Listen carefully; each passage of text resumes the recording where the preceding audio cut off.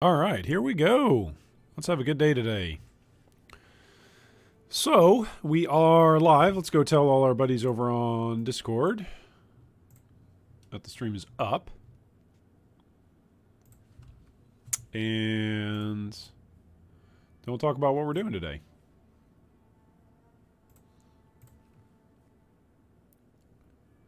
Which, of course, the answer to the question, what are we doing today, is the same as every day, Pinky.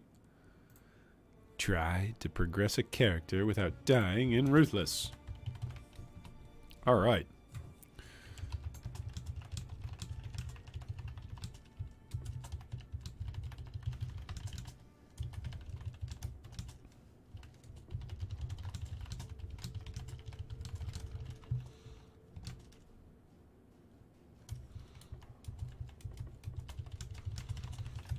There we go. All right, we've told all our friends over on Discord. I think we've told all of our friends. Oh my.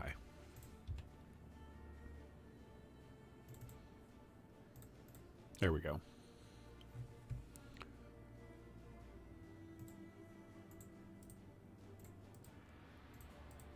Okay, so I now have officially... I've got a couple things going on. Welcome, Nuclear Gamer. Good to see you. Dragosi. Hey, long time no see. How are you today? Welcome, Patrick. Good to see you. What am I missing here? I don't think I'm missing anything. I think sound is coming through, right? Sound check. Sound check. Sound check. So far, so good. All right, so I now have all 7 of my characters, I think, at least started for Ruthless. I think all of them have officially become underway, as it were. It is good to be back, Dragosi. It's been a long time, been a year, roughly, and I'm glad that Ruthless mode is here, so that way we've got something very unique and interesting to approach and interesting to discuss and interesting to experience. Hey, welcome, Clay. Good afternoon to you. Welcome, welcome. Hope you've had a good weekend. I'm doing a lot of research over here on this tab. Got a lot of questions. So what are we doing today? Okay, let's show a little bit of our notepad. A couple of things that we're doing today. One, we're helping people with POBs. So I received a couple of questions from some folks over the last couple of days. And so as folks show up in chat, I'd like to help them. As folks show up with their questions, hopefully we can answer. Other things besides helping out with POBs, which I think I've got POB pulled up. Yep, I do. Okay, so we got POB pulled up so we can mess around with this. Besides for having POB pulled up, we've got all 7 of our characters started. We have completed 1 character. For those of you who don't know, our league goal for the league was to play Ruthless and to have 7 characters, 1 character from each of the base classes, take down Katava Act 10. So we've got it displayed next to me how many times I've died, and including the humiliating mule death that we had. Fire Fury, is her name Fire Fury or Fury of Fire? Anyway, she does damage, and I misclicked, and so I died. So we got all 7 characters ready to go. The Hero Font Templar is completed. We have got, here's a brief update. This is where we're at. We've got a level 27 Marauder, and this is what his tree looks like. If this tree looks like it's all defenses and no damage, it's because it is. The only offensive stats I think on the tree are Born to Fight and Resolute Technique. I think those are the only offensive stats so far that we have. Everything else is just going for basically regen and defenses, and our regen is up to 96 per second. That's what our regen is. I think that's without vitality. What happens if I go out into the world? Does it go up over 96? Yeah, it's at 119. You see that I've got a Righteous Fire equipped down here because eventually I want to use Righteous Fire, but take a look at this. Once I turn on Righteous Fire, I start burning. Now, if I use a Ruby Flask, it burns a little bit less. And if I use a flask, I actually can keep it up. But I think if I actually take a hit from a bad guy, I'm going to go down. So we're only level 27 and we can't quite sustain Righteous Fire. This was one of the things that I was researching on this Marauder, was making a little template or a little, doohickey thing. Why is it that this always goes light mode, by the way? Let's do this. My apologies for your eyes. Your eyes are probably bleeding right now. There we go. Is that a little bit better? Hopefully that's a little bit better. So I went over to the PoE wiki, grabbed the exact calculation for Righteous Fire, grabbed the way how they calculate it, and then I just came over and I was like, okay, let's just run some examples of different life and how much we're going to degen per second. So basically, if I'm up to 75% fire resistance, and I've got 800 life, which this character's got a little bit above that, right? 901. I'm going to degen 180 per second. So my 116, I think, is what we said out in the wild. Like, I'm 96 right now, but 116 is where it's going to be at. Not good enough, right? We're still losing 70, 60 odd life per second. So we got to up that. But also, we're going to up our fire resistance eventually on this tree. Because on this tree, we will eventually come over and grab, Prismatic Skin. And Prismatic Skin will also give us, where is it? Maximum fire resistance. So we'll have +3 from right here. So we'll have 78% fire resistance is what we'll have, which means at roughly this amount of HP, we'll be burning like 158, somewhere in between here. So like 170-ish per second. So we need to get our life regen up above 170 is what we've got to try and do. I think we can get close-ish to that just by grabbing a couple more regeneration nodes. There's a couple more. Where is it? Isn't it this one? Regenerate 0.2% per endurance charge, so that'd be pretty good. Could have a couple more endurance charges. And then I think, is this a wheel that gives life regeneration and stun? Yeah. Let's regenerate 2 per second of life while stationary, but I think it's actually coming up here. Yeah, Pox, I had pulled up in POB Pox's Righteous Fire. Where is it? This is Pox's version in Solo Self-Found Sanctum. It's not hardcore, I don't think. Maybe it is hardcore. Maybe he's... I couldn't tell. Was he playing in a... is he playing in a hardcore private league? I don't know. Well, they're all hardcore, actually, according to this. So there we go. Then I don't feel bad about it at all. This is hardcore viable then, according to the leagues. So this is good. Lots of regen on the tree. Lots of fire stuff. Here's some more endurance charges. And this is how he sets up his ascendancy tree. Untiring, unbreakable, unflinching, and unyielding. For those of you who don't know, if you're playing Righteous Fire, you need to just go check out Pox's website, because he's got an entire website dedicated to it, to all the ins and outs of it. Anyway, so that is our Marauder. So that's what we're doing with the Marauder. I might go up and grab MOM, just so that way I can super transition over to Righteous Fire early, but I might not. All right, so that's the Marauder. Then we've got the Champion. What's the Champion doing? The Champion has been spinning around using Cyclone. He has taken down Act 5 Kitava. He's 75, 75, 68. He's sitting in Act 6. He's got a really funny-looking tree. And I'm more than happy to admit that it's very funny looking. We've got some points into axes because we had a good axe for a while. That was like the only way we were getting any damage. And then we found this absolutely absurd sword that's super strong for our level requirements and what we're allowed to use. Cyclone is actually on a 4-link right now. We've got Cyclone connected with Chance to Bleed, Close Combat, and Life Gain on Hit. Pretty good. It does a little bit of damage. What's the end game for this guy? I don't know. I know that at the moment we were heading on over to... Where were we heading on over to? Somewhere. Wasn't I headed on over to, like... I think I was headed over here to Disciple of the Slaughter. I think that's where I was headed to. Just to get a bunch of Frenzy Charges. I was like, fine, we'll just get Frenzy Charges. That's where this guy's damage will come from. We'll just have Frenzy Charges. That'll be it. So that's the Champion. The Champion's just a very basic character. Then we've got this Poisonous Concoction character, which is just running around throwing Poisonous Concoction. We also do have Void Manipulation support that dropped for us. That's pretty good. And then we've also got Poisonous Concoction. We've got Greater Volley that we'll be able to use once we get to level 38. We are currently level 15. So Act 2. Yeah, just starting Act 2 on this character. Then we've got a Scion, which I leveled up the other day. I'm not yet done with Act 1.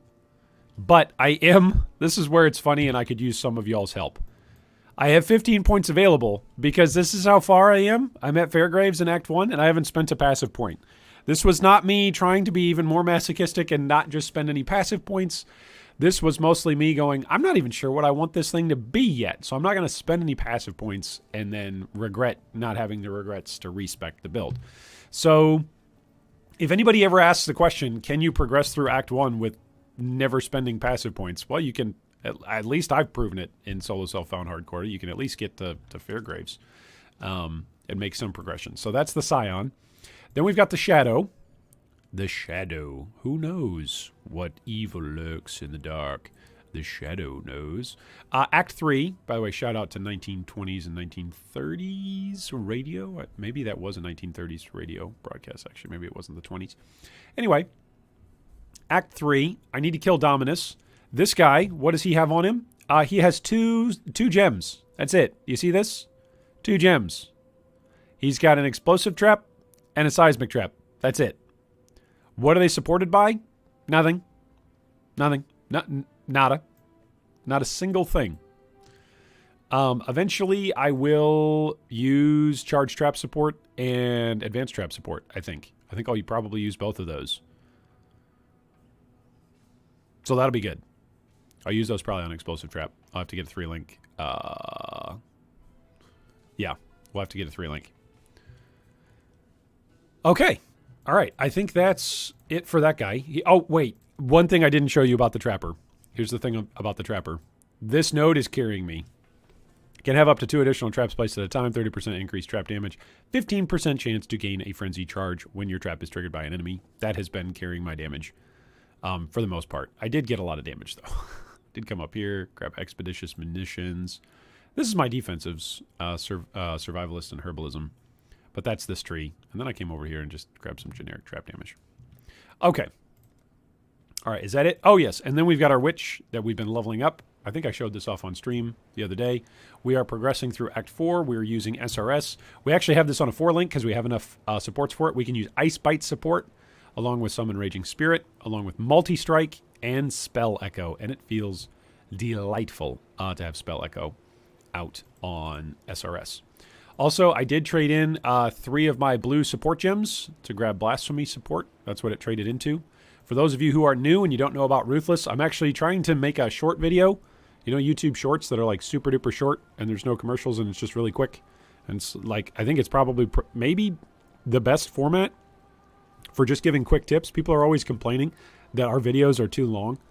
People aren't always complaining of that, but oftentimes people are like, oh, Iron, why did you talk for 20 minutes about that mechanic that you easily could have talked for an hour about, but you actually only talked about it for 20 minutes? But anyway, that's how it always feels when you're working on a presentation. It always feels like there's more info and I didn't have enough time to get to it. But anyway, we got Blasphemy support because I traded in 3 blues. I forget what they were. I think one was like high impact mind support. One was infused channeling, which I decided to get rid of, and I forget what the third one was. But anyway, I traded him in because I'm working on recording a short that's just going to show 3 quick tips for Ruthless. And a lot of people that I've been introducing Ruthless to don't know about the 3-to-1 trade-in. So that's one of the tips that we're going to share. Okay, so those are my 7 characters. A whole bunch of you have said, hey, we've dropped off builds in the build help and advice channel. So I'm going to go take a look over here.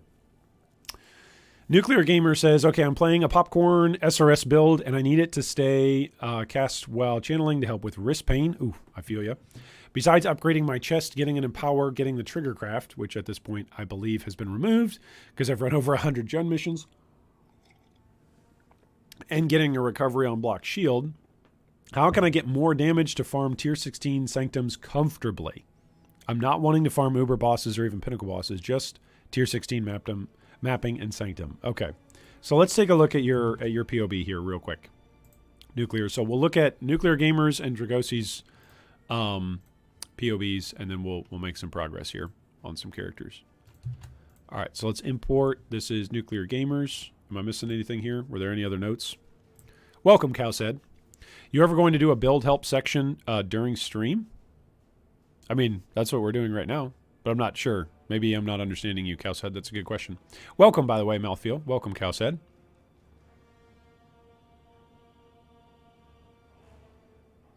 Just got to get a chance to poison into our Herald of Agony, and that Trapper will be spicy. The Trapper feels very good. Like, the damage is really good, and that's without using any of the support gems. Yeah, I'm with you. Cowshead, if you can clarify, then I might be able to answer better. My apologies for being obtuse. For being obtuse? For being vague, ambiguous, for being confusing, misty, dark, and gray. You started it just as I typed it. Oh. There you go. You have impeccable timing, Cowshead. Okay, so this is Nuclear Gamers SRS. All right, so first off, do you have minion instability? Let's just do the real easy, real easy IT questions. Like, hello, sir. My computer is down here at work, and I think the whole global system is probably down. No, sir. Did you try turning it off and back on again? Oh, the problem seems to have disappeared. Okay, thank you very much, sir. Click. Right, so yes, you have minion stability. Okay, great. Other than that, what do we got going for us? We've got a bunch of cast speed. This is fine. Like, if you want the quality of life of cast speed, but in terms of damage, ideally, you shouldn't need the cast speed. Ideally, for, like, because you just said you need the, you're doing cast while channeling, right? Yeah. You need it to stay on cast while channeling.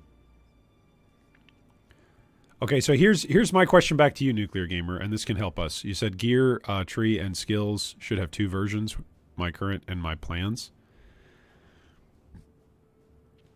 Okay, so here's our question for you, Nuclear. Are you dying or are you lacking damage? Right? Are you lacking defenses or are you lacking damage? Because your defenses actually look pretty sick from what I'm seeing in POB.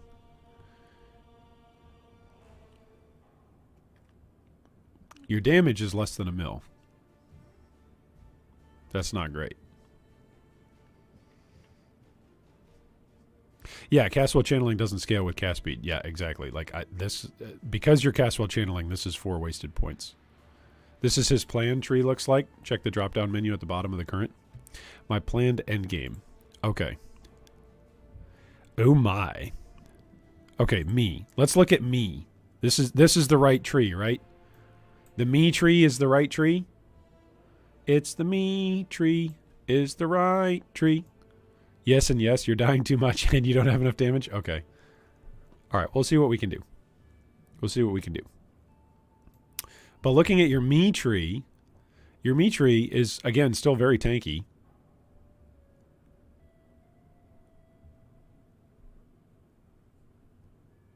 Okay, obviously up your chaos resistance. That will help more. Especially as you scale into maps. More and more monsters that deal chaos damage, like, will... As you scale up higher into maps, there's more and more monsters that both hit harder, obviously, because you're scaling up the zone level. But also, one of the layers of difficulty in Path of Exile for how it's been designed is different types of damage become more prevalent, right? So early on in the game, it's basically all physical damage. Then the game gets a little spooky with Merveil, and she does some cold damage, right? There's some exceptions here or there, but fire damage a little bit from the people on, oh, what is it? Not the coast. Maybe it is the coast on the way to getting the medicine chest. You'd think I know the names of these. I've built so many characters, but anyway, I don't. So you get a little bit of this stuff, but the vast majority of damage, right, early on is physical. You get a little bit of elemental damage, and then as you scale up into the game, you get more and more chaos damage, right? Some different types of content have got specific sorts of damage associated with it, right? So Alva and Vol stuff, for instance, oftentimes have more chaos damage. Trying to think what else. I want to say Legion. Legion is really well known for pretty big elemental hits. Trying to think what else. Big physical slams. Big time physical slams. Bosses in Path of Exile oftentimes have a mixture or a combination, a hybrid of their damage through some sort of conversion of skill. Where like 50% of their damage is physical, 50% of their damage is something else. Anyway, point being, that's going to add some chunkiness to your character, is just some chaos resistance. Okay, in terms of your damage,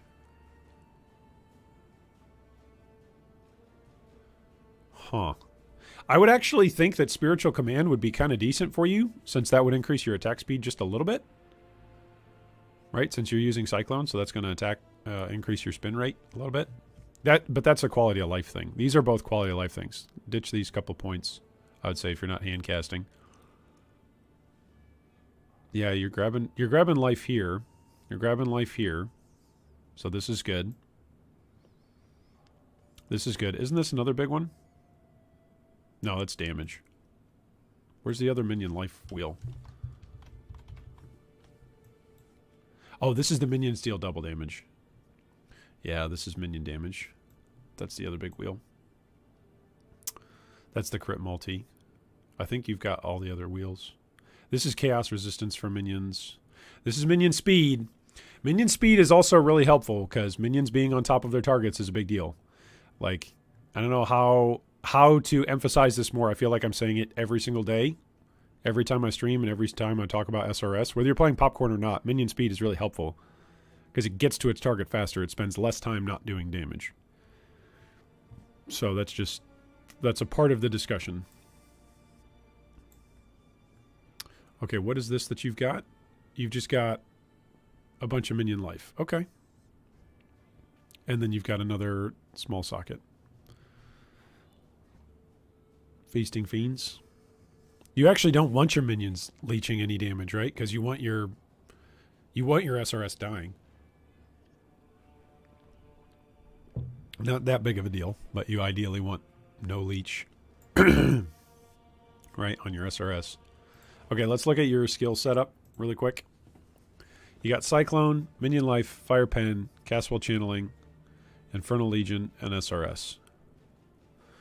Ooh. It's +3 to levels. Isn't there...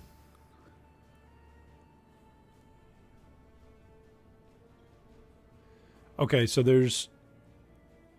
Are you ever reaching cap on your SRS summoned? Are you ever reaching the cap on that? Are you ever hitting 20 of them?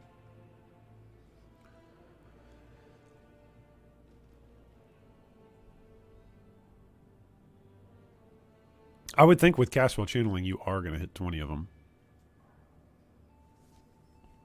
Maybe not, though. Maybe you don't have enough duration. Here's the thing. If you don't have enough duration to actually hit 20, then you might want to go with, I think it's Divergent. It's either Divergent or Anomalous. I forget.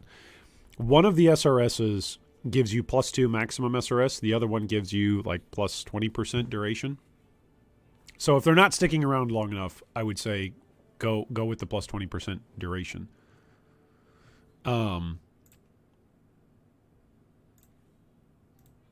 right, where is the... Let's go back here to a new start here. Let me show you something. All right.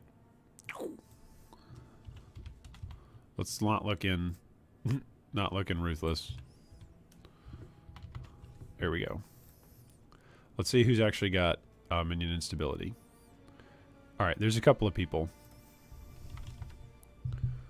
3%. All right, all of them are level 100, of course. Let's see if any of them actually have their item setup still there.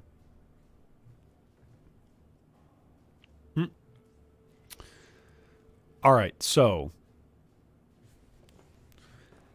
you're not using Unleash support, right?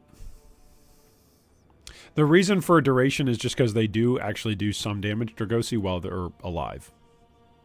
You know? Hey, Iron, you mind taking a look at my Berserker, or you have lots of other builds? Post it in the builds help section on Discord, and then that'll add it to the queue. So we're going to look at Dragosi's next. I'm going to look at these two, then I'm going to play a little bit, and then your build would then be the third build up in the queue.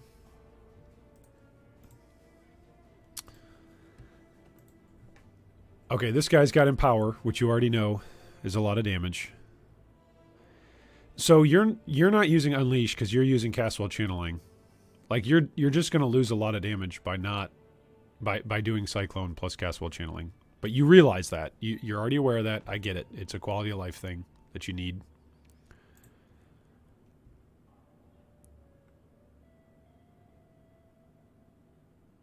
Oh, interesting. Skitterbots as well. You got skitterbots set up? That's a good question. I see no skitterbots. My planned end game. My current.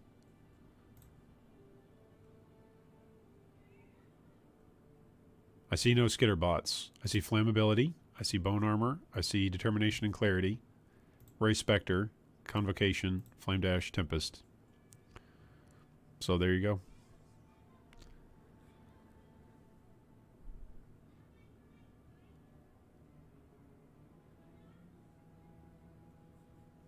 So that would be a significant amount of damage, right? Because it's 10%. What is it? 15% for the aura of shock. What's Skitterbot's? Skitterbot's shock value. Is it 10% or? I forget. Right? They shock. The shocking aura. But what's the value of it? Oh, I forget. Okay, here we go. Inherently have 0 to 19% increased shock effect. There you go. So if we put in... Where did POB go? If we put in summon Skitterbots... Look at that. Why did that come up right away? That's kind of spooky. That makes me think it was already here somewhere. And I just missed it. Skitter boys are there. I just got to level the Enlighten. Okay, I must just be missing it. Wow, guys. My eyeballs just do not work today. Is that what I'm seeing? Oh, here we go. They're with determination. And it's not enabled. Okay. So, let's delete this. My apologies. So, with your Skitterbots, if you enable them, what does your damage go up to?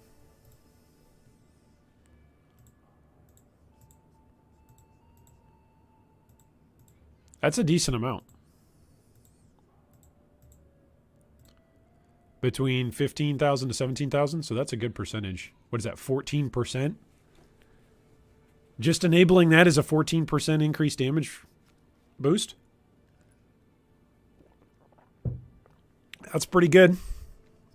So that's one thing that you can be building towards. My planned end game, I don't care about. What's your current? Huh.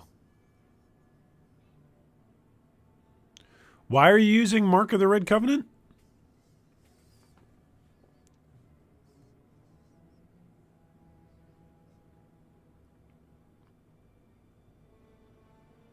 Oh, Stampede. I like that. I like Stampede's choice with Castwell Channeling. That's always a good one.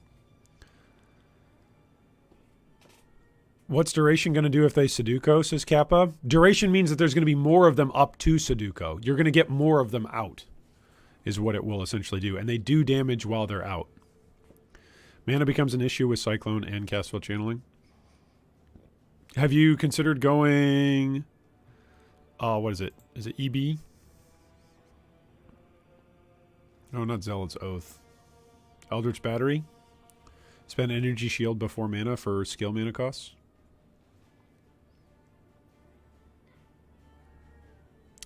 SRS deal 249% damage. It's better than a +2? Really? No way. That's better than a +2 helm? That's impressive. I guess the fact that they always ignite doesn't hurt as well. So that's better than... Wow.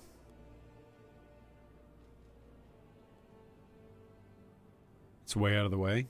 Okay. But is it way out of the way if you remove these 4 passives? How many passives away is it to get to EB? Hey, look at that. It's 4 passives away. Yeah, you should be able to check characters on console, Cal said. It should be under like import export. The build is based off of K's. Okay, so K does a good job on a lot of things. That being said, let me look really quick. She is not where I go to for my popcorn SRS stuff. I'm just letting you know.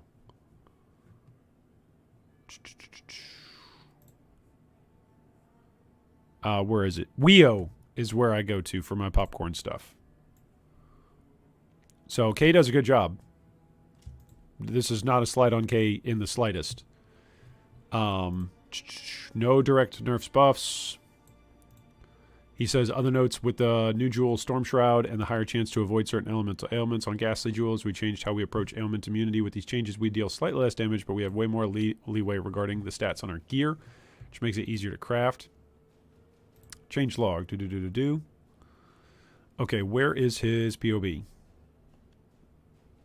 Yeah, this is her one button SRS. Yeah, and that's it makes sense. Makes sense. Don't hear what I'm not saying. I'm not critiquing what you got here, but I am going to say there's definitely some things you can smooth over here. So let me go to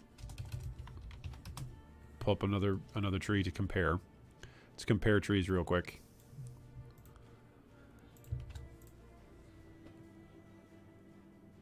That's fine.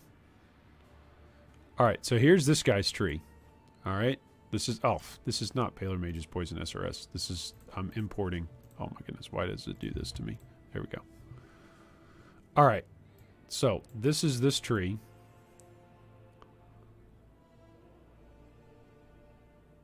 This is at 118 points, so 7 more points than what you've spent. Where is the overlap, right? Let's find the overlaps. You've got some good overlaps here. Can you guys see both trees? Is that displaying on the screen okay? Sort of ish. There we go. Can kind of see both trees now. Pull them up above my head a little bit more. All right, so the tree on your left, on the left-hand side of the screen, is your build. Cal said you might not need to be able to export it. I might just need your, like your character name or your account name, and then I might be able to import it. I think that's what I can do, right? If I go back to import, I think I can do it on Xbox, right? Yeah, so I can go to Xbox and put in your character name. Enter a character's account name. So just send that. If you don't want to post that in the build help channel, you can just send it to me as a PM. Cal said, I understand that if you don't want to do that. Okay, so looking at the trees, it makes a big difference having Delirium Jewels and Delirium Clusters. What do we got on this one? We've got Feasting Fiends, Call to Slaughter, Raise and Pillage. That's big. That's big.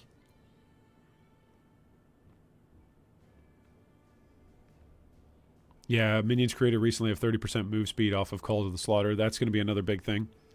Like, the fact that you are cast while channeling as well makes it a little bit awkward for getting your SRS to where they want to go. You know? So I would say Delirium Cluster Jewel, big deal. I would say changing your tree. K's tree is fine. There's nothing wrong with K's tree. If you want to follow K's tree, do it. I think that I'm going to go with Weo's tree is what I'm going to recommend in general. Like the defensive overlap is still going to be roughly similar.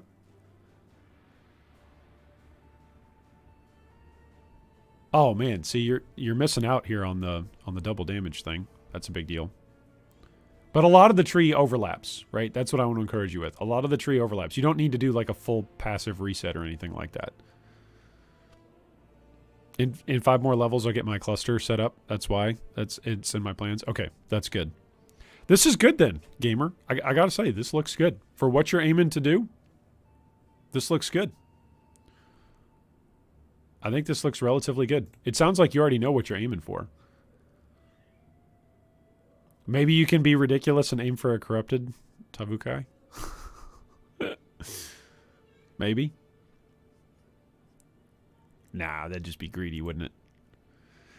The other thing, too...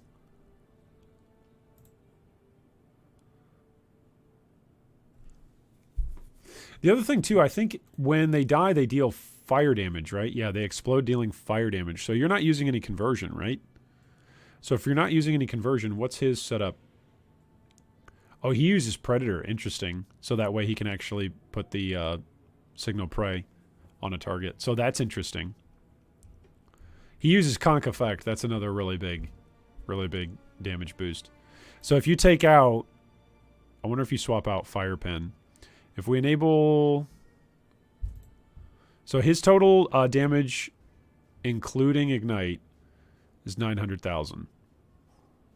Now again, some of this might be in the configuration, right? So Always be aware of that. Oh, he's got aspect of the spider as well on his gloves. So that's another thing to be aware of. Oh, he uses devouring diadem too. Nice. Let's go from great gear to decent gear. Yeah, he still look at that. That's the first thing that he goes for. He goes for Tavukai and then devouring diadem. That's interesting. That's how he gets around the Eldritch Battery thing, by the way, for mana. I just feel the lack of damage and defense when I'm playing. Okay, so this is what I'm going to say to that end, and then we're going to move on to Dragosi's build. So last things to say, Nuclear. Here's what I'm going to say about K. I'm going to post this forum link in chat, by the way. Whoops. So that way you have it. I'll post it back in the Discord. Reply. So check that build guide. So here's the thing that I'm going to say about Kay. I love Kay's builds. She has been a fantastic contributor to the minion community. I have learned a lot playing Path of Exile from Kay. That being said, one of the things that I've learned while I'm watching Kay's builds and while I'm evaluating Kay's builds and while I'm looking at people who are following Kay's builds, like yourself, who come to me and go, hey, what's going on? Kay's builds, I would say over the last 2 years, I can't speak much for that last year, right? But since I've come back, when I've looked at her builds, and before leaving, when I looked at her builds, they were oftentimes so offensively oriented, and that's okay, that they would feel a bit squishy. That's just a generalization. Kay's builds generally sacrifice defense for offense. Generally. There's exceptions to that. Don't hear what I'm not saying. I'm going to hear somebody say, well, what about this build that she made and it was super tanky? Okay, that's great. That being said, she oftentimes doesn't spend the extra passive points on survivability. Like, let's just say as a random number, she's got adequate damage. She will put points and passives and currency into upping that damage rather than going, I've got adequate damage. How can I improve my defensive layers? And sometimes she does that. Like, she's got some really tanky builds, but that's my general trend with her builds. So you can put a whole bunch of stuff into your offensive output and follow Kay's builds guides and have a great time. If you want to survive a little bit more,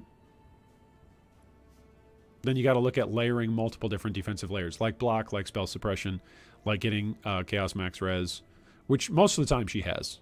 I will say that about Kay. Most of the time she gets Chaos Max Res on the builds that I can remember looking at.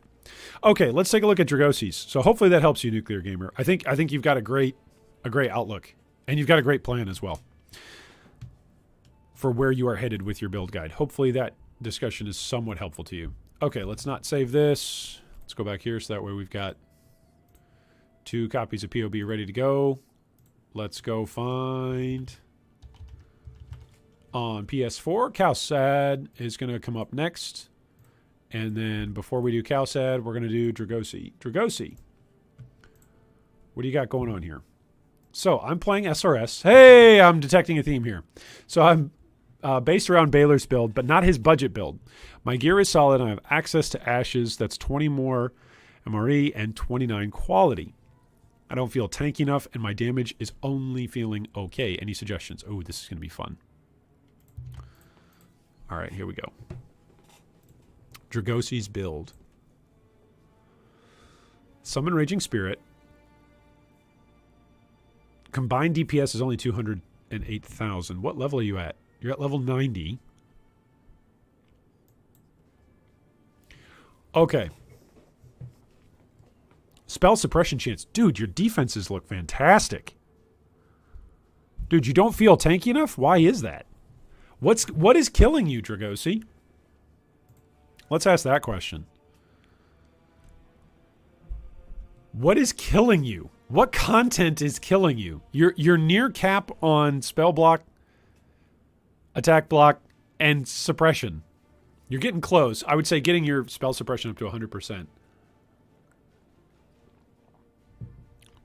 Some players don't know this. This is actually probably going to be my next mechanics video that we do.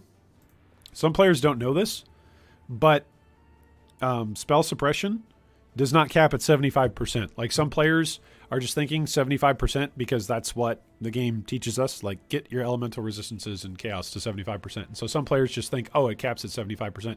And I think Dodge, right? Dodge used to cap at like 75% or whatever. Well, spell suppression goes up to 100%. And then spell suppression itself is like a binary at that point. It's either the spell is suppressed or it's not. And if it's suppressed, then it only does half of its damage. That's really good. Anyway, I can't give away that video before we work on it. But as I've been looking into it, it's like, oh, this is really good. And then like looking at endgame bosses, that's what I'm going to do in the video.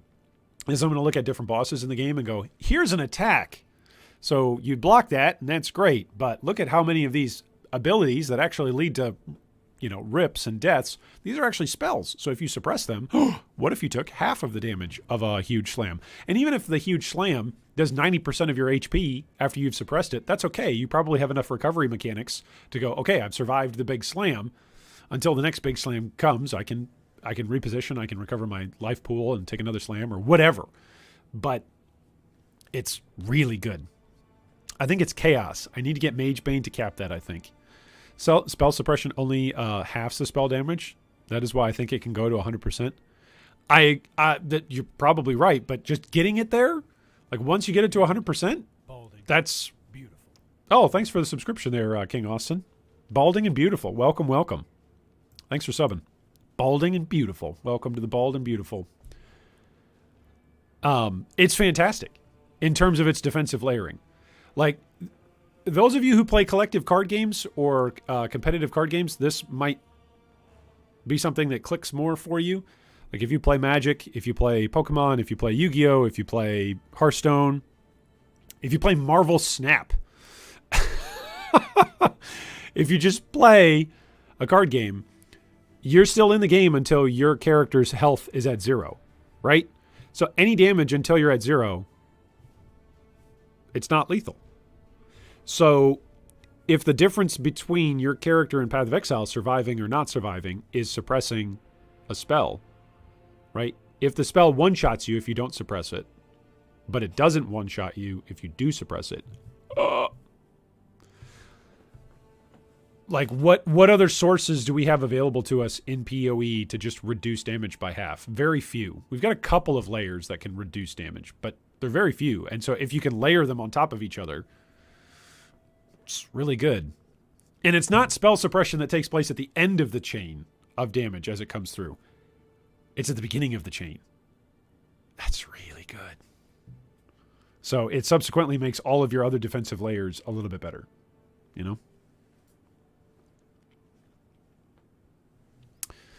Need to push the last 15% suppression to spell damage myself as well. Yeah, I'm going to make a video about it, and then you guys are all going to be like, oh my gosh. Because it's good. It's really good.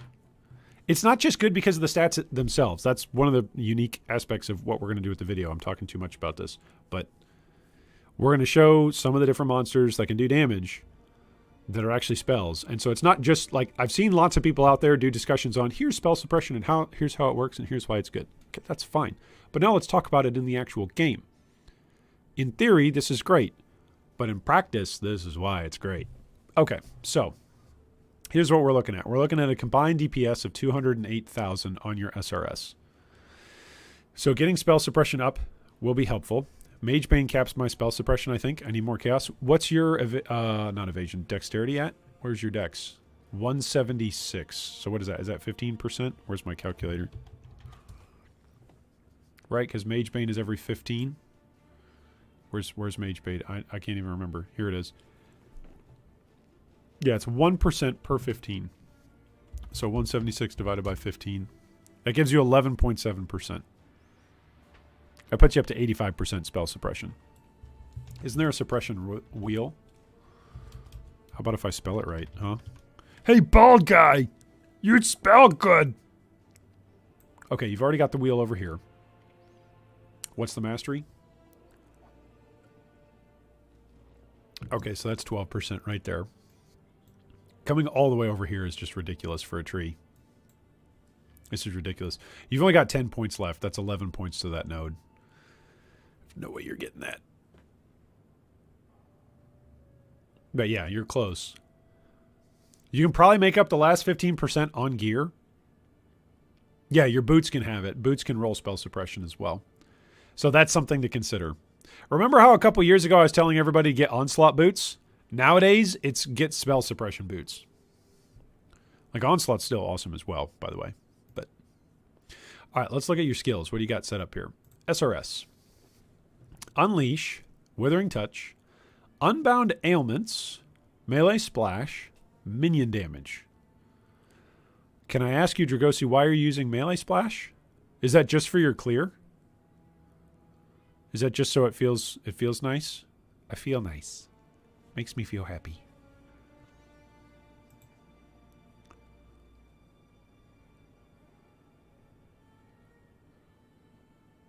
You'd have to get Mage Bane on a relic? Yeah. It's going to be expensive. Melee Splash? I feel like this is... Oh, Melee Splash and Unleash are outdated? Okay. Yeah, because I was going to say, this is going to be a lot of your damage loss right here. Unleash is now Summon Phantasm? Okay, well, let's actually... Wait, why are you using Summon Phantasm? If you want more damage... And Melee Splash is Multi-Strike? Okay, Multi-Strike. There we go. Multi-Strike is like the single biggest damage boost for SRS. Okay, look at your damage there. It just went up by how much?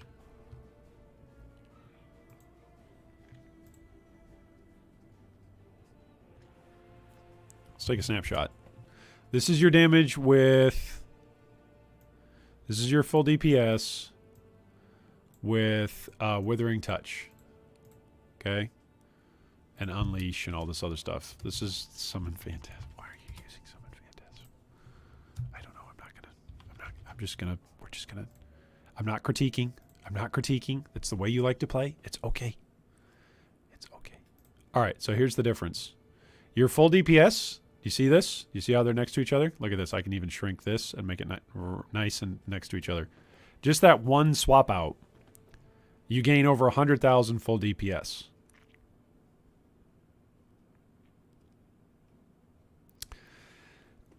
Now, if we also swap out Summon Phantasm,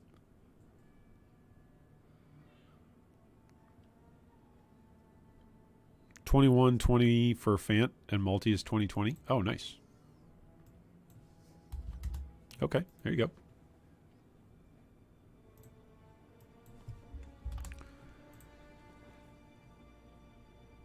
I think I would save up for some Awakened Gems.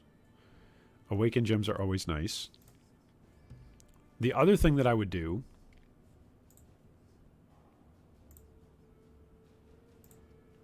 Let me take a look at your items. Ooh, Aegis Aura, nice.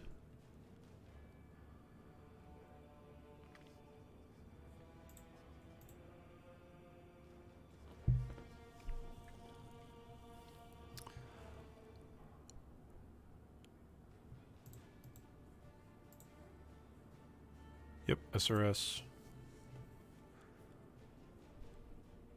Why do you only have 99% chance to poison? Oh my gosh, that's ridiculous.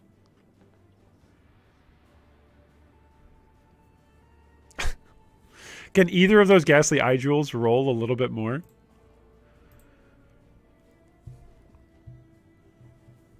I don't even know what the rolls on those are.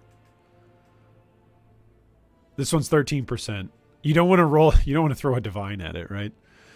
Oh, just to get it to roll a little bit higher. But that is kind of funny that you're 99% chance to poison. That's just funny. It's just funny. I'm not critiquing. I'm just saying it's funny. This is a pretty low percentage of total increased compared to Kay and Lily and Baylor Mage. They all have 500% or more total increased damage. Your more amount is good. Your increased is 70%-ish low. It's not going to be a whole huge amount of damage, but it's something. I have another one that I can put on the tree. It has poison. Okay. That's good.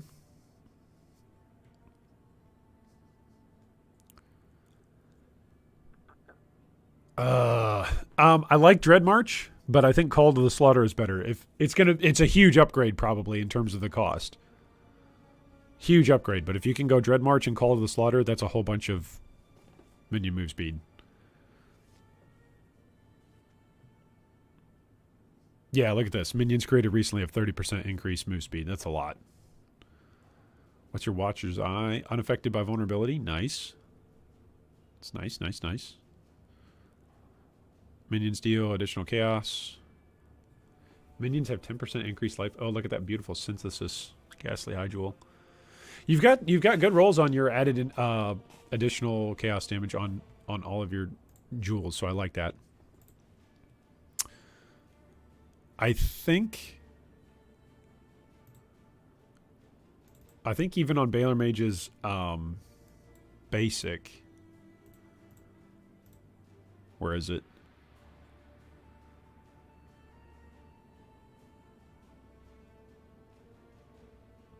Yeah, minions have increased move speed. That can roll on a Ghastly Eye Jewel, so just be aware of that.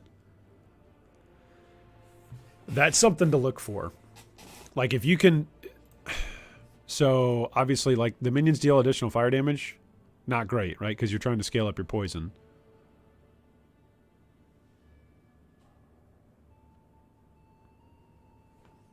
So, that's another consideration. Is going for more move speed. Also, you're so close. You're so close to Ravenous Horde. How many points is that? 5? It's 5 points to go over there. Oh, baby. You know, I'm not convinced on these, by the way. Like, I am not convinced of these. Just as a minion player myself, these are quality of life things, and if you like it, that's great. If you enjoy it, that's great. I am not convinced by the minion like masteries. You're probably using Flesh Offering, right?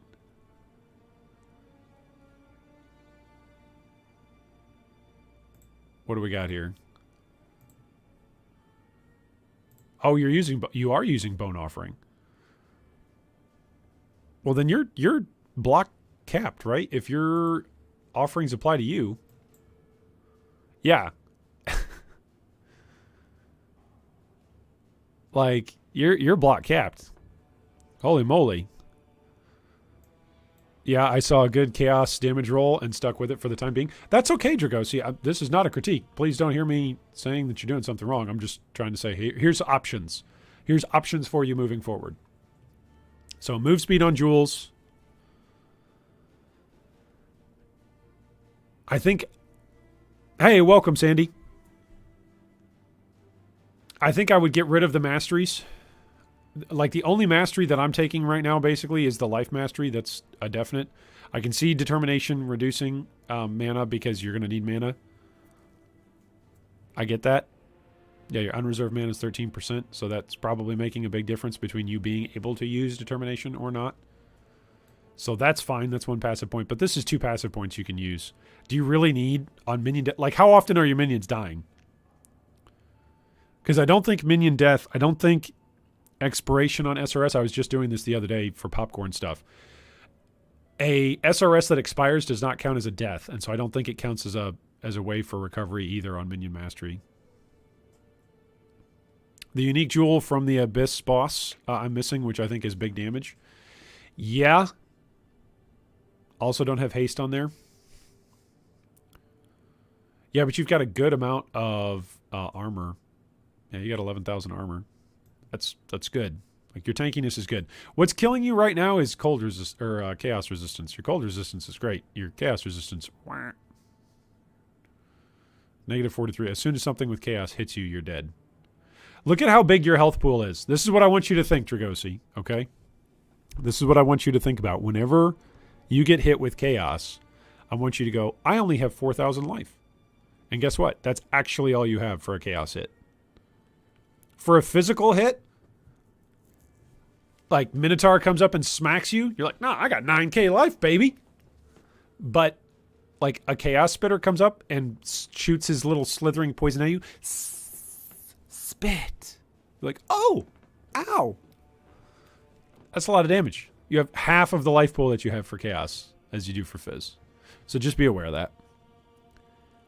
That's going to be a big thing.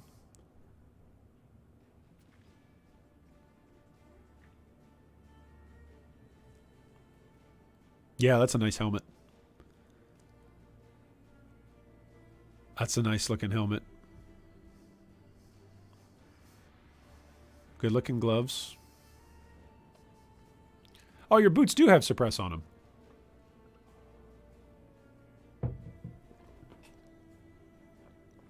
Those are some pretty decent boots. Okay, if we do the... What's it called? Well, this one would be good. Yeah, this one would be good. If you can fit this one in, if you can fit Amanu's Gaze or whatever, let's go to our tree again. Okay, so let's say the next 5 points, you go get Ravenous Horde. And then where's another jewel socket? You're near some jewel sockets. There's one up here. Isn't there one right here? Yeah, here's one that's 2. Okay, so let's come over here into this one. Let's put Amanu's Gaze. Let's see what your damage does. Look at your damage. Your full DPS goes up to 409. If I turn that off, right, that's a significant amount of damage right there. Significant amount of damage. And then, oh man, what if you do Jinx Juju? That's not a bad idea. What are you using in your amulet? You're using a resistance amulet. Like Jinxed Juju is going to help with all of your auras. So, which I think we were talking about Malevolence, by the way, versus Haste. And I think people were saying, I think Baylor Mage actually left me a comment on YouTube saying Haste is probably better than a lot of the time than doing Malevolence. A lot of the time. Not all the time. There's probably some outliers for it. For Miami, I might be getting an alls. There you go. That would also be very good. Obviously. Here's your Vol Haste up here. Very good. Once I sell my ashes, I think I'm getting an alls. Okay. That makes sense. That sounds good. Sockets. Minions. All elemental resistances. Nice. Yeah, this is looking good. I like it. I like it.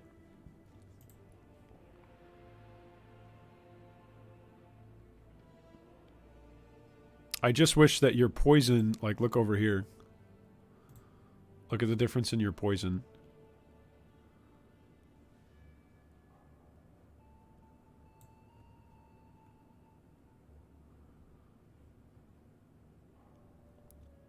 A little bit slower on the attack speed.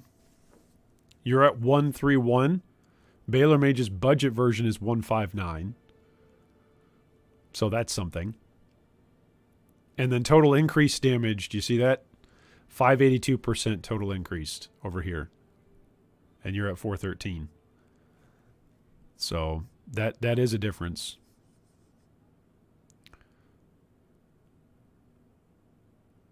Your max poison stacks. See that? Less than half. So that's part of it. It's part of it. Because at the top end damage, yeah, you're losing out. Losing out by about half. Your poison duration is only 3 seconds. You're getting it from Unbound Ailments. Unbound Ailments. With the duration modifier. I wonder if that's because...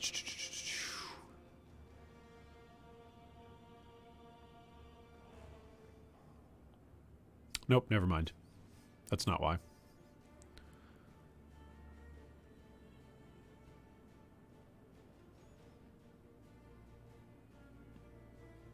Yeah, it's 1.53 is the only duration. Oh, debuffs expire slower and faster by 0.6. So that's the other factor. So some of that is just going to be off of your skill gems, like the level of your skill gems being level 20. Right? Your skill gems aren't quite there yet. But they'll get there. Right? So yeah, I think using Unleash as well instead of Summon Phantasm. Like, here's the thing. Summon Phantasm,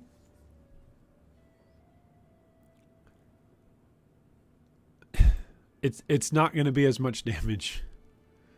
It's just not going to be as much damage as what everything else is doing. Like, would you rather split your damage between SRS and Summon Phantasm, or would you rather just your Raging Spirits just kill everything?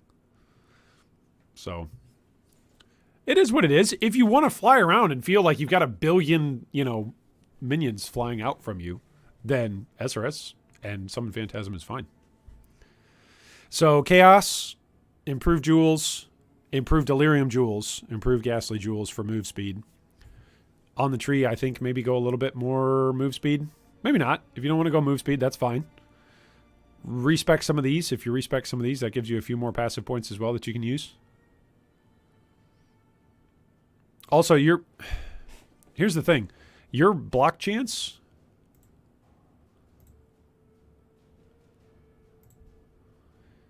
isn't quite capped with Bone Offering on you. So maybe up that just a little bit with some of those passive points. Maybe. There's a couple more block nodes over here, right? Isn't this a block node? No, this is with the staff. There's another one, isn't there? Is it up here? While holding a staff or a shield. While holding a shield. So that's some more block. Isn't this one a block as well? That's staff. That's more spell block. So there's a couple more block opportunities. That's minions block. That's spell block. Spell block. So you've got some chance to up this to be like capped.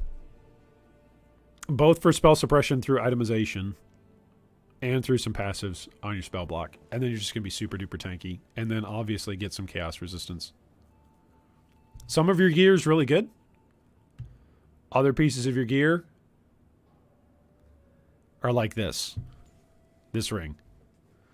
Minions have 9% increased attack and cast speed with some fire resistance self-crafted on there. No flat life. No resistances other than the crafted fire. You can do better than this, Dragosi. Come on now. Surely you can get a better ring than that. This ring is good. It's giving you a lot of stats that you need, probably. Also, 21% increased rarity of items found. Holy moly, can you rip that and bring that to me in Ruthless? Yeah, that ring needs a lot of work. Yeah, it does. Last points are heading into that medium jewel. Okay. All right, there you go. So hopefully that was helpful to you. Hopefully that was helpful to you all. Hopefully that was a fun conversation. All right, so let's, speaking of SRS, you guys are talking about SRS. You're making me want to play some SRS.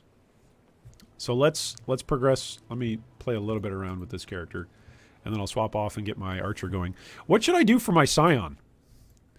By the way, look at this, guys. I have Spell Echo. So look, I just press the spacebar once, and look, there's 2 SRS for every 1 time. Isn't that great? Have I not ascended yet, by the way? I don't think I have. Yeah, I have not ascended yet on this character. That's kind of spooky. Do I even want to go into Belly of the Beast? I'm level 41. I should probably go fight Azaro, but I think he's going to kill me. Yeah, Azaro's probably going to kill me. All right, good. I'm glad that was helpful. Glad that's always helpful to folks.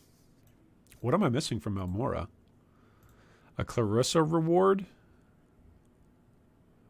Didn't I say I was going to play a Bane character?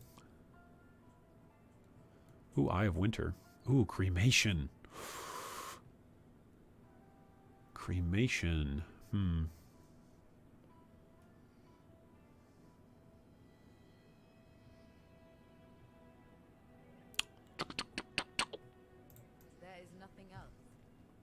I did not forget you, Cowside. I said we'd do 2 and then we'd do yours.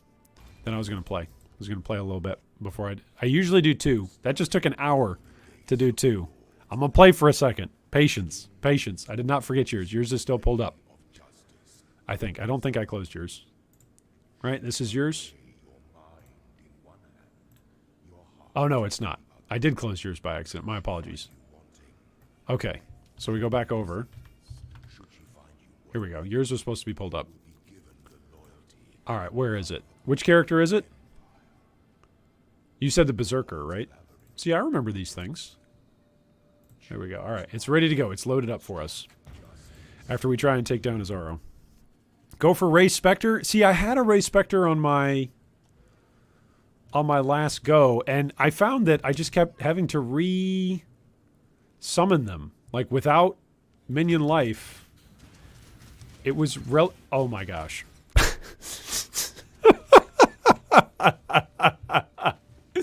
Guys, look at what just dropped.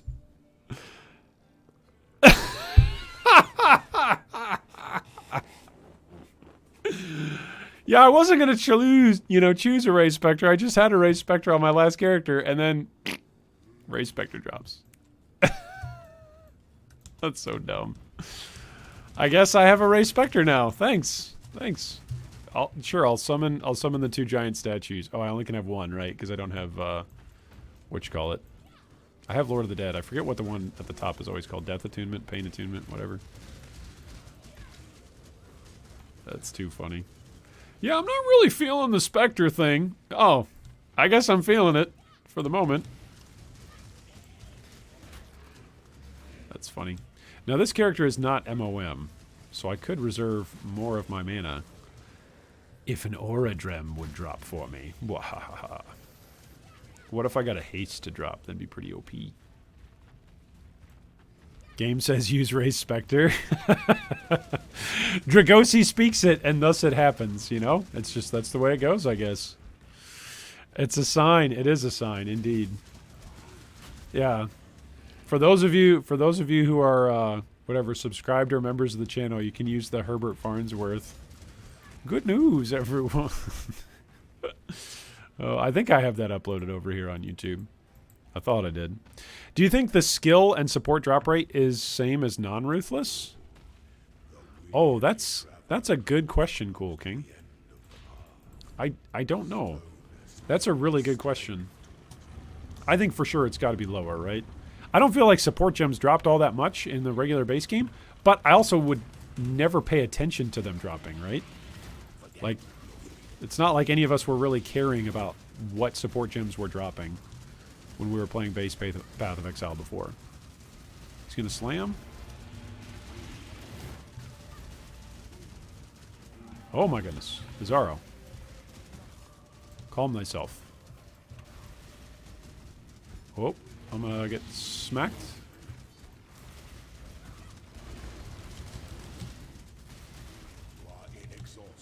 Why, thank you, Azaro.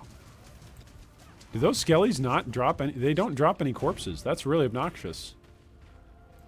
So Flesh Offering just does nothing for me in there. No, it's not. Normal PoE drops. Gems drop quite often. Yeah, I feel like active gems probably in general are more prevalent to drop in normal PoE, but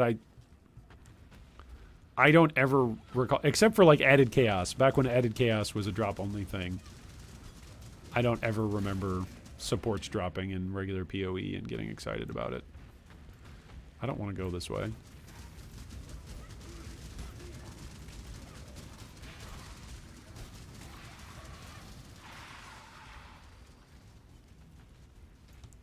I love that this is my character that I'm playing as warm-up for the day, and I'm going through, you know, Azaro. That's probably not a good choice. It's probably a good recipe to add to our list of dead characters, right? Probably a good way to do it. If I go left, do I just short-circuit an area? Maybe. They lowered the level of the Ray Spectres a couple leagues ago, and with the removal of the +2 from Necromancer, pretty much killed Spectres as the main focus. Yeah. It's disappointing to me.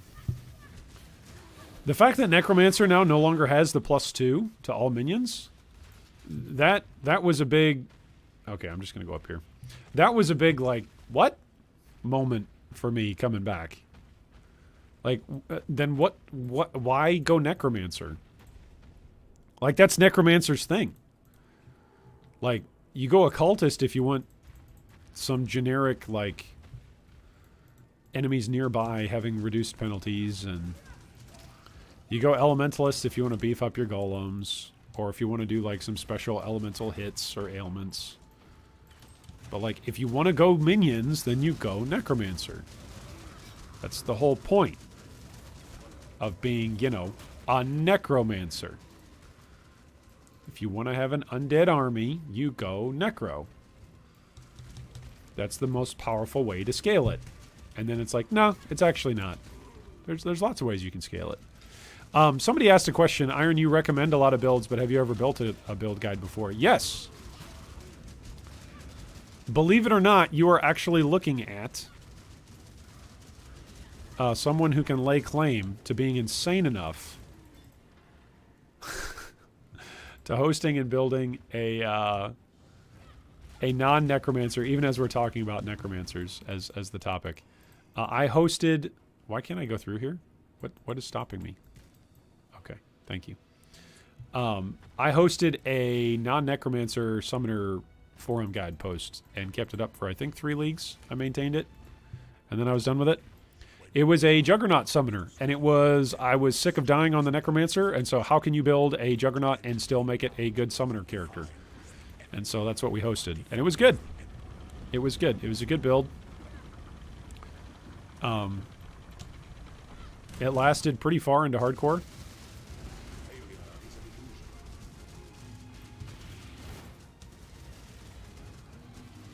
So I was rather pleased with it.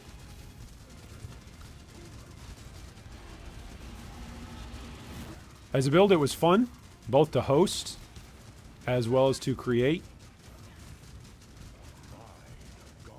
What ambition!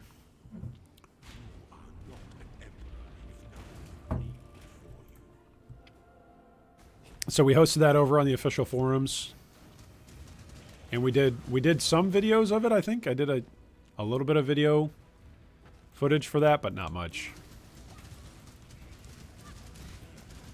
I forget what league that was even in. Maybe 3 something? Was it even 3? I honestly don't remember. It's too long ago. It was a while ago. I think it was after the reworks, though. No, because then we would have had the +2 available to us. I actually don't know. Okay, I nearly died here the other day. Doing a lab run similar to this. So just stay here and wait it out. There we go.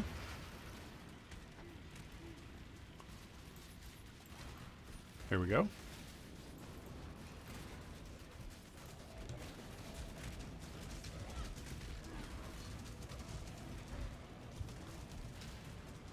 Are there no corpses? There's no corpses for me to pop. Okay.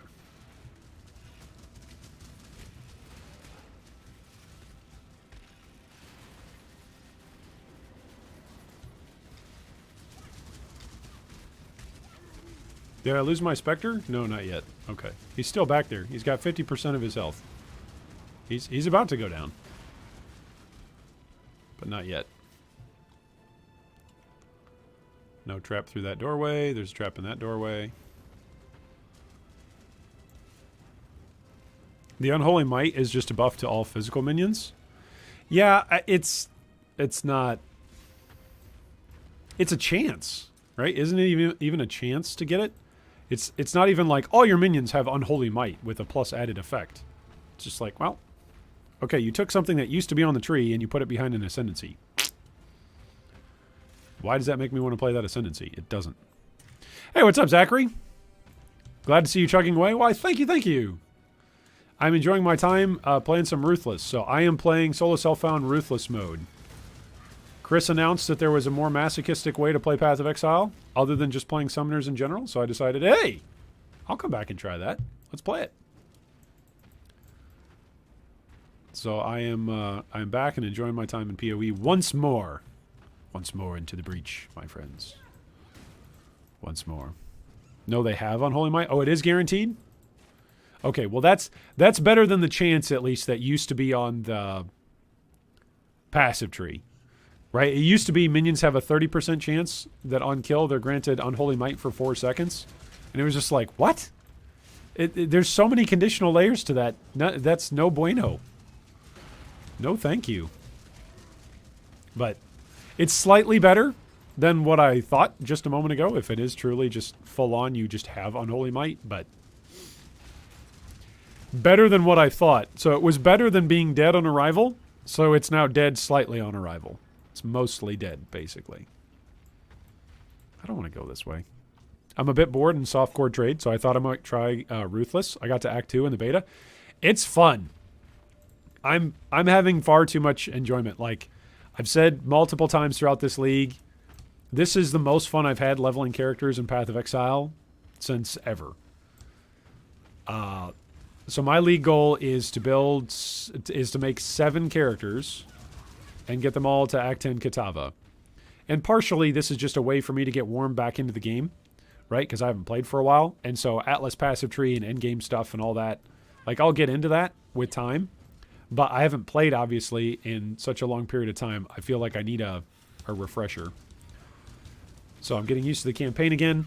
And what better way to get used to the campaign and to make the rest of the game feel easy when and if I do go back to it than to have played Ruthless in a rather more strenuous environment, and hardcore solo self-found, mind you, on top of that.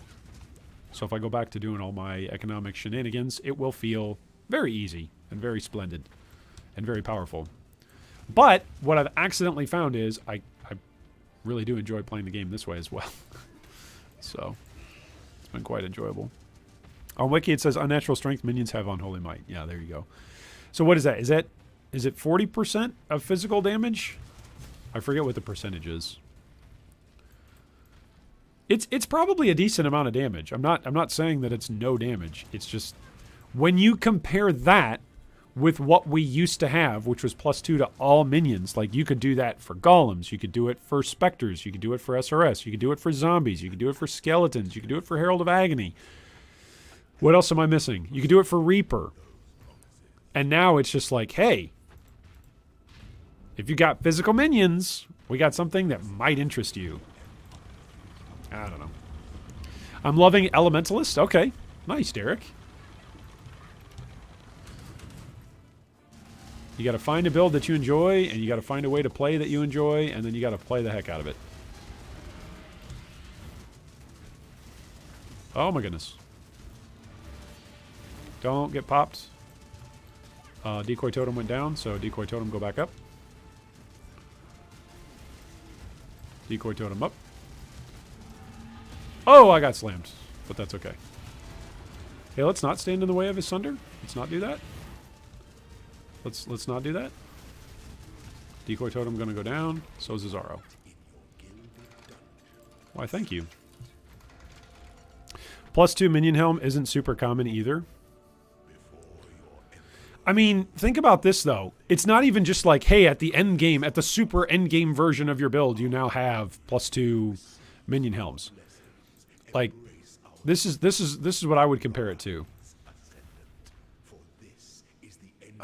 This requires level 39 already, so sure, there we go. What does it require now? Level 39, so it's fine. This is what I would compare it to. It used to be, when you were ascending to Necromancer, you would go, okay, if I take my first ascendancy to Mindless Aggression, then I can go and get +2 on my second ascendancy. Right, so what is that, Act 6? Or Act 7? I forget, whatever it is.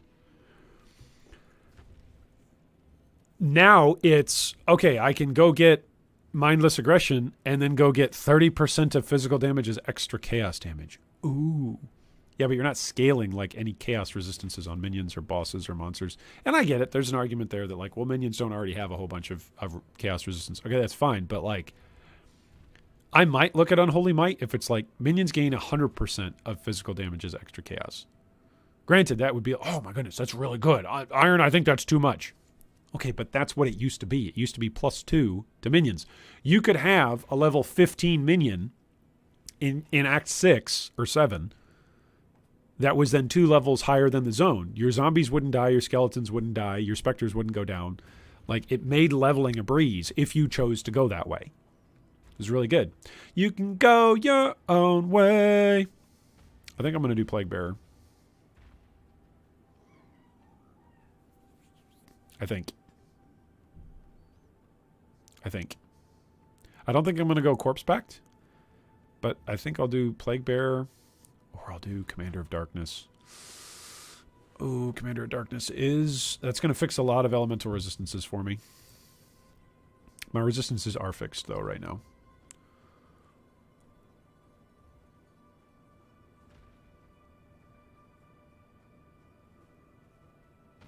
I don't always have a corpse near me, though. That's a thing to think about. I'm not using Desecrate right now. I think I have a Desecrate gem. I think, do I have Desecrate? Yeah, I have a Desecrate. Okay. So we can put Desecrate on this. There we go. So now we've always got them. Okay. Necromancer, Ascend, Plaguebringer, because this is what, a more multiplier with at least one nearby corpse. Nearby enemies deal 10% reduced and allies deal 10% more. Okay. There we go. That's more multiplier. Commander is tough to ignore. It is. Especially with, like, you know, Act 5 or whatever coming up eventually, but you know, this is what we're going to take. Alright, we'll go on Ding level 42, and then I'm going to swap characters. And then we'll go and look at Kalsad's build. It's really nice. It adds attack speed and cast speed. It does, but it's only based on the number of auras that you have. And so because I only have one aura right now, that's actually something to consider. Like, it's only going to be 3%. That, which I used it, by the way, on my last Necromancer that died. So you're not convincing me of something that's bad. It is good, especially early on, and once you take down Kitava. Like, it is good.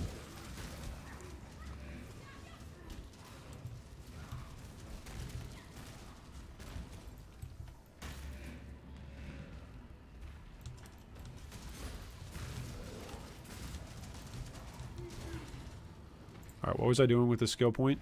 We were grabbing the minion move speed for Ravenous Hordes. That's what we were doing.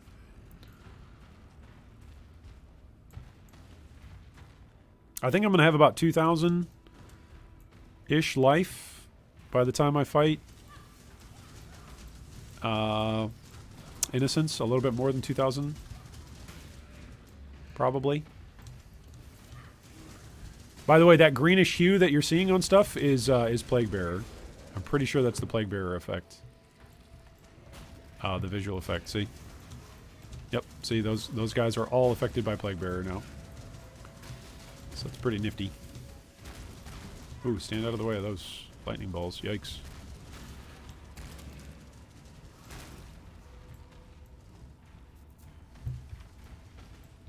Oh, there's a rare. Precision and bleeds. Kill it! There we go. Ooh, steel gauntlets. Armor base. Let's go! 136 armor, 16 life, regenerate 15 life, cold resistance. Are those better than this? No, they're not. But they're kind of close. They're kind of close. We'll keep them. We're in SSF. What else are we going to do? Oh, I guess we could turn them into Alk Shards. Oh, he's Molten Shell when hit, right? Yeah.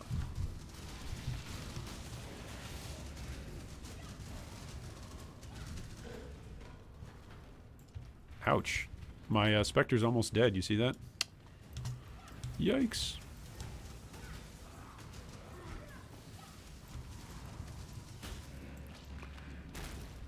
Oh, I stood on something there. Don't step on corpses. It's bad for your health. I saw somebody in Ruthless on the ladder had Arctic armor, and I was super jealous. It's like, man, imagine having Arctic armor as an additional layer of defenses. That'd be another really good aura to fit in. Oh, watch the explosions. Corpse explosions.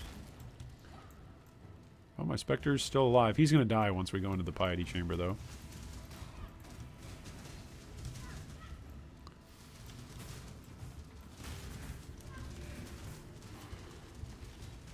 Also, zombies tend to die to Piety really quickly, too.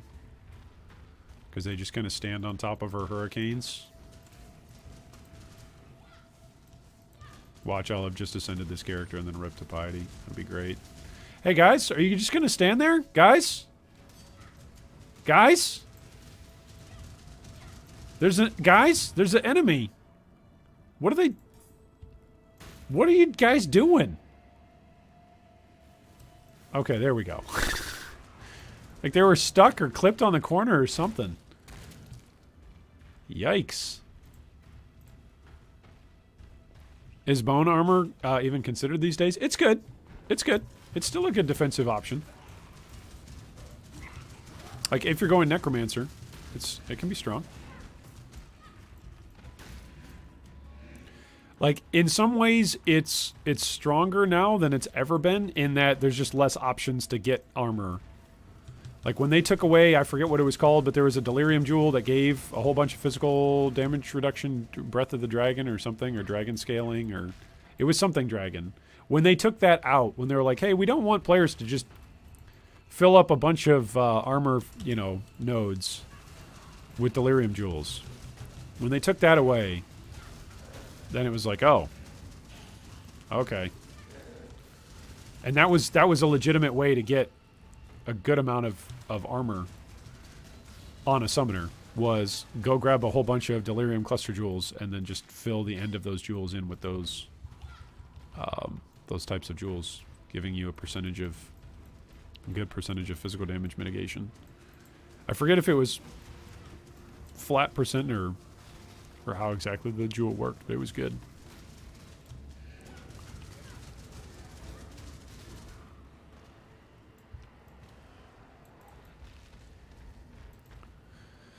Smart minions? Yeah.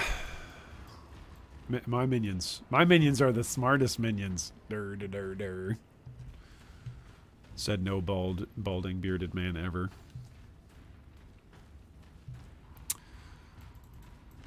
Other things I'm going to do today, probably finish that little tip video for Ruthless. And maybe do a little bit more research for our next video. And then I'm not quite sure which builds to feature in our next build comparison video. Somebody said Spark, somebody said something else too, I don't remember. Freezes you when active. Do I have a anti-freeze flask? No. It also explodes. Okay, well let's try it. Oh, we're alive. And we got a dagger out of it. Alright.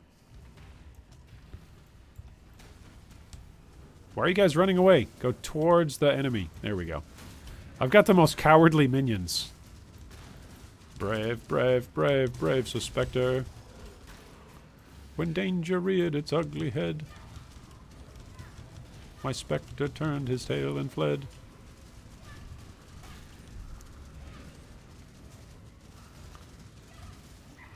Don't even know what the rare does, but I know it's going to hurt me and kill me. So I'll let my minions deal with it. Decoy Totem is the true hero of this build. I know this is a minion build, but Decoy Totem, that's the true hero. If you are not muling Decoy Totem when you're playing Ruthless, you're missing out. It's been very, very helpful. Iron, you're going to be so addicted to speed after going back to normal Path of Exile. Yeah, I'm probably just going to play like a hypermobility build. That's the way how that's going to go.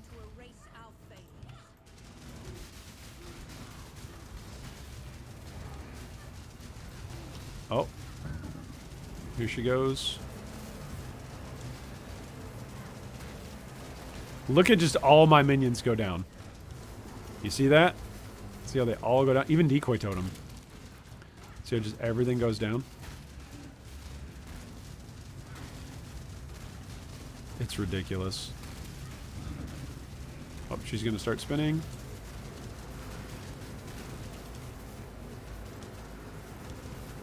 Just patience. Patience and perseverance. There we go, Plague Bearer. Oop. Drop down a decoy totem.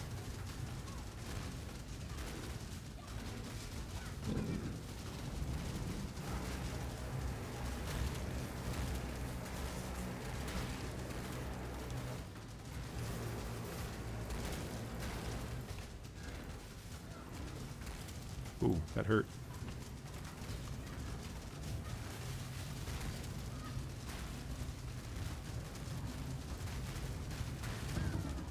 Oh, there she goes. She's spinning.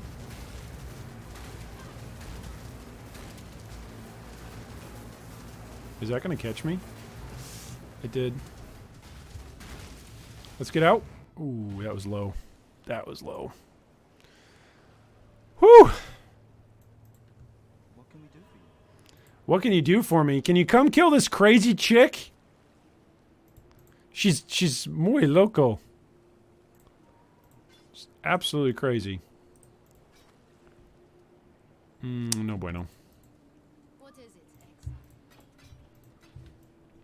Can I go back in? If I go back in there, I think if I resummon my zombies, it's not even going to do much.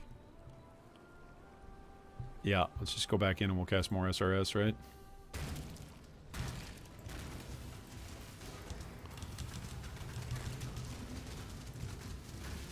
Whoa! Okay, stay close to her. That's the thing that you want to do. But it's really tough to do when she's got a gazillion enemies.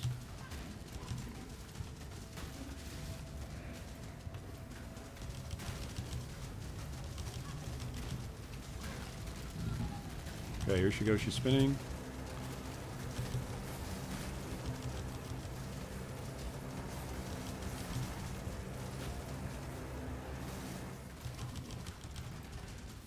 Okay, there's decoy totem back up.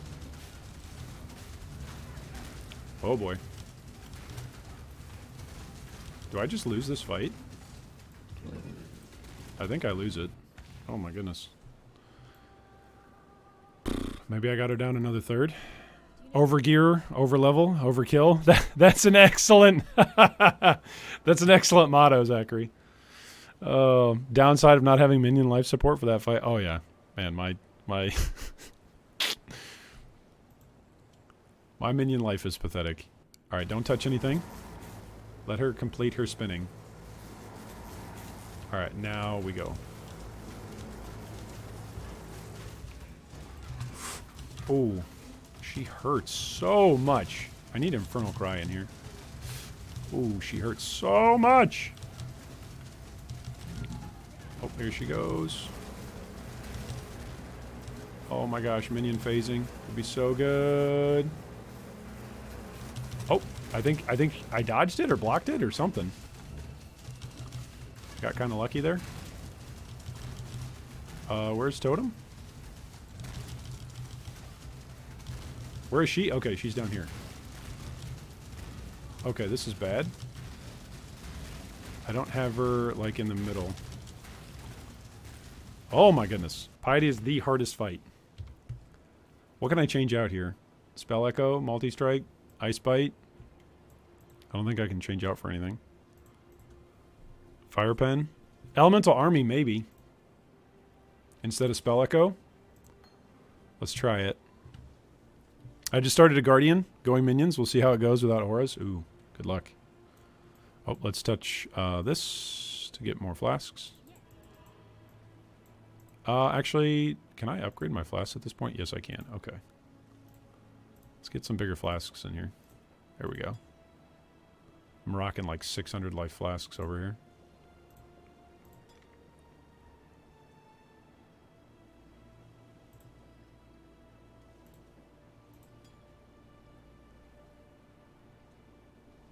Ooh, that's pretty tempting to go armor. All right, here we go.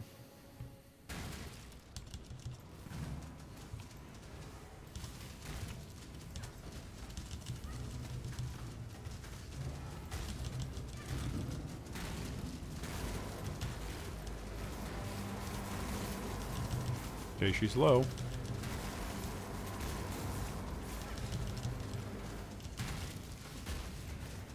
Whoa, so am I. So am I. Okay, taunt totem. Where is she? Oh, here it comes. Oh, am I bleeding? I'm bleeding.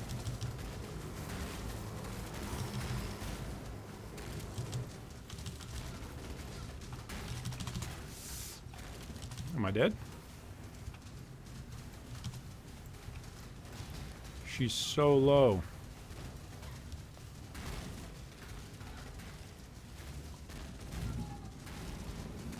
Yes! Oh, see? Ruthless feels good to take down bad guys.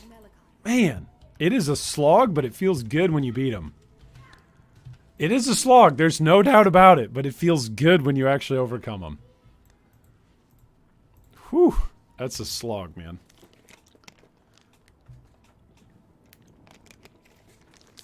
I think she was actually easier on the Cyclone guy. I think that's the reality of it. I think swapping out to Elemental Army actually really helped there. It kept the SRS alive for a little bit longer to actually deal some damage. So that might be something to think about in the future. Swapping out Elemental Army at times can be beneficial. Keep those SRS alive. Man, it makes me nervous though. The damage that she was able to do. Like, generally a rule of thumb when I'm playing as a summoner is if my zombies die, I'm kind of scared. So, I was scared that entire fight. Because my zombies went down, and zombies usually have more HP than I do, but I think in this rare circumstance, I think I actually have better defenses than my zombies. All right, so we will go back to town on this character. We'll drop off whatever we got. What do we get? We got some gloves. They're no bueno. Just rare gloves. Turn them into shards. All right, let's drop off this stuff. All right, let's swap onto a different character. Whew. All right, so Cal said, let's pull up your build, and then we will swap over to another character.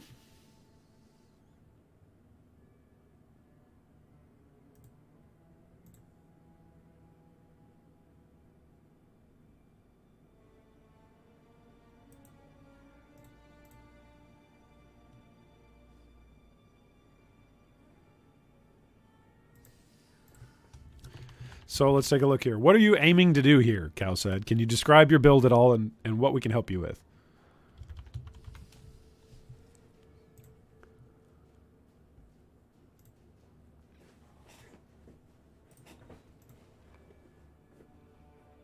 All right, so let's take a look. It looks like you are a level 76 Berserker. So you got a lot of life on the tree. Up here with the Scion, but that's it. That's the only spot you went and you got it. You've got 2,200 life at level 76. All right, so already, just so you know, Cal said, you've already got half of the life that I usually recommend killing Katava with. You've got half of it. I like to kill Katava with 4,000 life, but I'm usually paranoid. You got capped resistances.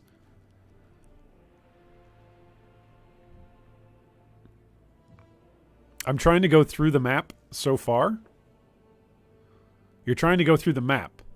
Okay, you're mapping. Are you trying to go as fast as possible? Is that what you're trying to do?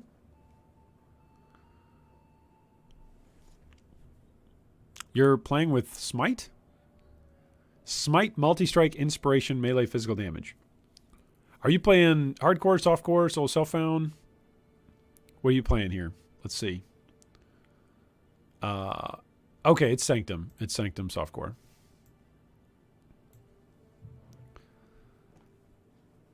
I'm guessing you went axes. Enemies killed by your hits are destroyed. Oh, interesting. So you don't have to worry about corpse explosions. Nice. Got a lot of crit strike multi. Your hit DPS is 36,000 on your smite. Okay, so let's come take a look at your skills. What are you building here? You got Smite on a 4-link. You've got War Banner, Summon Holy Relic, and Vitality. Determination, Molten Shell. It's kind of a high-level Molten Shell, right? Trigger when you take a total of 2,100 damage. Like, you're almost dead, and then you cast Molten Shell? It's a little high, isn't it? Well, I'm dying so far to any maps with any damage added. I can see that. I can see that. So, right away, what do I normally recommend for Kitava? 4,000 life and capped resistances. Your Fizz hit pool is 5,000. So that's decent for the amount of life that you have. Oops, forgot to stop that from leveling. Yeah, that might be a reason why you're actually dying a lot. Is because by the time your Molten Shell goes off, you're already almost dead. And then Molten Shell is only going to take 20% of your armor. What's 20% of your armor? Where's your armor at? 9,000. So it's going to have like, what is that? 1,800-ish? 1,900-ish?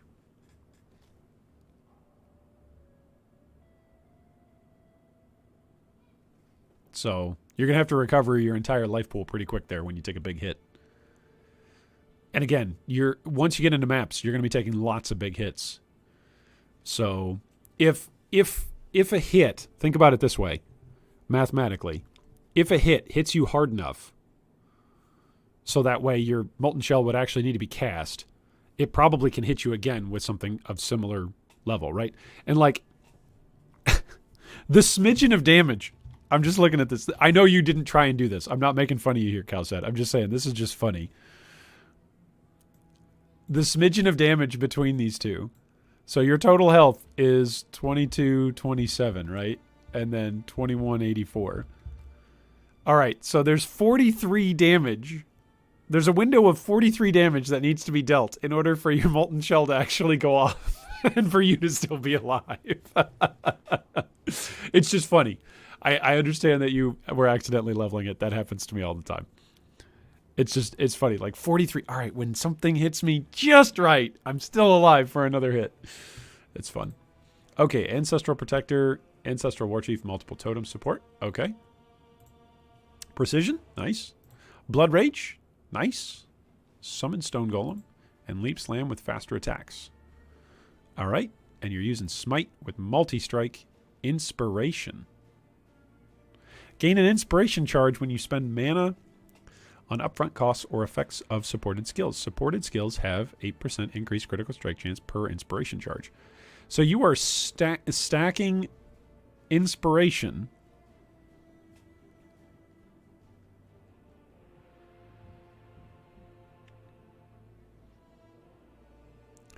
in order to deal elemental damage, while your Smite is dealing how much damage? What's the area hit damage? All right, so 36, 40. Area hits 14,000. Oh, for stacking Rage. Okay, let's take a look at your weapon.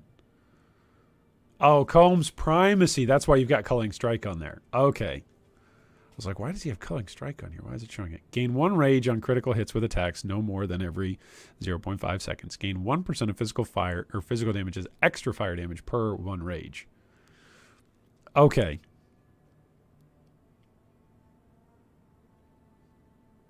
All right, so you got a lot there if you've got a lot of Rage. Where's Rage? I always forget every time I look where everything is at. Rage. There we go. Now your culling DPS, your combined DPS. Oh, man. Total DPS including Ignite. It's 105,000. 11,000 is your culling DPS. It DPS is 99,000. So when you're at max Rage, there you go. You've got 2 maximum summon totems. You don't have frenzy charges yet, do you? No, but you can come down and get some. Oh, man.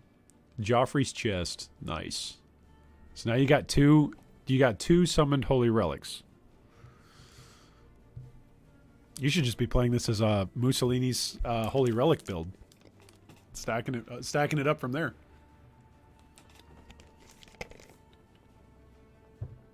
Okay, what do we got here? Armor, life resistances. Armor, resistance, some dex. Those gloves could definitely use an upgrade. Holy moly. Dragosi says, after you're done with Cow's build, how did you get that minion DPS to show up on the left at the bottom of POB? It should have been a tally to select... Where was it? I think it was right here. Under skills, click include and full DPS. And then it'll show full DPS at the bottom. So, right there. It's right here in the skill set. Hopefully that answers your question, Dragosi. So gloves can use an upgrade. Gloves have no life on them. That's super low armor. You got these in like Act 3. So you can you can upgrade those. Body armor is decent. It's giving you triple resistances. I can get that. I can stand behind that. Oh, my belt. I'm going to switch. The leather one with plus 20 maximum rage. That'll be good. Okay, your boots are armor and then 2 resistances. No life speed. But it is giving you life leech. So I get that. I get that. That's good. Your amulet. You don't need the energy shield. You have life and some fire resistance, so you can definitely upgrade this. So many of these items you just found as you were leveling, didn't you, Cal said? I'm not seeing any items that you've spent any currency on. That's a triple resist ring with some cold damage, so. Increased elemental damage with attack skills. Okay. Ooh, if you switch out for the unique belt, you're actually going to lose some resistances there, so be aware of that. You can make these magic. You can certainly do that, Cal said. You've certainly got transmutes, so make those magic. Murderous Eye Jewel. But you're making the Berserker. I'm proud of you that you're making the Smite Berserker. You are making the meme happen. How does it feel to actually play? Like when you actually smite a pack, does it feel pretty good? And are you going to vol your gem once you get it to level 20? That's the next question as well.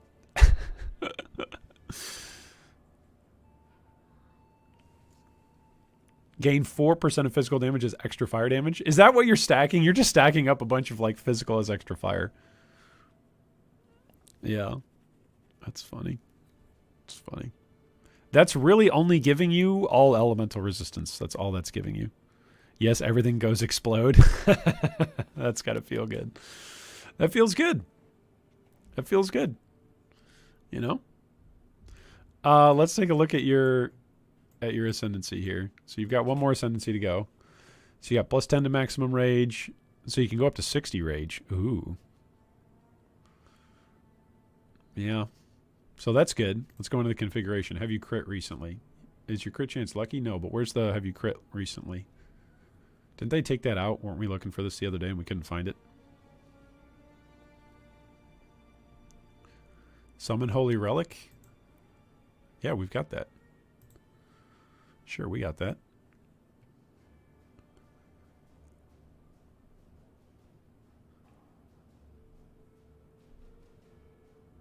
There we go. Have you crit recently? Boom.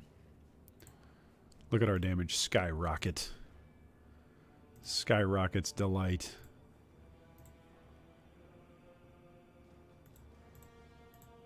It's not insignificant. It's not nothing. It's a little bit more. I have all smite, but I might switch proliferate. Okay. All right.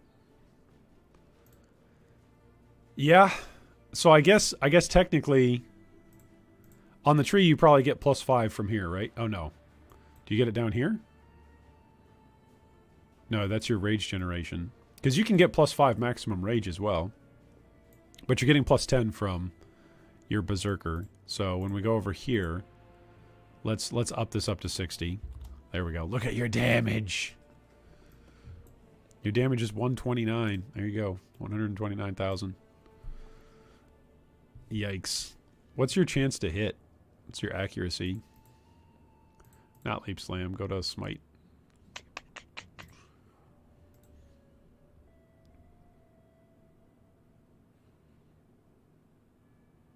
Oh, wow.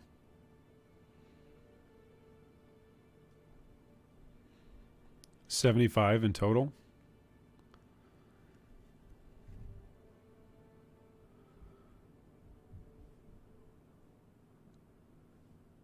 Your life leech cap is 445.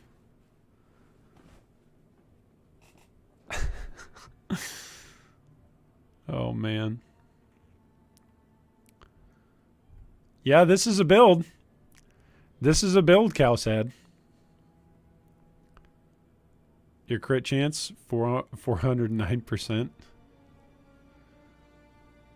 Oh, man. So 25% chance to crit. 2.4 multi. There you go. What's your attack speed? 3? 3 attacks per second? You've got multi-strike on too, right? Yeah. With Rage, this must just be such a meme of a build. Oh, man. So you want help not dying? Is that genuinely what you wanted, Cowsad? Or did you just want us to laugh at the build? Did you just want us to have a good time? Because I had a good time.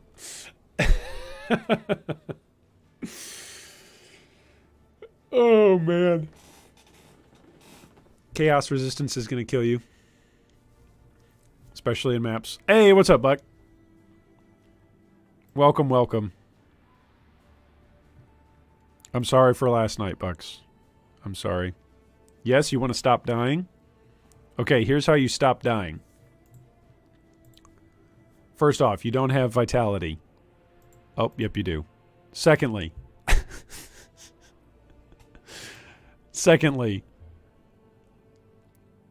Your fizz damage reduction is 70%. That's pretty good. That's pretty good. That's okay. But your health pool is pathetic. It's pathetic. Look at what happens. You're right next to a bunch of life. So here's the good news. Right? Look at what happens if you come in here. No, don't do it that way. Come in this way. All right, look at your life go up. So what we're going to do is we're going to take a snapshot of what your life was like before we put some passive points into it. Right? So you were at 2,200. Okay? If we put some passive points into this thing. Oh my goodness, why won't this work for me? There we go. If we rearrange these two, come on the inside on these, and then isn't there another one? Oh, you're all the way up here for fortification. I thought there was one more life. Nope. No, that's life regeneration. Is it in here that's the life? No, that's diamond skin. Oh, this is life regeneration. That's what it is. Okay, this is another 5% increased life. This is another 5% increased life. Ooh, you could come in here and grab +1 to all elemental resistances. And you could come in here and grab prismatic skin. Look at how tanky you are now, dude. You're so beefy.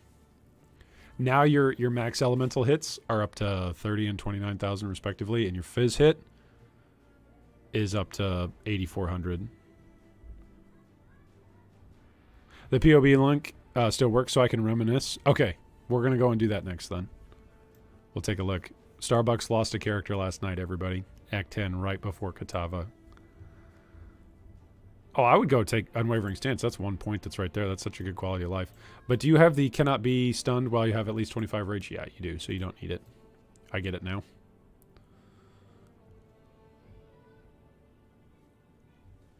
Yeah, so look at your life pool now. Your life pool is at least up to 2,700. It's still not good. It's still not great. Let's go to +50 maximum life. What's our percentage? 120? We want to aim for at least 150. So where else can you go down through? You can come down through here, right? Master. Oh, that gives you more strike range as well. Yeah. And then this is more attack speed and accuracy. That puts you up to 138% on the tree. You know, the only problem is you need to be a level 101. You've got so many passives put into things. Oh my goodness. Okay, can we come up here and grab devotion? Yeah, we can do that. We're up to 136. We're up to 142.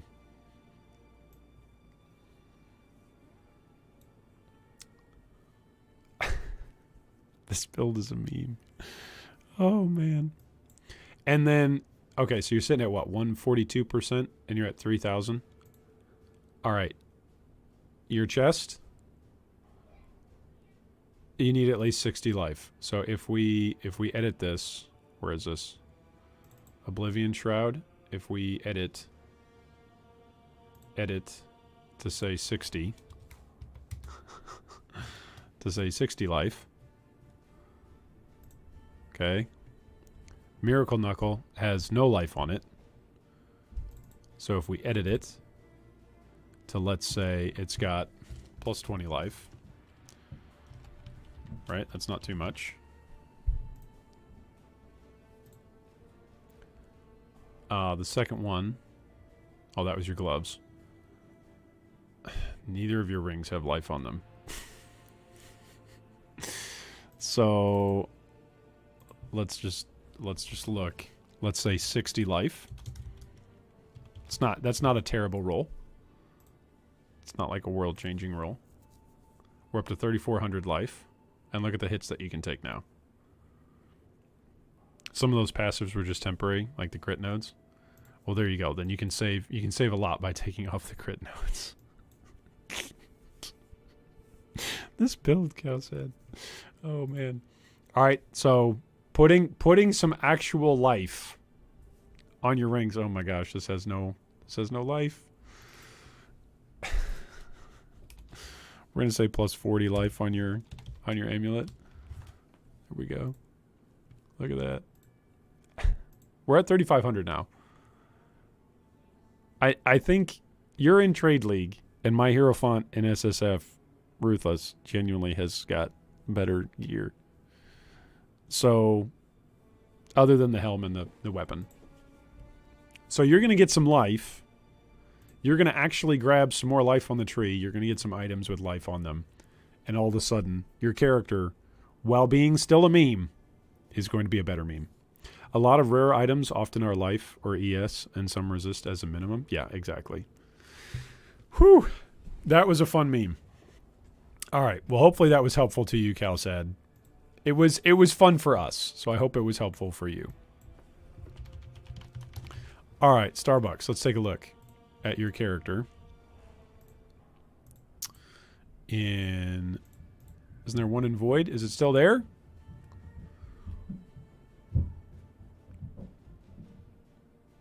Oh no, it's not there anymore, Bucks. I don't see it. I don't see it. I thought it was in Void, but I don't see it. Is it still on your character profile, Bucks? I did not see it. Maybe I'm just being silly. 2,000 life. Use the link. Oh, good call. Use the link from Discord. Good call. Thank you, Bucks. If only I was not silly. Okay, here we go. Gonna pull this link.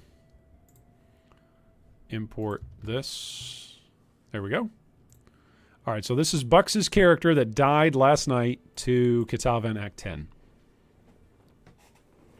We are memorializing this character. This was a hardcore, solo self-found, ruthless character. All right? Okay, so this is what Bucks had going for him. He had Untiring and Undeniable, so he's getting some accuracy there. His total life pool is 3,432, Bucks, you already know what I'm going to tell you on that. I like your increased life from the tree. You're aiming for about 150% is usually what I'm aiming for. Also, resist is showing minus 60 instead of minus 30.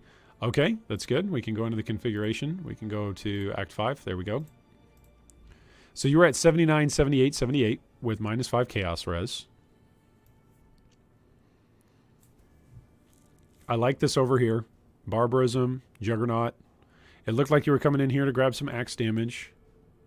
All elemental resistances coming up, grabbing Born to Fight.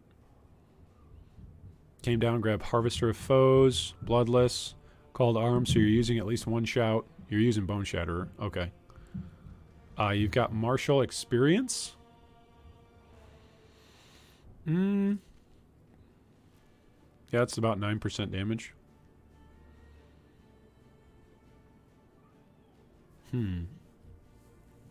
Welcome, Sean. Good to see you today. Welcome, welcome. We are memorializing, eulogizing one of Starbucks' characters that died to third Azaro last night in Hardcore Solo Self-Found Ruthless. You came over, you grabbed Thick Skin for more life. Nice. You grabbed Precise Techniques. Nice. That's a huge damage bonus. What's your accuracy rating? Where is your total accuracy? Bone Shatter. Oh my goodness, why can't I ever look for things when I'm looking for them? Here we go. 2646. Oh, so you were losing out on that, Bucks. At least according to this. Your total life is 3,400. Main hand accuracy was 26. Is that not counting? Were you using precision or anything? I was working on it. Okay. Okay, that makes sense. But that is, seriously, that is a huge more multiplier. Look at that bleed DPS goes up by 18%. It was off and on. Yeah, as your health went up, probably as you swapped out items and as you got upgrades. Yep. No, it makes sense. It can be a big bonus though. It can be a big bonus. I like coming down here, grabbing the resistances, coming through, grabbing life and Golem's blood. Hatchet Master. What was the mastery on this one? The Rage Generation. Okay. I forget if this wheel is actually unallocating. This whole wheel is 25% versus what is this whole wheel? Yeah, this whole wheel is 30%. I think we did this the other day. We did this the other day on my champion, like debating whether or not coming down here and grabbing this wheel was better than grabbing this whole wheel. But you're also right here. You're right here. Like, this is one more node. So what is it per point? It's combined DPS 6.6% combined DPS per point. Whereas over here, this whole wheel is 4.8% per point. So just a little nuance difference there. 2% difference per point.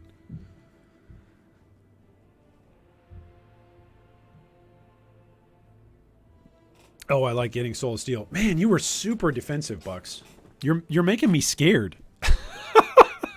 Like, if this character ripped, my characters can certainly all die. Your Fizz damage reduction was 68%. Ooh, but based off of your increased armor off the tree and your total armor, it looks like you probably didn't have that great of armor gear. Let's take a look here. Okay, so your Kuruai Chopper, that's pretty good. Oh, it got an added Fizz roll, and it had added accuracy. Your helmet had life, but it was a split base between armor and evasion.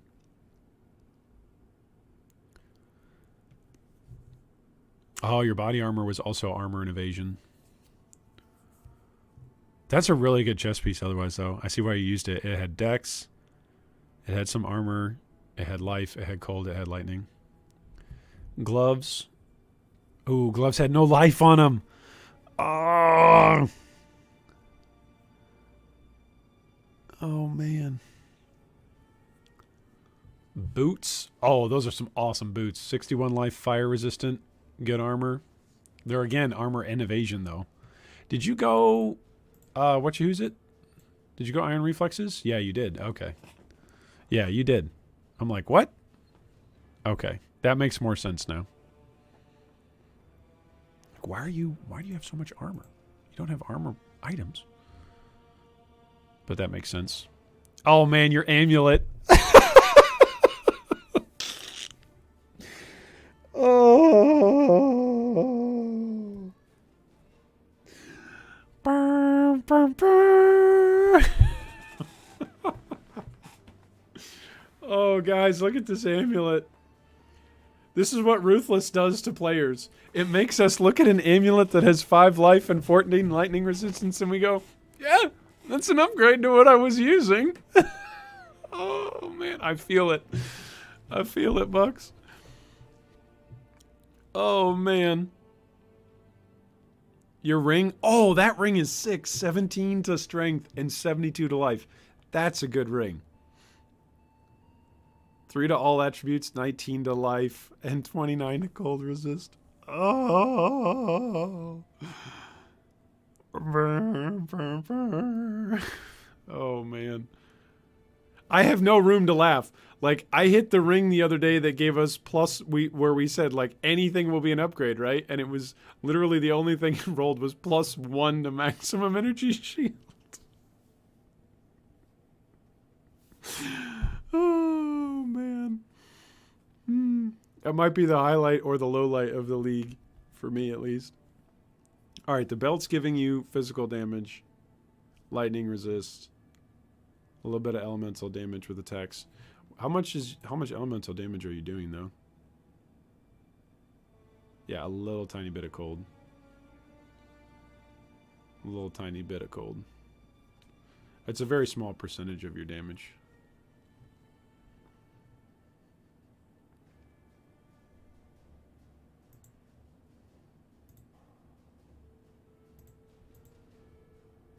Oh man, the only support you had was added cold damage. That's where you're getting that added cold damage from. That's tough. Oh, you had Arctic armor. Oh, nice. You were using some Arctic armor, dude. That's pretty sick. Vulnerability, vitality, and then War Chief.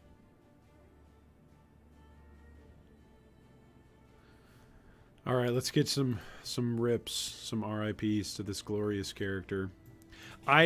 So Bucks told me last night that he died to Azaro, which, by the way, on my hero font, Bucks, just so that way you know, thanks for letting us take a look at your character. That's a fun character to look at. I did not kill Azaro on my character for the 3rd time before going to Kitava. Like, Kitava concerned me less than Azaro. And Bucks and I have had this conversation before. We had it last night. But some of you may need or may benefit from the word of warning that oftentimes Azaro is scarier than Kitava. Like, it depends on the day and it depends on, like, what he's got. But he can be scarier than Kitava. I do not want to be out here with Righteous Fire accidentally, just in case I accidentally touch it and kill myself. Here we go. Let's take Righteous Fire off. I will eventually use that skill, but not yet. Okay, so I am going to use the restroom, and what I will do is I will say, let's create a poll. Can I do that? Do I remember how to do this? I think I do.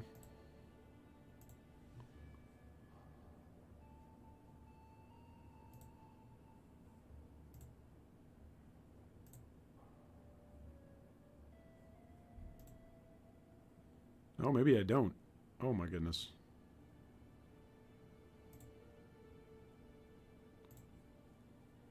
Can I do that? Do I remember? Can I? Yeah, here we go. I can do it from this way. All right, so which character to play? I'm going to grab a drink, and you guys are going to vote on a poll. Do we want to see a Marauder? Marauder? Or do we want to see the Ranger? Or do we want to see the Shadow? Those are the 3. Whew. Or we could actually do the Scion. If it's the Scion, though, you guys got to tell me what we're building. I'm actually going to spend some passive points on that. All right, there we go. Poll is up. I'm going to use the restroom. If you can kill Azaro for the third time, you can most likely win Kitava for the second time. Yeah, that's well said, Patrick. But it's not always, like, inverse the case. Like, sometimes you'll be able to kill Kitava without killing Azaro. And so, anyway, that's just a thing. All right, make sure you go vote early and often. I'm going to grab a drink. You guys are going to grab a drink. And then when we come back, we're going to find out which character we're going to play for a bit.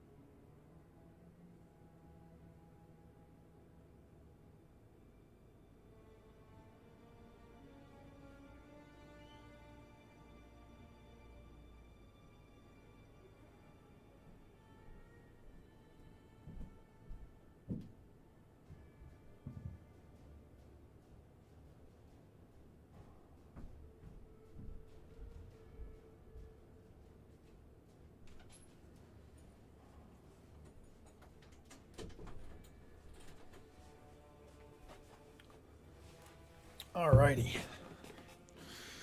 I have returned.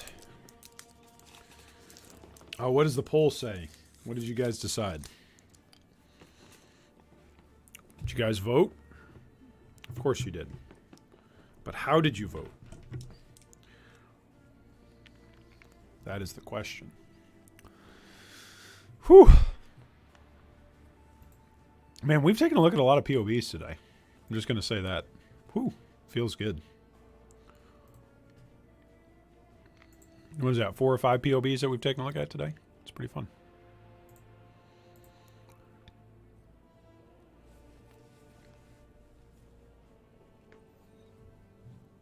Hey, what's up, Dusty?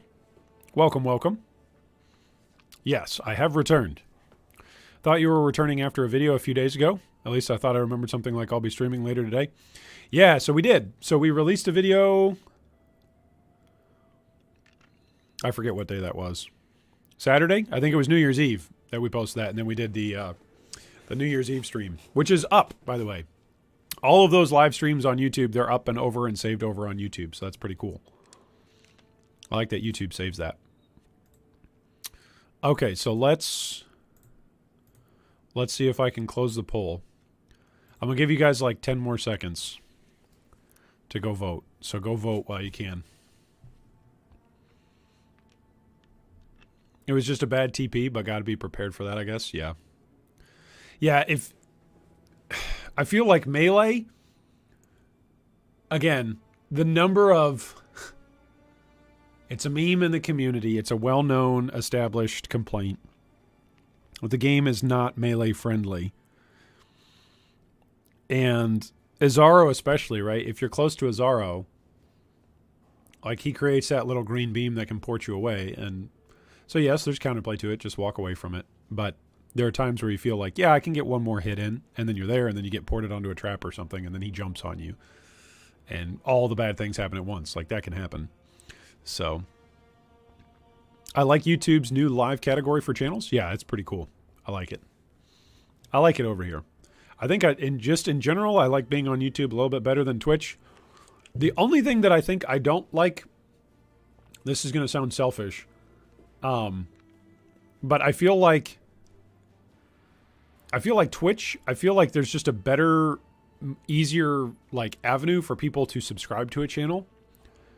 Like, maybe it's just because people already have Amazon Prime bucks or Amazon Prime subscriptions or whatever. But I feel like on Twitch, I feel like giving away subscriptions, like, that's a thing that we do as a community. Like, lots of people in the community are generous and give away subscriptions to other people, and that's a fun thing. And then, like, there's a much larger pool of emotes over on Twitch that you can add to. Like, it's not just that they have a wider variety of things that you can use, but it's like, we've got almost 10,000 subscribers on our YouTube channel, but like, we're limited to X number of personalized G3 emotes that are on YouTube. And there's a limit over on Twitch, but I think the limit is higher. So it's just interesting. Okay, let's close the poll.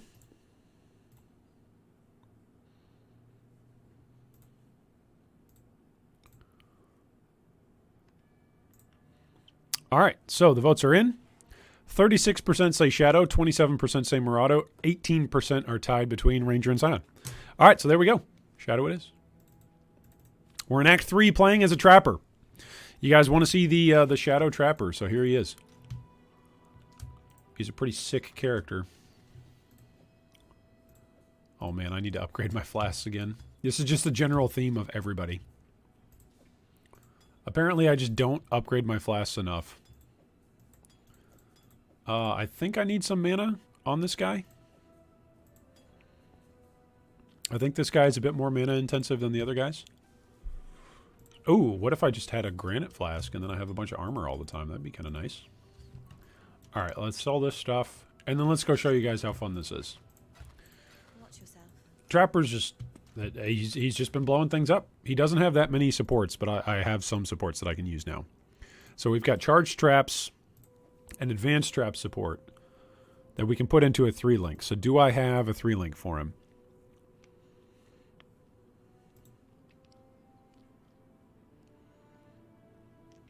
That's 2-link. It's wrong colors. It's not going to roll green. It's not evasion. We're too low level for that.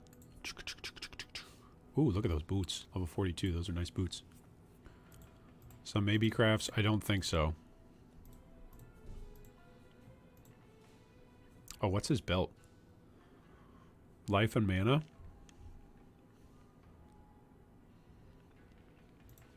But what if I did life and charges gained? That actually sounds better, since I do use flasks quite a bit. Okay, that helmet is not great. But besides for that, I feel like we are kind of wearing some of our better stuff. That's a blue and red base. Oh, what if I used Lightning Trap, huh? +1 to level of all skill gems. Lightning Trap would be a bit bigger. Will this help? The spell damage will help a lot, won't it? Let's actually see. What do I do if I've got Explosive Trap that does 136? Oh, man. This wand is actually better. It's because of the flat added fire damage to spells. Alright, so I need to roll some green.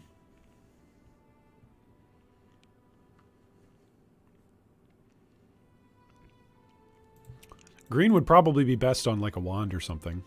I thought it was going to be a Shadow Flicker Strike. I'm sorry to disappoint you, Jordan. I'm sorry. I'm sorry, my friend. This is just what I do to people, I guess. What would you have changed your vote to? Maybe it's the swing vote. I need a 3-link. I need a green 3-link is what I'm seeing. Can I roll this to have 3 green links? Is that possible? No. Oh. That's 2. Oh. Oh.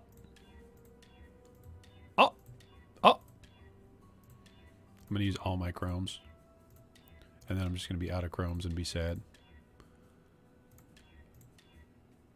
I'm just going to leave it. It's one link. Oh, that's funny. This helmet is crap. What are my resistances? 75, 65, 62. Oh, man, this character. He's got 500 armor. This character is crap, man. All right, let's use a augment on this. +1 to level of all minion.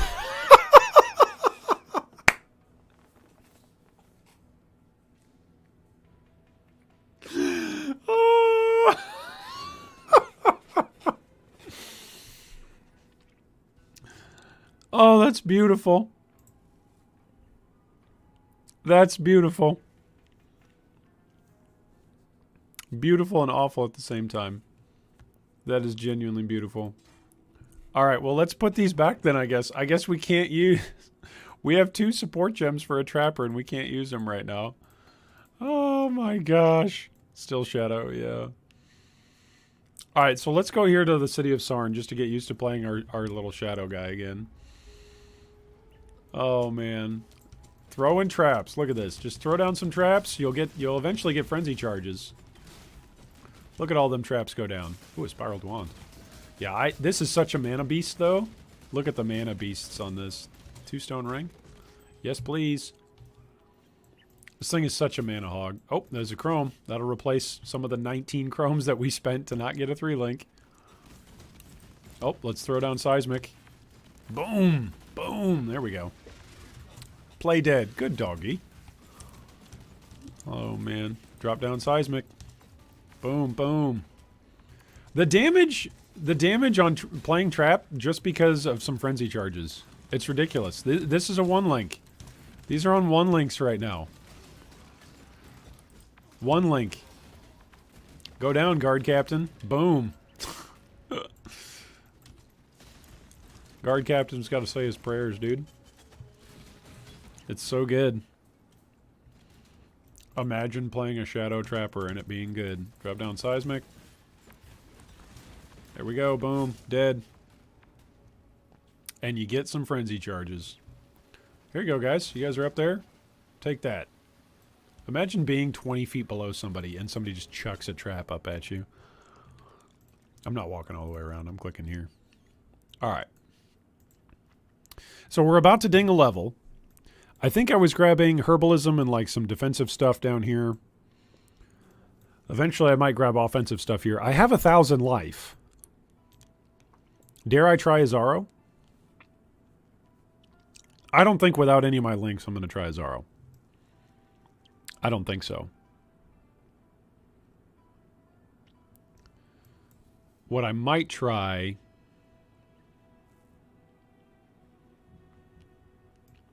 I need some more defenses on this guy. I might try coming over here and taking the evasion and life wheel.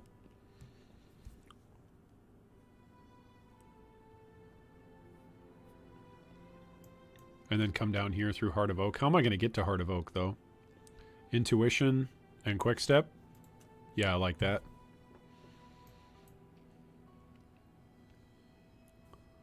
Then maybe come grab... Isn't there a whole life wheel down here? Yeah, come grab Thick Skin. Maybe we'll do that. 1, 2, 3 passives this way versus 1, 2, 3, 4. Yeah, but if I'm going to go through Intuition and Quick Step and Finesse to grab Heart of Oak.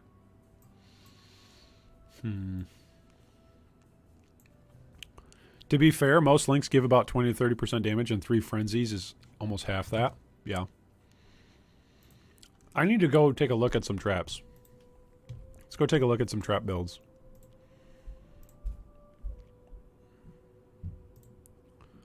Let's go here to Hardcore Soul Self-Found. Let's go find somebody using Explosive Trap.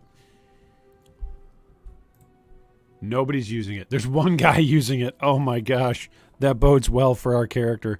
What? What is this? Dude, he's got Hrimnors. He's got Carcass Jack. He's got Worm Sign. Who said you're allowed to drop good items in Ruthless, dude? What is this tree? Is Tailwind worth it? Tailwind's always good. I mean, like, if you're using any kind of action speed, Cowside, you're on a Berserker, too. Tailwind gives you a lot of action speed for your attacks. And for your movement. Oh, because people come through here. So this is for evasion and spell suppression. Okay. That's interesting. That's 7% increased life.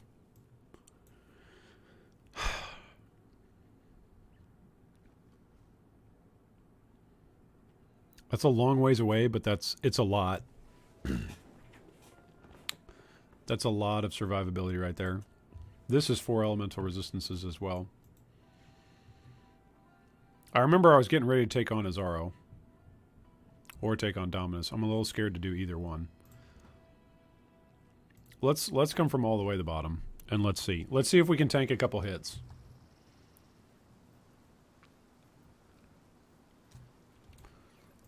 We're at 56% physical mitt, so we should feel like kind of okay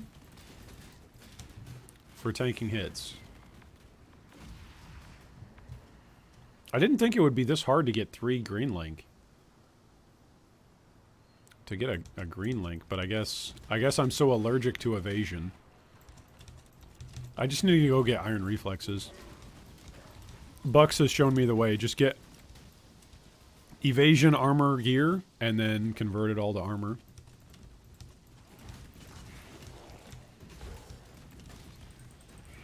See, those statues have some of the single largest health pools in Act 3 and 4. The statue specter guys. But the fact that we can just blow them up is pretty encouraging for our damage. Like, damage feels pretty good. It's survivability that I'm mostly worried about. Oh, those guys, when they puke all over you, they can do some serious damage. Yeah, we got the Cheddis Plum.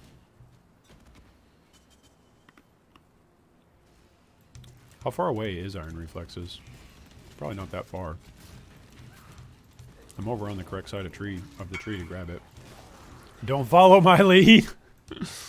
Why not? Your lead's good. You had a really good character going. That tree looked pretty sick. TBH.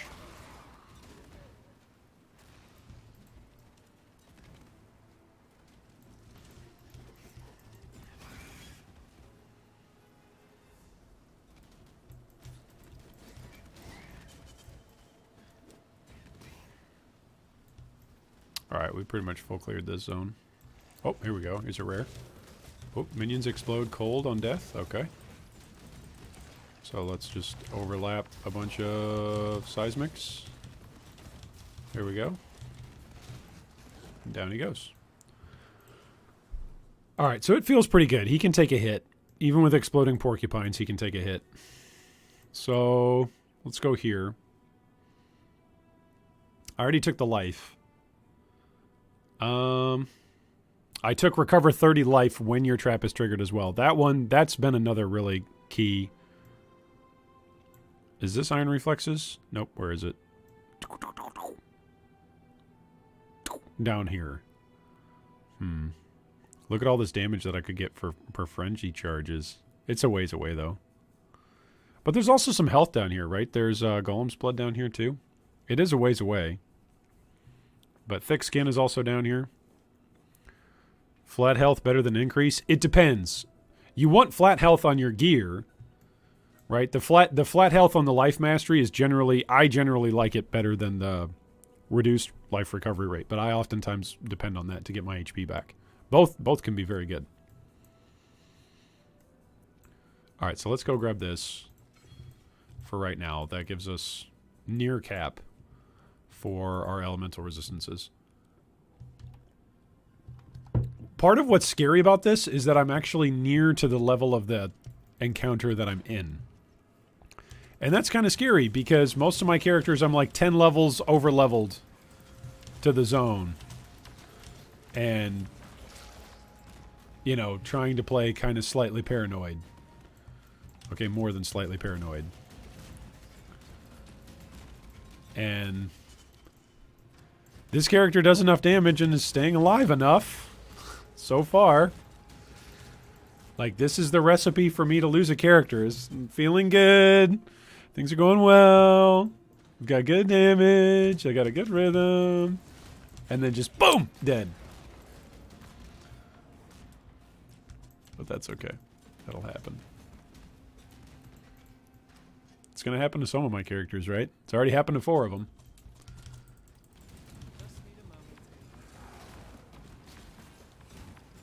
Caustic Orb on death. Okay, so I'll need to move once he dies. Okay, proc it. Proc it.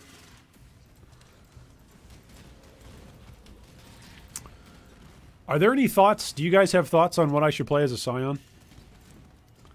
What should I actually put my passive points into for that Scion? I don't really have thoughts. Like, looking at the Scion masteries, I was not blown away by anything. There's nothing that was like, ooh, that's really good. Speaking of really good, that's not really good, but it might give me the links that I need. Oh, this isn't a Chrome. My eyes baited me. I thought it was a 3-link.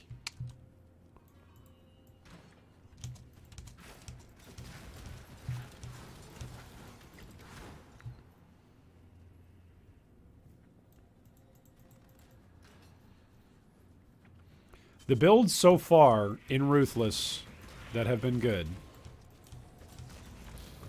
I think have been SRS. Eventually I'm going to have to rank them in order. But I think SRS is good. I think Cold Dot was probably the best so far.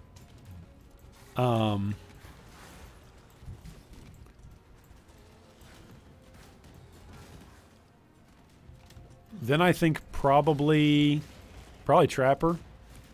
Just so far the damage feels really good. I don't know if it's just all of a sudden going to fall off or what. But it feels pretty good. And then those are the top 3, at least for me. Then maybe like Caustic Arrow, Toxic Rain. That's another pretty decent one. Our character died early, but that's because I was just memeing and only going for like full damage on the tree. I literally had like 200 health in Act 2. It was kind of silly.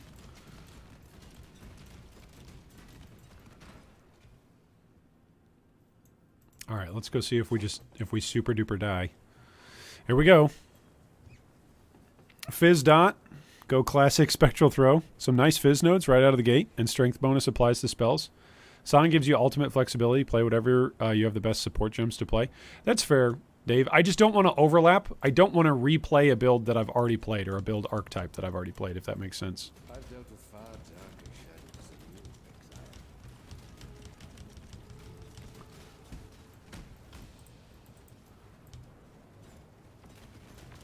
All right, keep this guy here.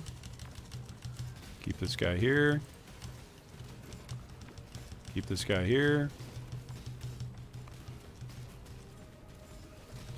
All right, he's down. Where's the next one? Where's the spark chick? There she is. Just need a moment to catch my breath. Where did she go? I see her totems, but where did she go?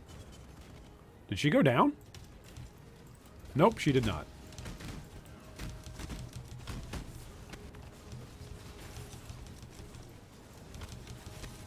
Super obnoxious. I'm now out of my Basalt Flask. Am I dead? Nope, I'm just able to stay alive because I regain 30 life every time one of my traps goes off. That's amazing.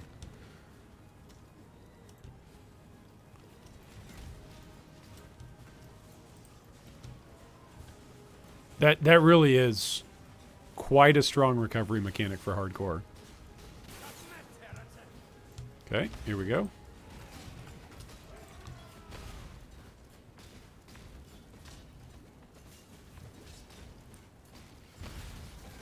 That's a lot of damage. from Callie the Crazed. It's a good amount of damage, but look at how much life we're getting back. Just stand here and face tank it. That's amazing. Could not do that on any other character. Like, this is tankier than my champion. And that was after my champion ascended.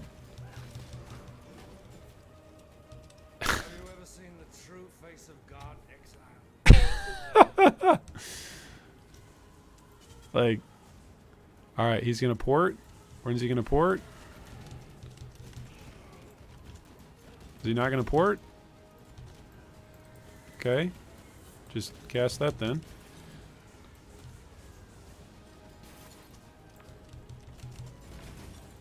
Okay. Is he not going to port? Oh, there's the port. He's going to Worm Blaster. Dominus. Dominus, go onto my traps. Thank you, buddy. Tell you what, you can hit me if I can hit you. Is that a fair trade? It's a fair trade. As long as my traps are going off, it's a fair trade. Oh, touch of God. No? Oh gosh. Ooh, it's a good thing I had a flask. Oh, I am shocked. No? Touch of God? No, not yet. Oh, touch of God.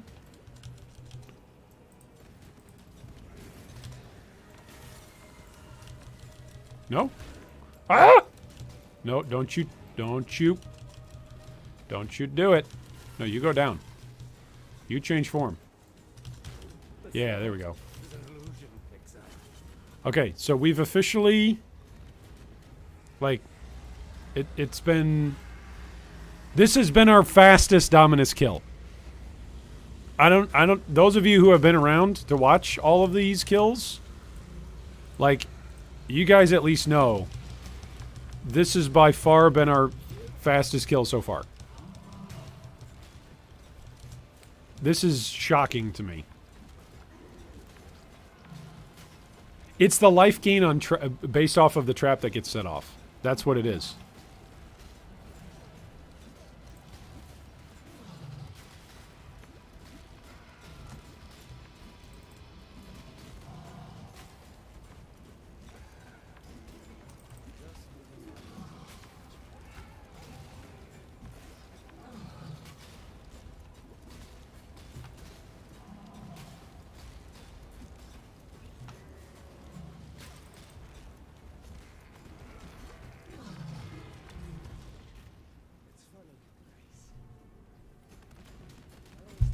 Like, I don't know what to say. We did it. That was the fastest Dominus kill. That was the least sketchy Dominus kill. For SRS, we had to run down into the tunnel and hide. For the champion, we had to get life gain on hit and make it a meme. And we did no damage, and we had to keep resetting it. For the Hierophant I think even wasn't that fast. Yeah, that's that's interesting. What is it? You just grab those couple of nodes. Bye. Ooh, 41 the life. That's more than this. What's that do to my cold? Oh, it kills my cold resist. Yikes. I kind of wonder if I could tank Azaro at this point then. These are the sorts of crazy thoughts that begin spinning in my head. I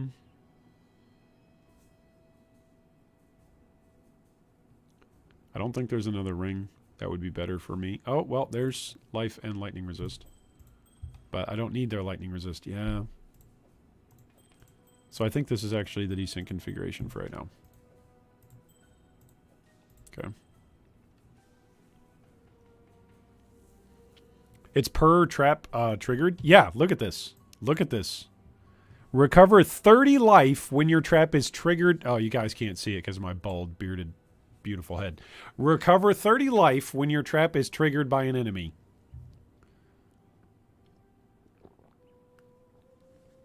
That's sick. If so, that would scale with cast speed. If you get cluster traps or multi-trap, you get 90 per throw. It's not even that it's seismic. Seismic wasn't carrying me there, Dusty. The thing that was doing damage there was explosive trap. Like, and really, that was the mastery. Like, the fact that I'm tankier, just as long as I don't get one shot, that's, There is nothing else. I need to find the Decanter Spiritus. Let's go find that. Isn't that a belt or a ring, I think? Let's go find that. It might be something of use. I mean, I also did have a Granite Flask, so that's 1,500 armor, which is going to trivialize anything in Act 3. Right, so I did have to press that a couple times. But still, it's 1,500 armor, right? My champion had more close calls against Dominus and his minions. And the champion gets, what is it, 1,000 free armor if you've impaled? I think it's 1,000 armor and 1,000 evasion, right? Or is it 500 of each? I don't remember. Oh, let's throw down Seismic. Like, that's some serious recovery there. Oh, I thought the Decanter was usually over here. Maybe it's over to the left. Explosive trap on a 1 link with frenzy charges is doing this kinds of damage. Which character is this? This is our trapping shadow. Is this seriously a dead end? Okay, I do need to travel up this way. Welcome, Stephen. You're not late. You arrive precisely when you mean to. You are like all the great wizards. When you get Pyromaniac, you don't need that mastery. Oh, what's Pyromaniac do again?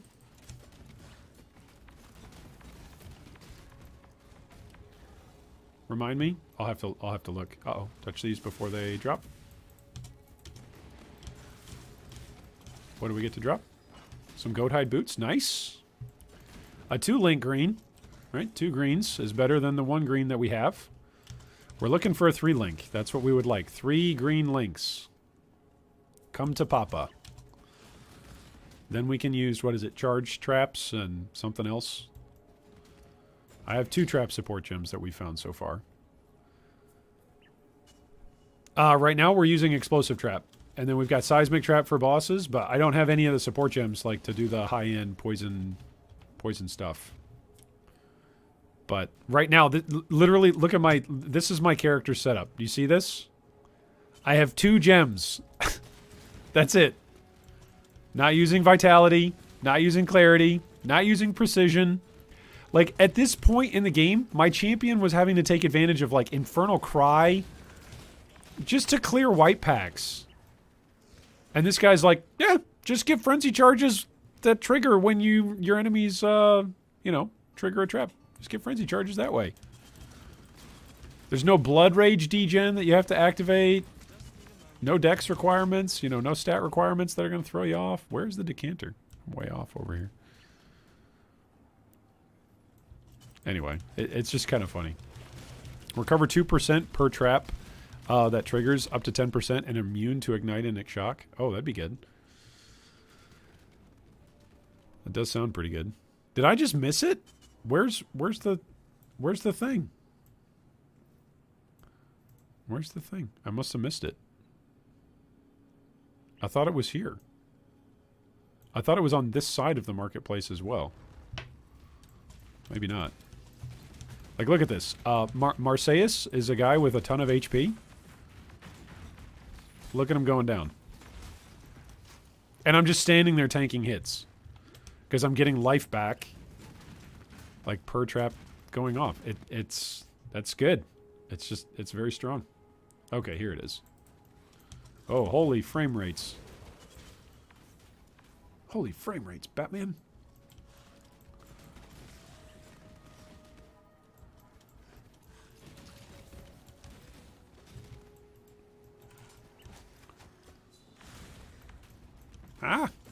What is this? Extra crits and an hinder aura. Ooh, spooky. You know what I'll do? I'll just stand here and tank the hits and... Oh, is that a 3-link? It's a 3-link. But it's a claw. That's going to be a lot less damage. Alright, bring the item to Fairgraves. Here we go. What does Fairgraves give us here? Oops, wrong one. He's at Docks, not Temple. There we go. Fairgraves! My old betraying friend. Why, thank you. Sure. I have less bone rings. Thanks, Fairgraves. Thanks, buddy. Oh! Life and cold resists. Eh. It's negligible. It's negligible, the change.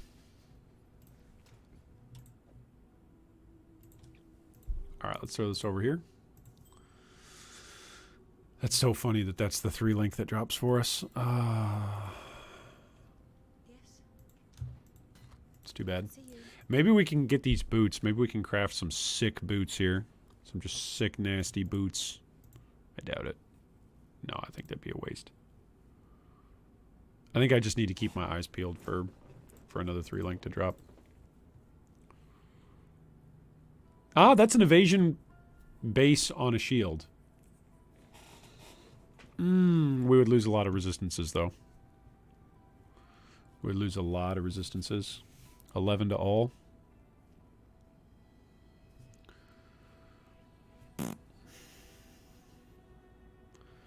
Let's just try these gloves, huh? Try swapping out the gloves. And we'll at least do a 2-link. 2-link with advanced traps or charged traps.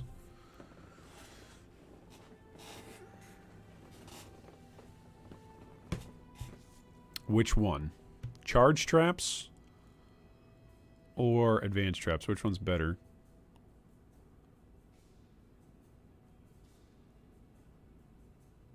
I think probably advanced traps is going to be better for seismic. Right? Because that improves your cooldown. The cooldown time is 5.3. Yeah. So that cuts it down a little bit. Are you using stuff you found on other characters? I am. I am. This is my solo self-found stash, so I'm able to swap stuff between characters. But some of the things I found on this character, like I'm pretty sure I found this wand on this character, which this wand is sick. This wand is actually better than this scepter for this build. It's better than this scepter that we found that carried our Hierophant all the way through the game. Like this carried us, I think, like to Act 8. It was what, 70 or 68% increased spell damage basically for us on cold damage spells. Charge traps is better for non-cooldown traps. Okay, so use advanced traps for seismic trap, right?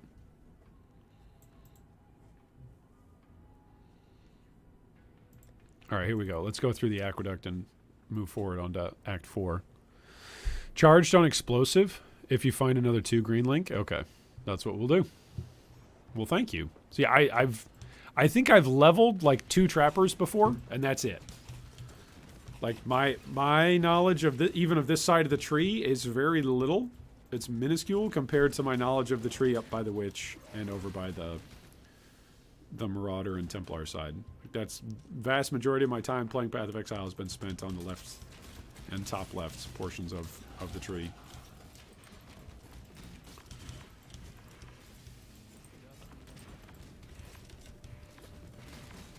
Minions explode on death. Okay, that's good to know.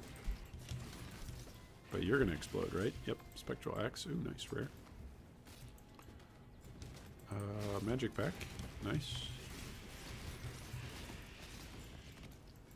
I keep getting axes to drop. I don't need axes to drop. Why is this guy getting axes? That's funny. This character would like wands or boots. I think that's a big thing that we've figured out playing Ruthless. I'll probably make a little video on that, like of what to prioritize to craft. But I think jewelry is where you want to spend your alchemy. I think amulets and rings are where it's at.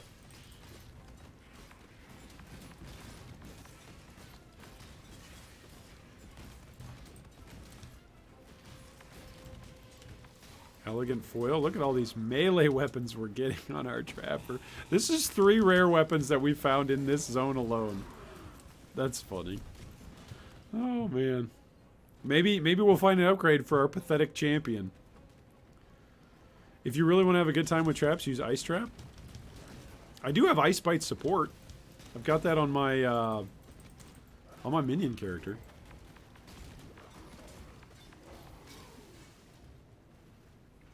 Alright, here comes the giant one. The 100-foot shadow. Already phased.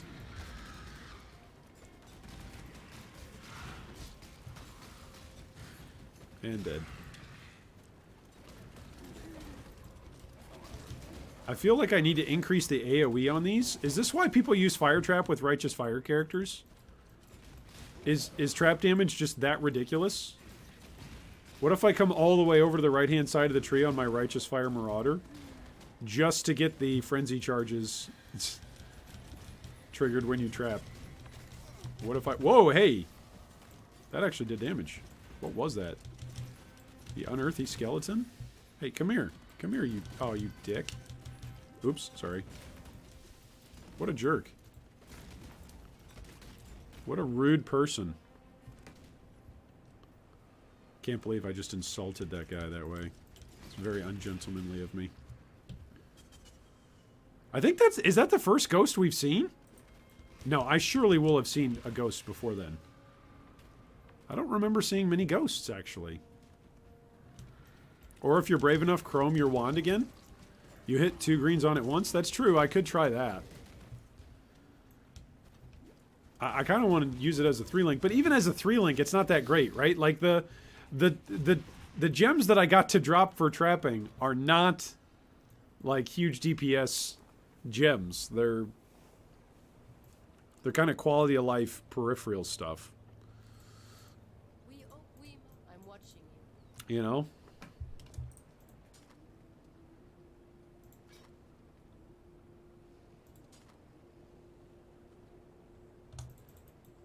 All 3 of them bad.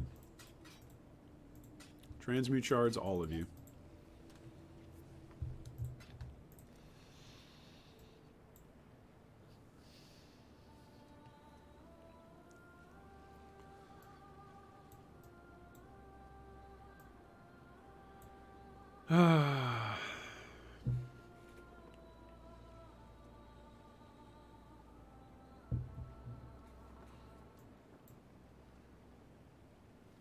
I guess let's just travel down here. Go get iron reflexes.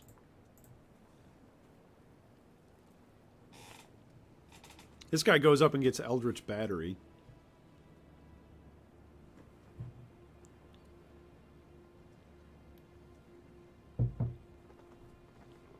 This guy's only level 63. How's this guy only level 63 with a Carcass Jack?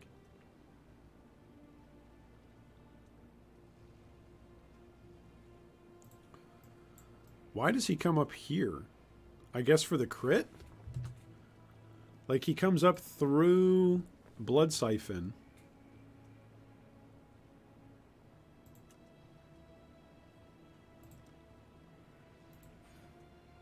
Comes up through Blood Siphon. And gets Assassination. I guess for more crit, but I'm just going to come up here and grab Blood Siphon for extra life. How good do you think Khaleesi's Gray Samite gloves are for SRS? Which ones are those? I need a reminder.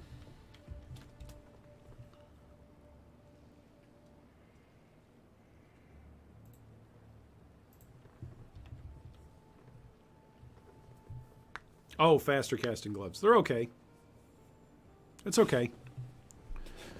Like, if you're just doing it for a pseudo 5-link while you're leveling or something, yeah. They're okay. There is a pair of gloves. I was looking at them the other day. There's a pair of gloves that adds, I think it's vial toxins. It's like level 20 something vial toxins. That's a glove set. So if you want to, you can use those while you're leveling rather early on like a 5 link. If you don't have enough currency to buy a covenant, right? That seems to be kind of the choke point for a lot of people. At least we've been helping out.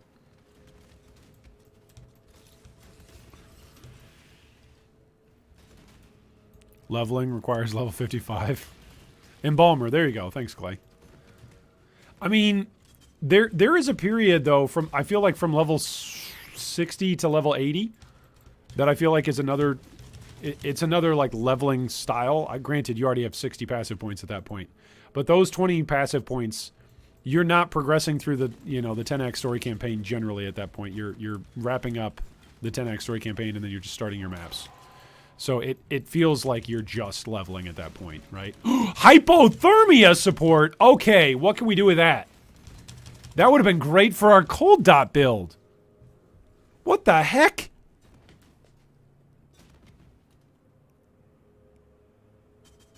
That would have been perfect for our cold dot build. Ah! Oh, is the game telling me that I need to go and like progress my atlas or something? Okay, so what if I use this? Wait a second. I've got Ice Bite. What if I use Hypothermia and Ice Bite and I use that on like a raider? No, but I'm using Poisonous Concoction for my ranger. Okay, all right. Hypothermia. It's going to be cold dot. Also great for Ice Trap. Yeah. Hypothermia, it's all going to be cold dot. Yeah. Vortex, Herald of Ash, Cold Snap. Explosive Arrow uses it? Fire Trap uses Hypothermia? What? What? Yeah, he's using Hypothermia with Vortex.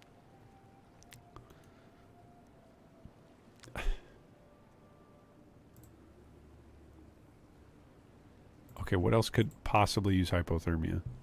Thinking like Tornado Shot. Yeah, just Hypothermia support. Didn't I select it, or did I just deselect it? Yeah, there we go. Yeah, Deadeye uses it, and Hierophant uses it. Tornado Shot. Oh, Hex Blast. Stormbrand uses it? Where is Ice Trap, guys? Can I go buy Ice Trap? Is Ice Trap really that good? Bye. I can go buy it from Siosa probably, right? Are we going to play an Ice Trapper? Is that what we're doing?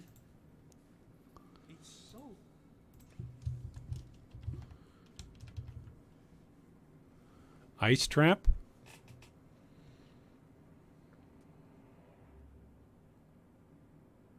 Should we do this? Should we do Ice Trap?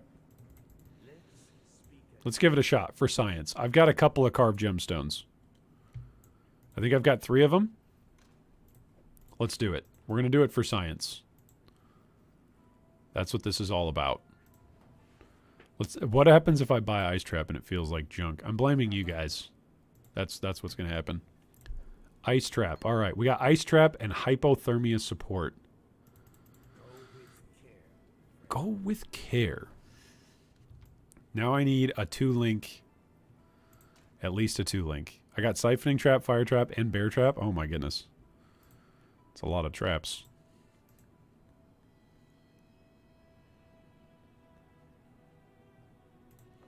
Okay, if I swap this off, what do my resistances look like? 70, 76, 27. Oh my goodness. Oh my. I'm going to die to something. I'm going to die to anything.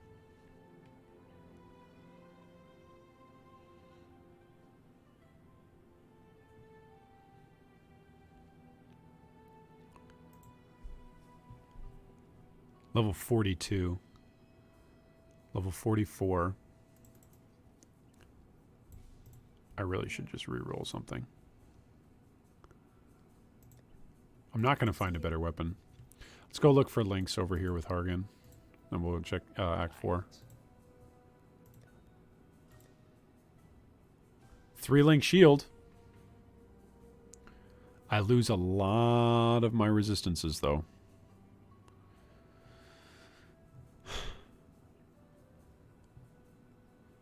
That's my cold resistance right there.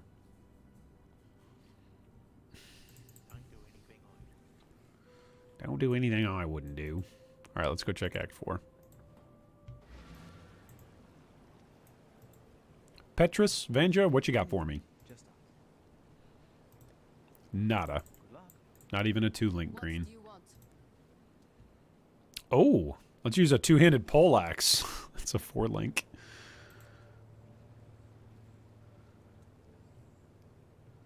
It's a 2-link chess piece. I should buy that. That's a chrome.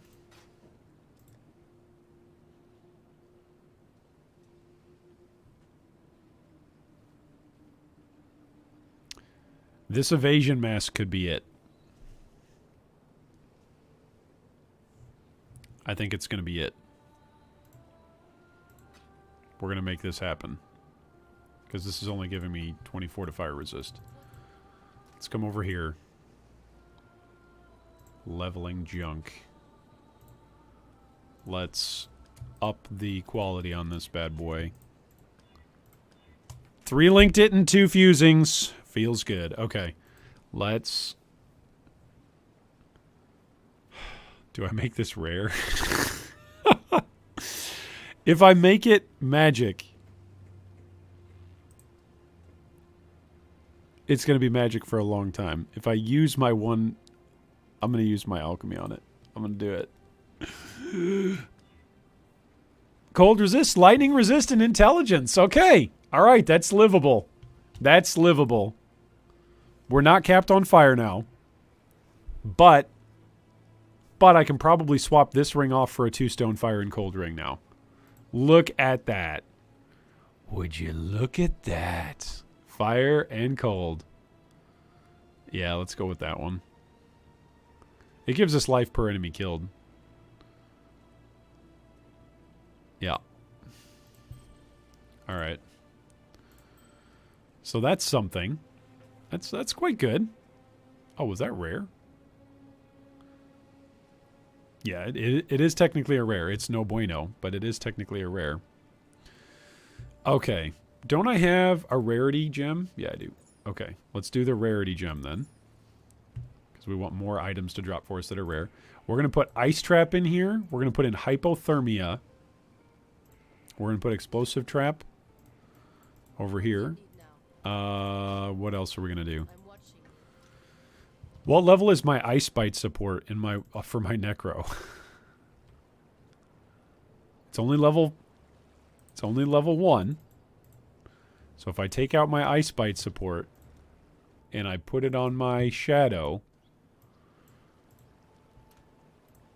we now have a 3-link that gives added cold damage, and it gives us added cold damage per frenzy charge. Our damage is 326 damage. All right, let's go see what this feels like. Ice Trap, huh? We're an Ice Trapper, guys. Me and my Ice Trap, we go and we freeze things. Okay, how many of these can I have down? Can I just keep throwing them? All right, which one feels better, this or this? Wait, why does Explosive Trap feel like it does more damage? Can't use Ice Bite with traps? Really? Oh, cannot be supported by totems or traps. Okay, well then let's swap off before I die with a decent support gem that could be used by somebody else. Shh, don't tell me to read my gems. Shh, shh. What about Critical Strike Affliction? Should I do that for Ignites off of Explosive Trap? All right, let's use Charge Trap support. There we go. That's good, right? This will be good. This it'll work this time. All right, let's go into a new dried lake. All right. So ice trap. It does 326 DPS is what it says. Okay, wait. It's actually killing things like immediately. What's the deal with that? I don't have to throw like 16 traps. I'm not used to this. It's just set it and forget it. Okay, 2. It's like 2 traps per. Whoa, and I've got power charges now too? Oh, right, because of the advanced traps. Or whatever. What's it called again? Charge trap support. There we go. So that's good. Right? Man, my mana cost went up though. Can I just sit here and throw them? Yes, I can. Woo! I'm going to need to upgrade my mana flasks. Hey, speaking of which. Ha! Nobody makes me drop exactly what I asked for. Nobody. I hate Nightwayne. He jumps all over the place. Stupid bow user. Go play softcore, you bow user. Sheesh. Oh, I'm bleeding. Yikes. Yeah, so Ice Trap seems to do some damage. I need to increase the AoE on it. How do I increase the AoE on traps? How do I do that? I want much big AoE. I want big AoE, big deeps. Oh.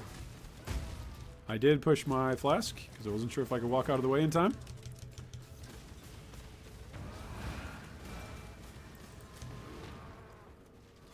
Oh.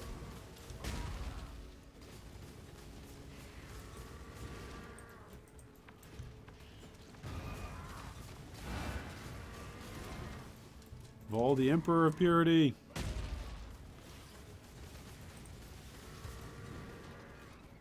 The Emperor of Purely getting rocked. Oh gosh. Oh, now I drop green links, of course. That's just the irony. Do you plan on doing any maps with any characters? Yes. So once a character actually is complete and kills Kitava, I may go in and do maps. I want to make sure I actually hit my legals though, so I'm not just mindlessly. I do have a worry that if I just start mindlessly playing maps, I'm gonna get attached to just playing one character, and then that's all I'm gonna play. Right? So I am a little bit nervous of that. I can't figure out where to go. Should I go all the way down here, or should I should just come over here. Just come over here towards spell suppression. That's what I should do. Go towards the spell suppression wheel and just be happy about it. So weird. Oh, hey, what's on me? Oh, I'm bleeding. Oh.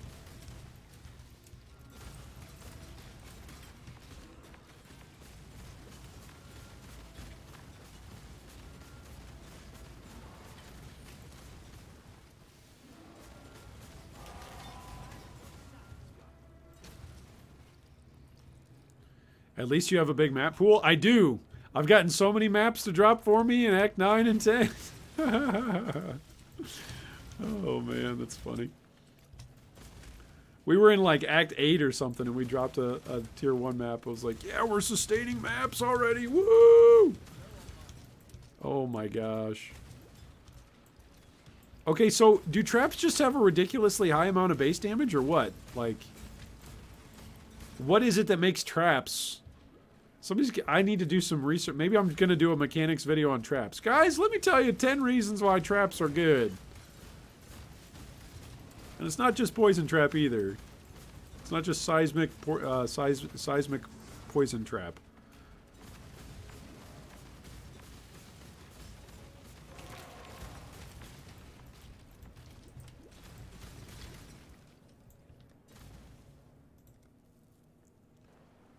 Good luck on Lava Lake? Oh yeah, that's fighting Kitava, isn't it? Ice Trap is really good. I love playing an Ice Trapper. Well, there you go. I'm giving it my best shot.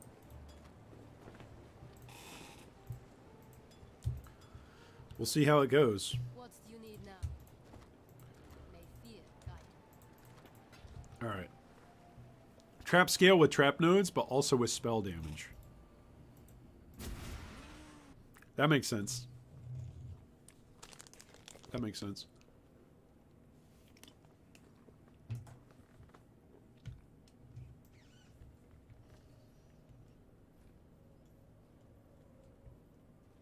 It also makes sense why this stupid little wand is carrying me so much.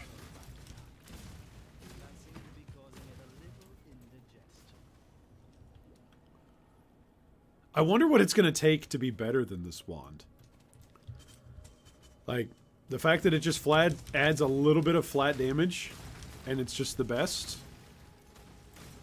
Like, imagine if I get something that's actually, you know, 2 rolls of flat damage.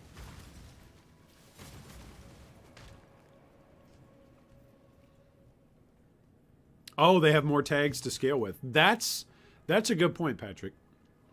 So does that mean that spell damage double dips? On traps? Is that how that works then?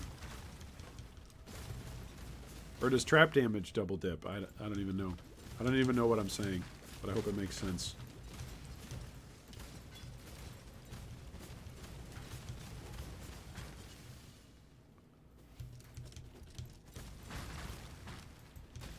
Maybe they just have a high effectiveness rate on damage. 290% added effective rate. It's higher than some stuff. Some stuff is like 240 or 250. But maybe that's melee stuff for weapons that I'm thinking of.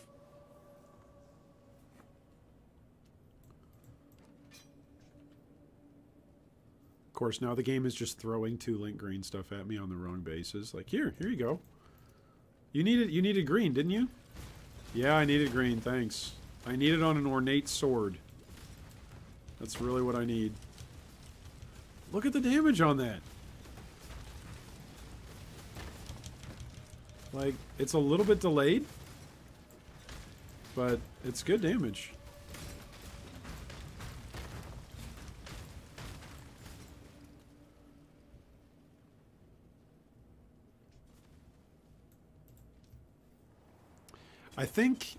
I think Cold Dot is probably the best build that I've played. Cold Dot, traps, summoner.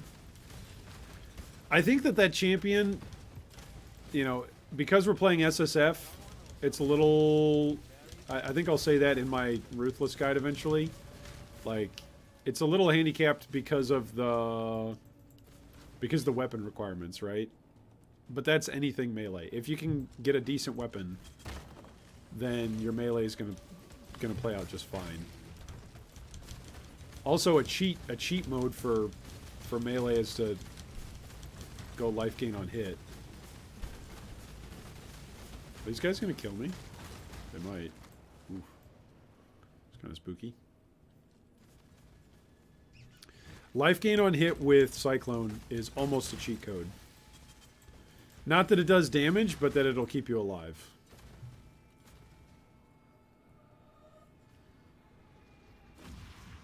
If you're playing hardcore, which, you know, I know a lot of people don't play hardcore, so who cares, right?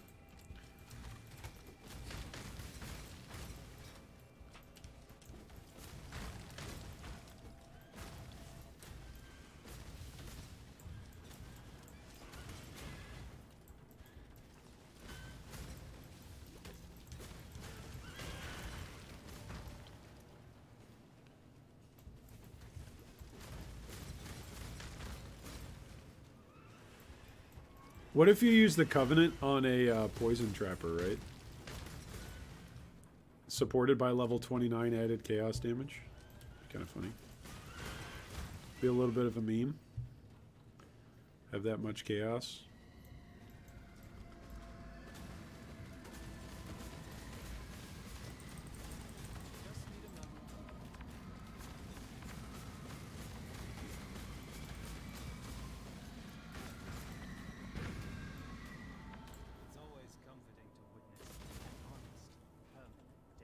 Yeah, I agree.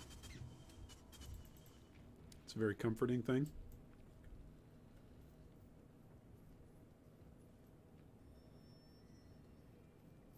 They use Ming's Heart as well? Oh.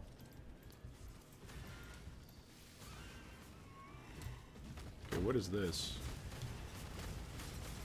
That's a lot of damage that it's doing.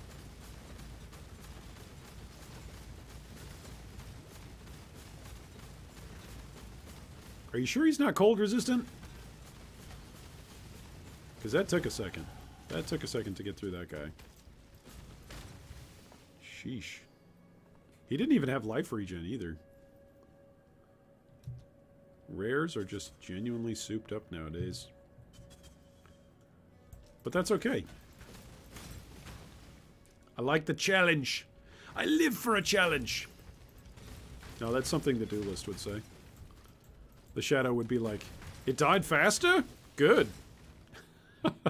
Something. Maybe I just scale up Frenzy and Poison, or Frenzy and Power Charges on this build. Maybe that's all I do. Right? There's added Frenzy right here. That's +1 to Frenzy. So, that'd be something. That'd be good, right? This is Ice Trap. Yes, Cowsad. This is Ice Trap. We figured we dropped the hypothermia support, so we were like, well, what can we use it with? So we're using it with charge trap support and hypothermia. So far, it's working, I guess. It does... The DPS on it says it does double what Seismic and what Explosive do. So that's quite good.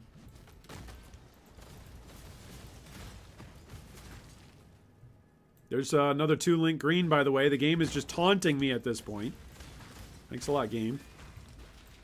Now it's showing me Nico nodes. I'm not gonna go delve. I'm not gonna go throw away my character before we kill Katava. Are you insane? Guys, what if this entire Trapper play has just been a bait and I'm gonna go like Assassin? What if it's all just been a bait? What if I go play Assassin? I don't even think I have any skill gems that would be good on Assassin. I don't think I have a single one.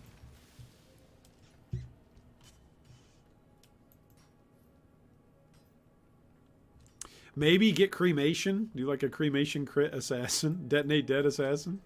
Oh man, do something silly like that.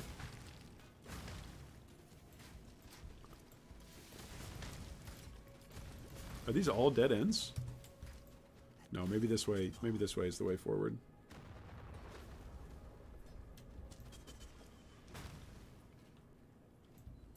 Oh, they changed how it looks? I guess? I don't know. I've never played it before.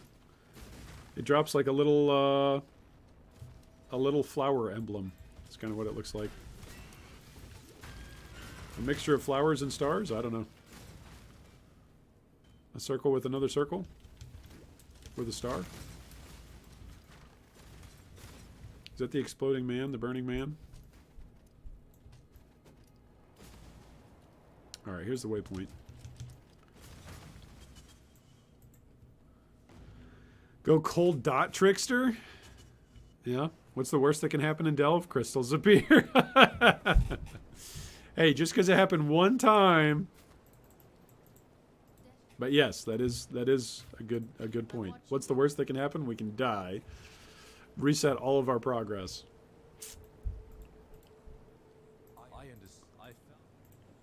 Man, maybe I should take just all the support gems off my high-level characters and go turn them in for other support gems. Go give it a shot that way.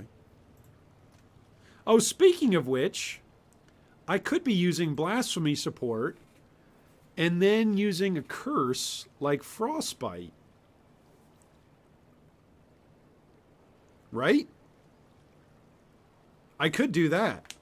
And that way anything that's close to me is taking additional cold damage. Right? The only damage this is... It's almost doing as much fire damage as cold damage. Look at that. Well, about half. No, less than half. But it's doing a lot. That crit strike multi, I think that's why the damage feels so variable, is the crit strike. What's its chance to crit right now? 5%.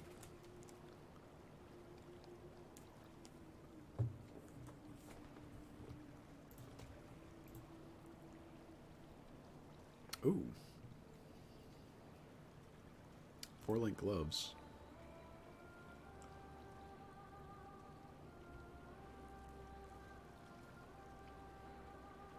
Chaos spell gems. It's my ED Contagion Trickster, huh? Oh, that's some good spell damage right there.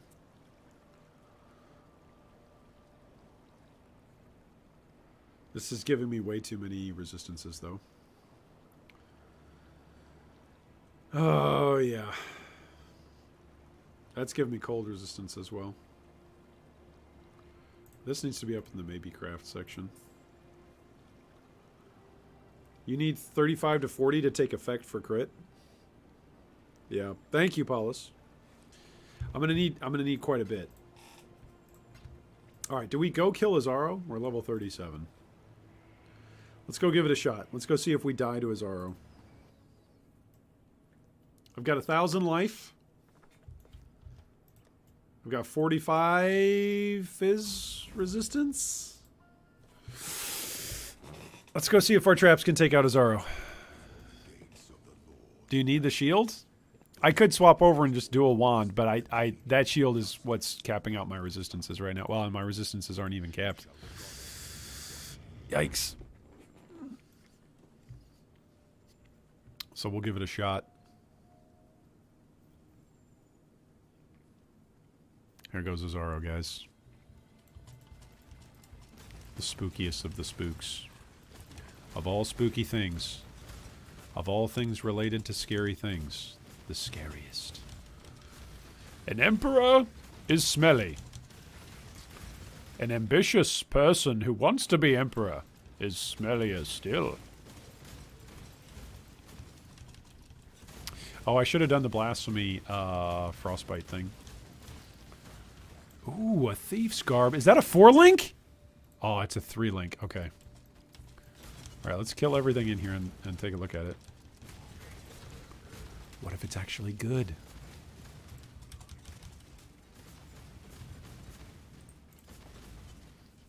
Oh, life, lightning, fire? Doesn't have cold. Man. I could probably fix my cold elsewhere, though.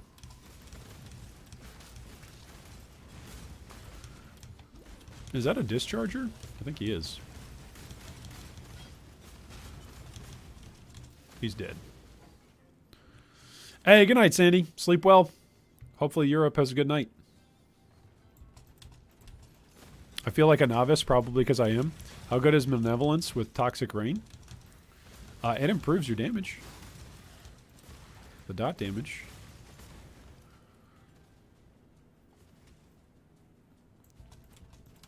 So it's good. It's a decent aura.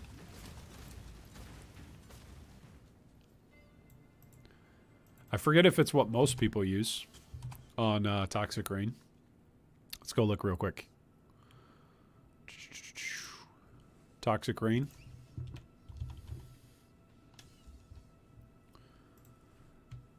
What else do people use? Toxic Rain supports. Main skills 5 links. Any skills. Malevolence right there. 98%. 98%. So that should give you an answer. If people are playing Toxic Rain, they're using Malevolence.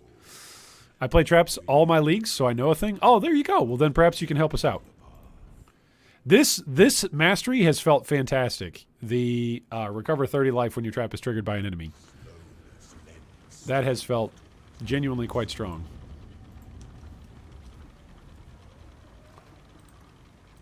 All right, throw down some seismics. Okay, he's going to jump. He's going to swing.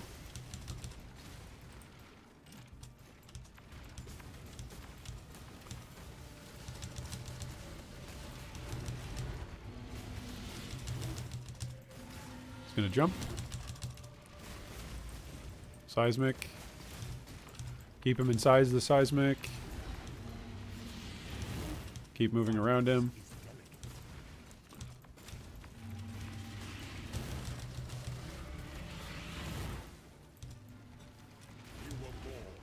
I was born for this.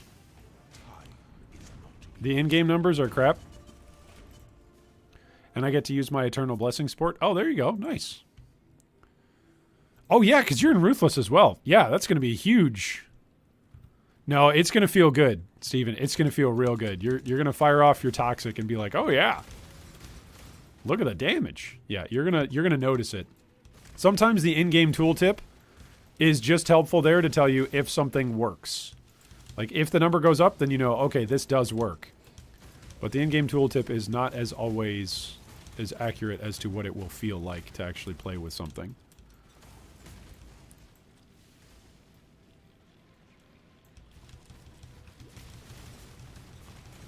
Am I going the wrong direction? This is just going to be a lever, isn't it? I'm going to have to walk back. Oh, nope. Maybe not. Maybe it's truly the way forward. There's a reason it's called the labyrinth, don't you know? Poison lightning traps are awesome with Saboteur, but others are a bit of spell damage involved, so Elementalist is a better choice. But in this instance, do what's better for you, especially in Ruthless. Okay. That's interesting. That's pretty interesting that Elementalists can be better for traps. That's... So I'm just playing... my league goal, Paulus, just in case you haven't been here before, my league goal is to have one character from each class leveled up to kill Kitava in Act 10 in Hardcore Soul Self-Found Ruthless. Just so then that way I've got a feel for, hey, basically 7 different builds. And leveling with them, getting to Kitava and what they feel like or can feel like in Ruthless. And then at the end of the league, I'll probably do a little review on each of the characters.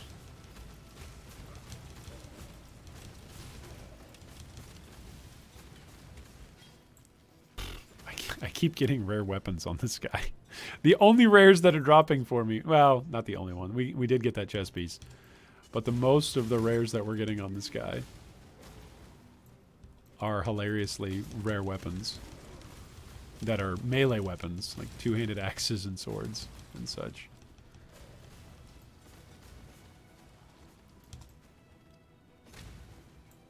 Rather funny.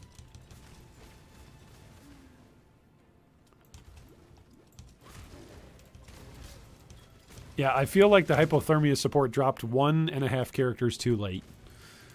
That would have made leveling the Hierophant and the Cold Dot so much smoother. And it already was smooth. On a one link for the vast majority of that character, it already felt great. So, kind of felt like cheating playing that character, considering how smooth things were. In-game tooltip can't handle Dot. I think just hits. Oh, there you go. I'm going back to my Raider and seeing what upgrades I found. Nice. Temp Chains is a good choice. I kill Lab Boss with 826 life, so no problem for me. Nice.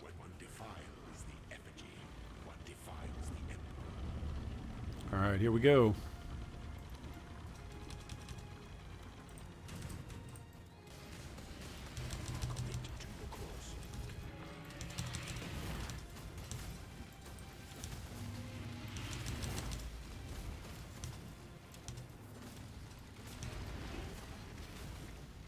Oh, I'm going to get hit. Yep.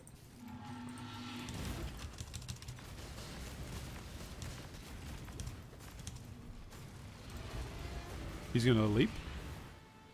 Rise to the occasion.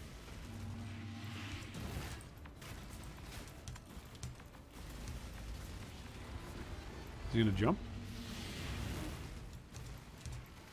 Nope.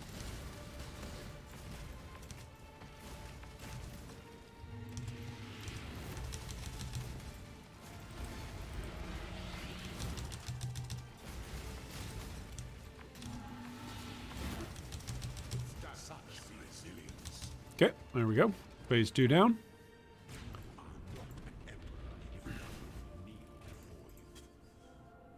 I feel you need throwing speed on this or a damage upgrade. Yeah.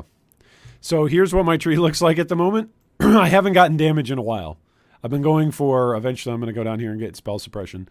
So I've got some more damage that I can get. I've got plenty more damage that I can get, as a matter of fact. And I can still get some defenses by going up and grabbing something like Blood Siphon on my way to some more crit multi. So there's definitely options here. I just feel like here's what's funny. I feel like the damage on this is ridiculously good, even though right now it looks bad. This is how bad maybe things have been in Ruthless. This feels like good damage to me. So, uh-oh. Run back this way. This is what good damage looks like to me. Just constantly draining my mana, throwing infinite traps. That feels good. Is there mana regain on trap throw? Or trap activation? Is that a thing? Oh, goodness. Is this where I die? Just burning from the fire?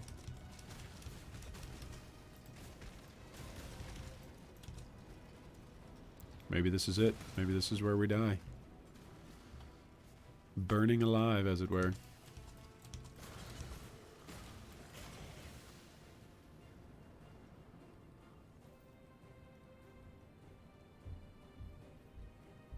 I feel like I need a weapon upgrade because this, I don't even remember where it dropped, but it dropped and it's been good, but I feel like we have far outlasted this weapon. I need to go right back over here.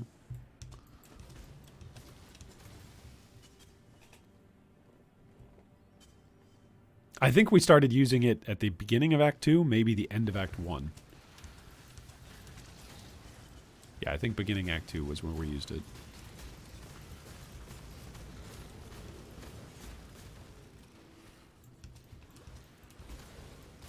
I'm going the wrong way. Oh, is this a switch? What could it be? A secret room. Filled with a dark shrine and all sorts of secret bad guys.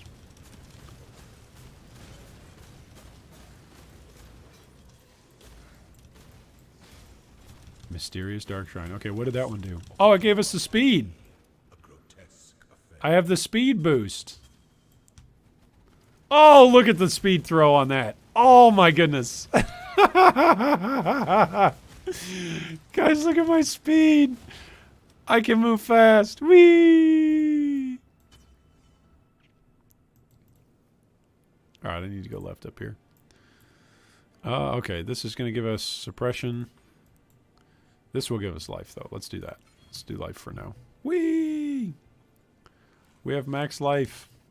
And we have speed in the labyrinth. Whee! Yeah, now I'm just going to run out of flash charges because I'm going to suck down my mana so quick. This move speed is ridiculous. No, this is bad for the game. This needs to go. This should not be in. Oh, it's going to make me miss playing softcore. No. No. Oh, man. Look how bad the damage is. Oh, man. Throwing a bazillion traps. Traps are supposed to be like one throw and then death. It's not supposed to be machine gunning something down. All right, I'm doing 1 damage per trap. But look at the speed. Oh, man. That's pretty funny. So today, while I was working on doing this short video for a little quick tips for Ruthless, I sped up the video. One of the tips is about using puncture, by the way. I think it was Dave. Dave, if you're still in chat, shout out to you, Dave. For using... Oh, no, I don't want to do this. For killing Brutus, right? For taking down Brutus, use puncture. And so I recorded a Brutus kill, and I sped it up. So that way on the video it goes fast, and it'll just be a short. But... I sped up the video to like 300%, and the audio stayed with it, right? Have you guys ever heard what Hillock sounds like at 300% audio? It's pretty funny. Oh, man. I need to go further this way. It's pretty funny. Really is. Where he's like running around, let me embrace you. And then you speed it up. Let me embrace you. It's hilarious. Oh man! And so now this move speed is reminding me of that. My character's just running around. I'm a shadow. Woo! Oh man. It might be down this way. Oh, I got slowed. Oh, watch explosions. See, we've got enough physical resist. We're doing fine. Maybe my benchmark for like Act 5, pre-Act 5 Kitava is actually only 50% Fizz mitigation. Because I feel like we're at 44% and we're doing okay. Hey, did you not die? Why did you not die? Thank you.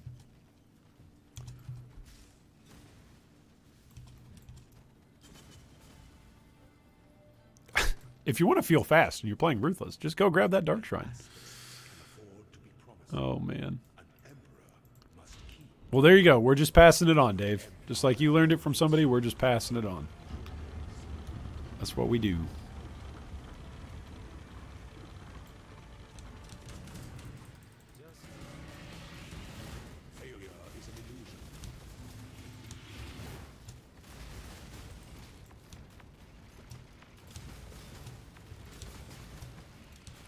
Oh, he's going to jump.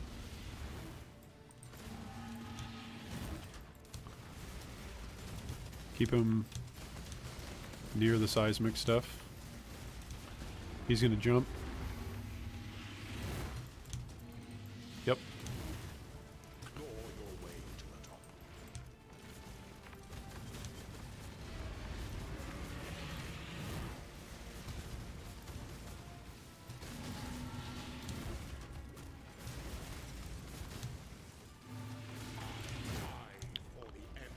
All right, 3 treasure keys. We got an Okra Scepter and a Broad Axe.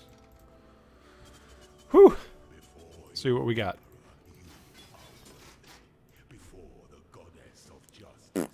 Oh, 3-link full-scale armor. Here we go.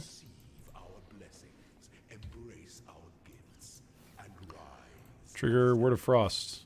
Isn't that what we already have? Oh, I should put him on a different pair of gloves. Let's put them on the,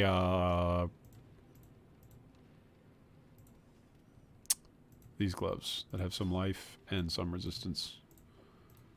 And some armor. There we go.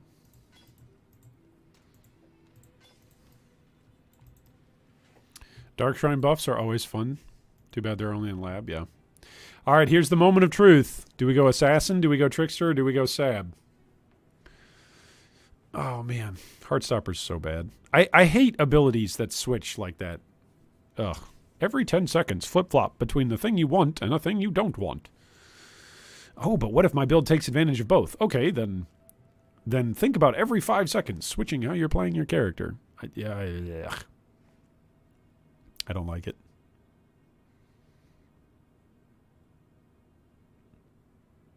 Ooh. Maximum frenzy charge duration. Ooh.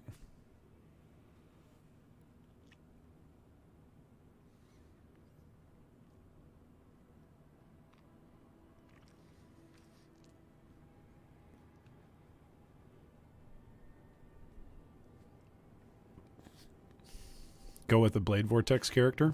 We could do Blade Vortex. It's really tough to get set up, though, without chance to poison early on. I think we just go Sab. I think we go Pyromaniac. We're immune to Ignite and to Shock. I think that's what we do. Right? Yeah. Power charges are better on elemental traps. Yeah. Oh, it also gives us a little bit of move speed, so that's nice. All right, so we're immune to Ignite and Shock, and then we regenerate up to 10% life per second. There you go. So we have now ascended. And now let's progress through Act 4. I feel like this character is doing all right. We haven't had another support gem drop for us in a while, though. We did have hypothermia drop for us in one act. What's my fire resistance at? 70? Ooh. It is less than capped. But look at my damage.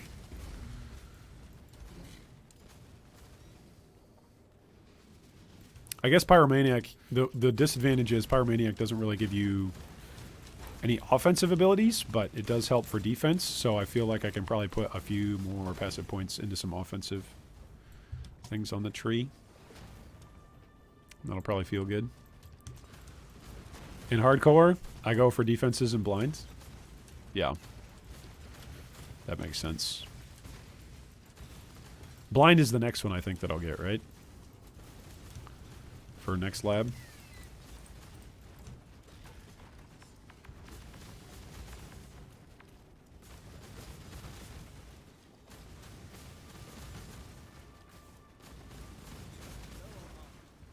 Low on mana. I love having all these charges. I think the charges are what's carrying my damage right now.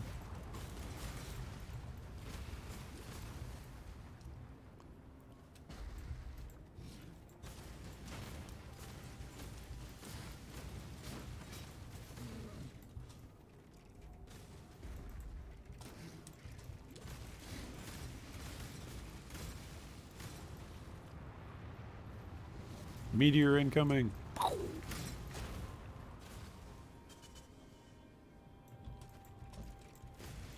I'm planning to play next league Ice Trap Soul Self-Found myself. My second SSF run. But Lightning Trap for clear. In staff from Exarch. Oh, nice. Is Lightning Trap that much better for clear?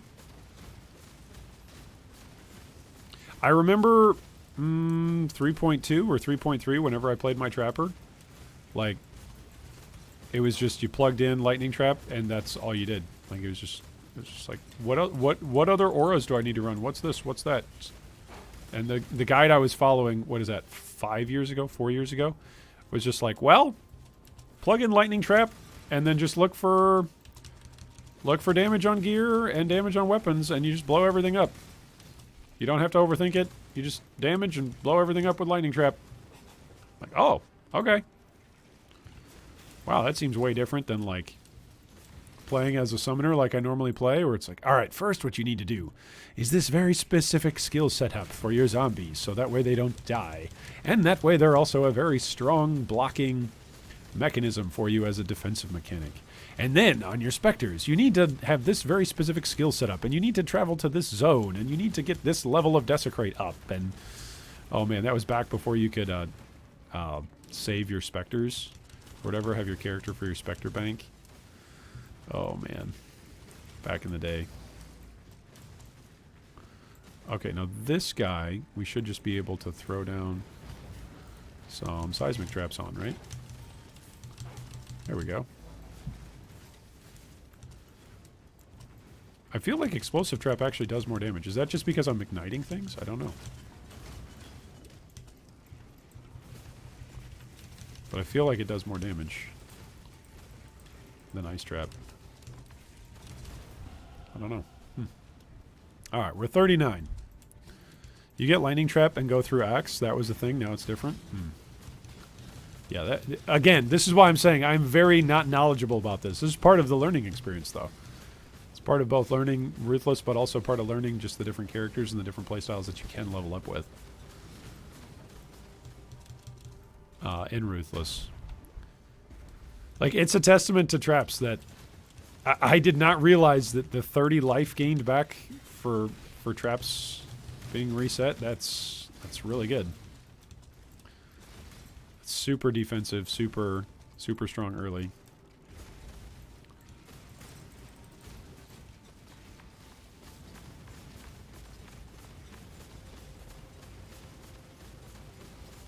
He is cold and spell resistant. Okay. So if I use Explosive Trap, is that better? Probably.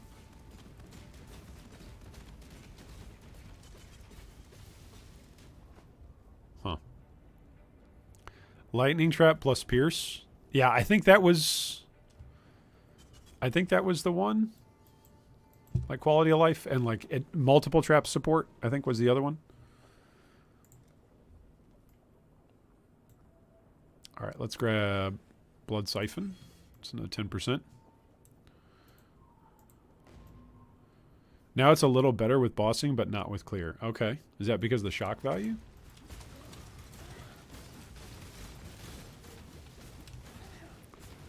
I was going to say, some people used to use lightning trap just for the shock value, right? That was before summon skitterbots was a thing. Why is everything resistant to my traps? What's the deal with that? Why do I keep getting rares that are resistant to my stuff? That's no bueno.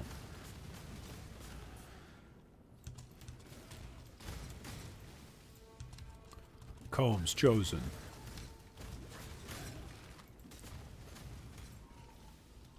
Explosives now better, but in this league, poison all the way. Yeah, I had a chance. I had a chance to poison support on my necro, but alas, that very first necro that I made, it died. It died in Delve, in Act 9 because I was being dumb. I didn't pay attention to where I was standing. I was standing on a group of crystals that would explode momentarily, ending my necromancer's life. Somewhat ironic, isn't it? Spend your entire life raising the dead, only to become one of the dead. It's a bit ironic. Combs chosen? More like Combs chosen poorly. Sick burn, Chris.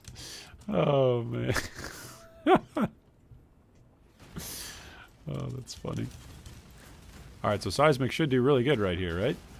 Just overlapping damage.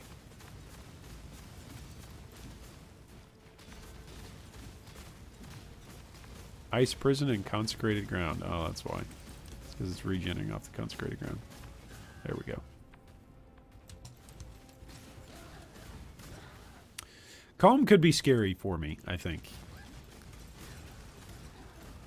Because he gets to summon so many things, and I'm not sure if I'm going to be able to kill them all.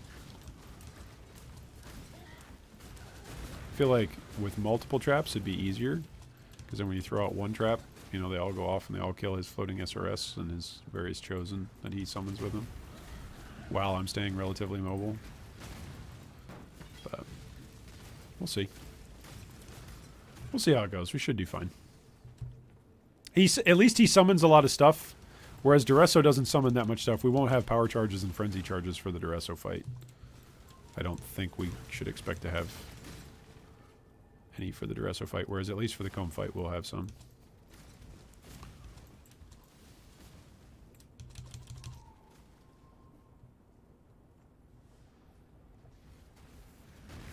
Oh, hello there, Mr. Rare. Blocks attacks. Too bad for you, I don't attack.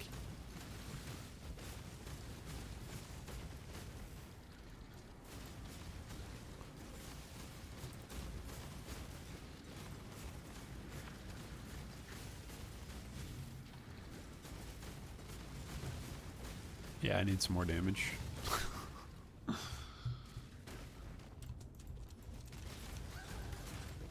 See, I feel like I know which wheels to get on minions, and even somewhat on melee. Like, which wheels are the best returns. Oh, goodness. Am I dead? I'm getting, like, frozen here. There's a curse or something here. That was kind of spooky. Yeah, that's temp chains.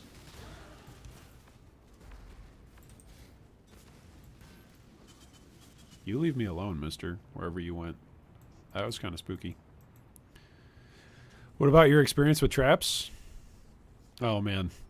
Like I said, I've only leveled up that one character years ago. With traps, 1 or 2 characters, I think, was max.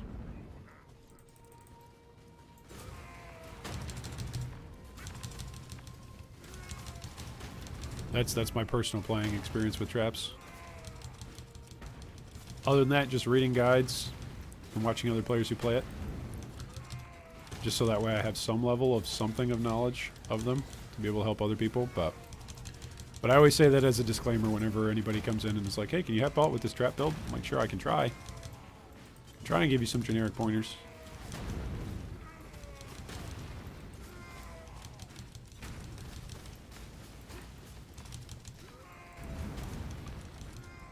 One of the things that I feel like Ruthless in general is teaching me, though, is that I've undervalued frenzy charges. Frenzy charges are pretty good.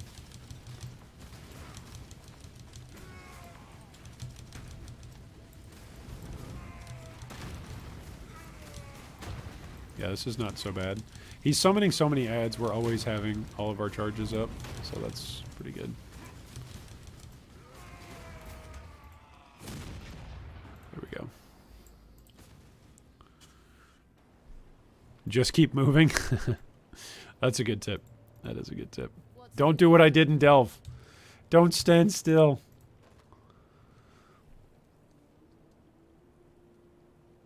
Oh. It's too bad the rest of it wasn't adds to spells. Yeah. So adds 2 to 33. It's a bummer.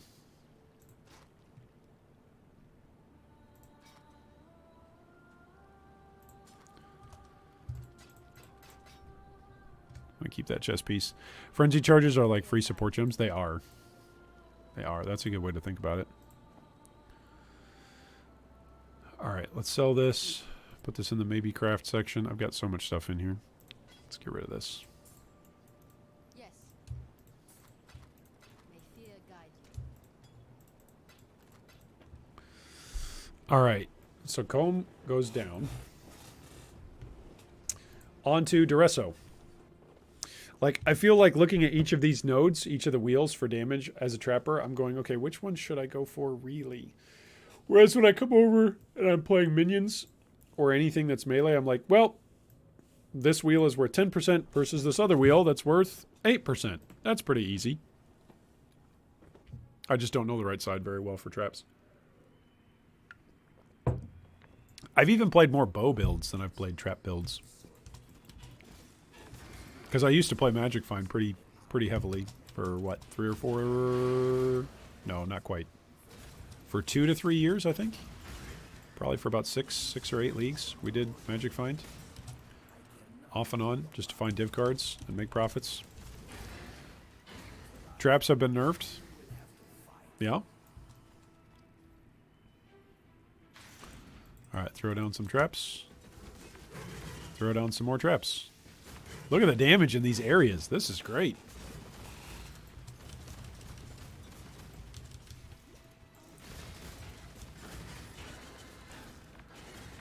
Man, if I could increase the AoE on those traps, that'd be perfect.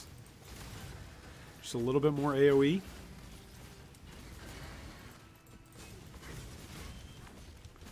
Poisons and extra life.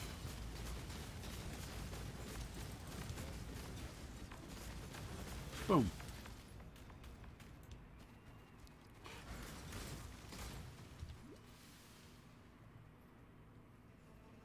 Now they're on a stability curve? Oh, that makes sense.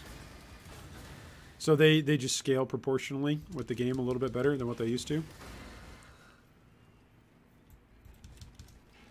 So if you've played traps all the time, what would you say, Paulinus? Would you say traps are in a better spot now that they're in? You prefer them where they're at now or versus where they used to be?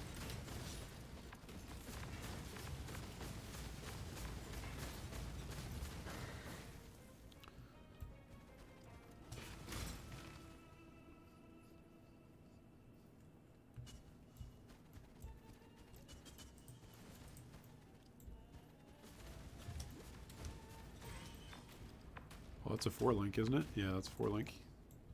Alright, where's the chicken? There's the chicken. Shoot the chicken. Death to the chicken. Is this the right way? This is going to loop me back this way, I bet. Well, that's fine.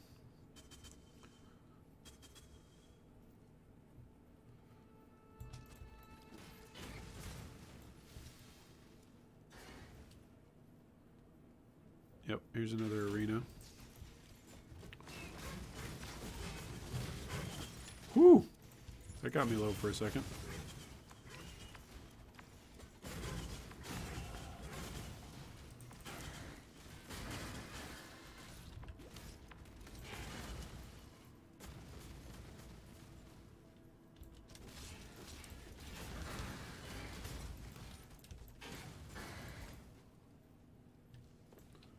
Alright, so where do we want to go from here? Let's go grab suppression. And then, ooh, that's another 10% to suppress.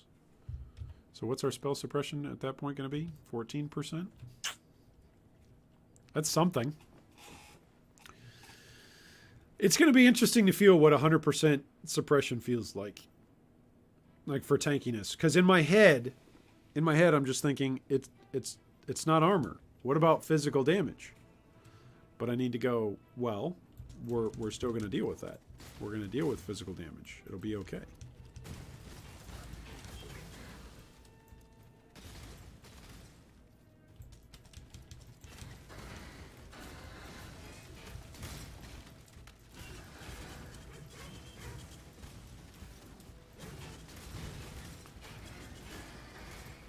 Oh, these guys always hurt.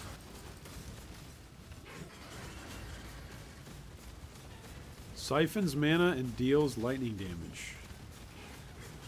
That sounds awful.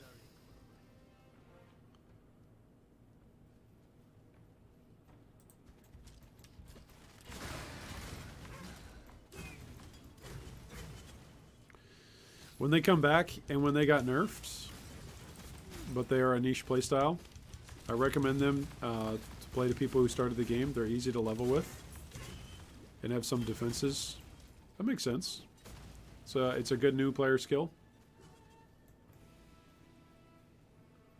All right, here we go. Here's Spinny Boy. Come on over here, Spinny Boy. Where you at? Why aren't you coming over here? Come here, Spinny Boy. There we go. Down goes Spinny Boy.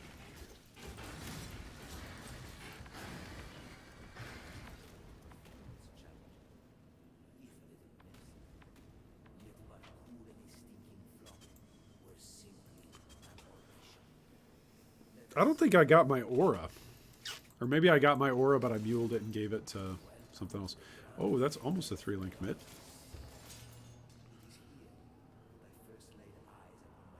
Look at how bad the rolls are for its base, though. Look at that. 12 and 4 on the implicit. That's bad. It's so few stats on the implicit. Yikes.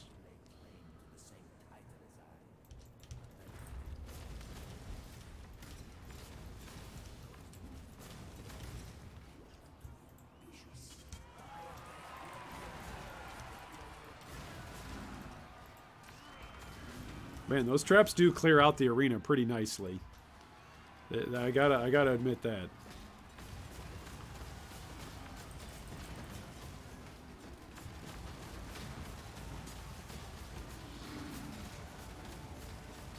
That's pretty good. I think the damage on traps probably the best for what we've played.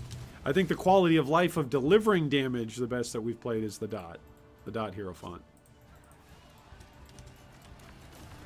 I think that's the smoothest feel to damage being delivered. If I do play something like a freeze tornado shot bow character or something, instead of poisonous concoction, the trick with her will be the same thing as with a melee character. It'll be scaling up an item, a bow that's actually worthy of use. Leeches life cold and freeze resistant. What a jerk. Ouch. Okay, well, we're getting some scraps here.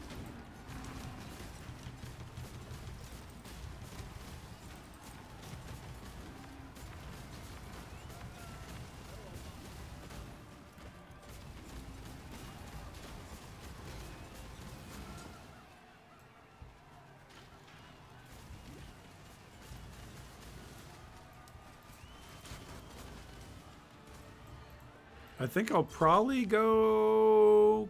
Maybe I'll go Chaos Golem, just for physical damage mitt.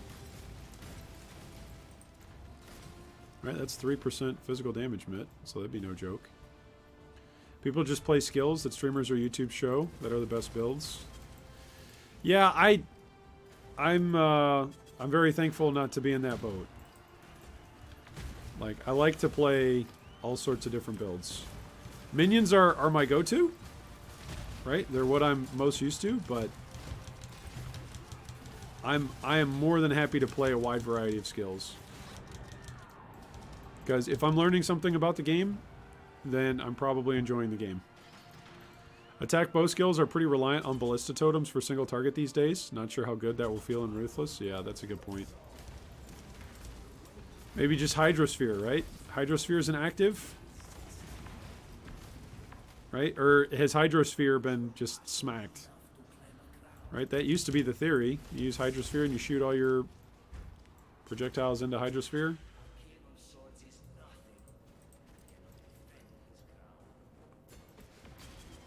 Oh, he jumped out of all three of my traps going off. That's obnoxious. Come on, Duresso. Alright, he's phased.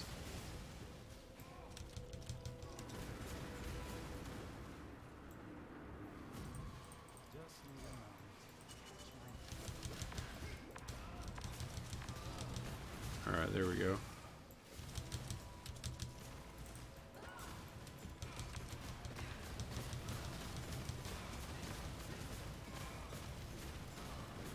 Alright, he's phased.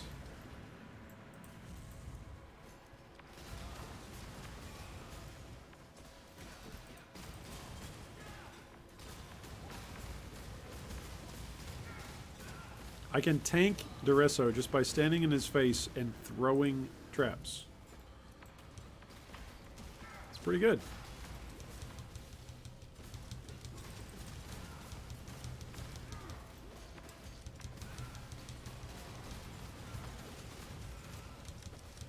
Whoops. Hey, we got some boots and full chainmail. What do we get? Nope. 2 resistances. It did roll life and strength and increased rarity and a resistance, but they're all super low. Oh well, that's a bummer. I like cast when damage taken plus Hydro. Yeah. I tried using Hydrosphere, but couldn't get it to trigger with the cold spill, weirdly enough. Huh. That is weird. What do you need now? Got smacked hard, huh? Well, that's a bummer. Oh, you are needed.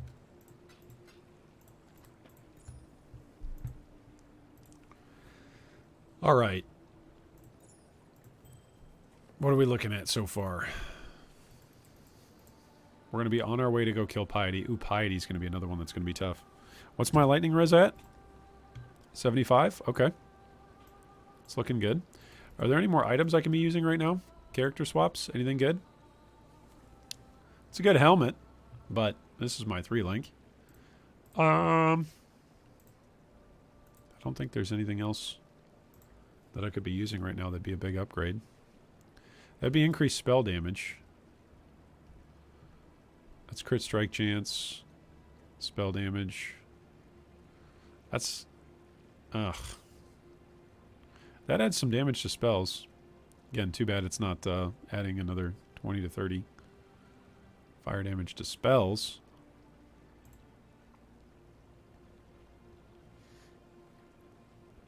Add curse on that setup, and you're taking that. Oh, that's true. That's true. Where's my curse? I was going to do blasphemy. I was going to do blasphemy support. With what? Frostbite? I think I have frostbite, but it's pretty high level, I think. What's my frostbite level up here?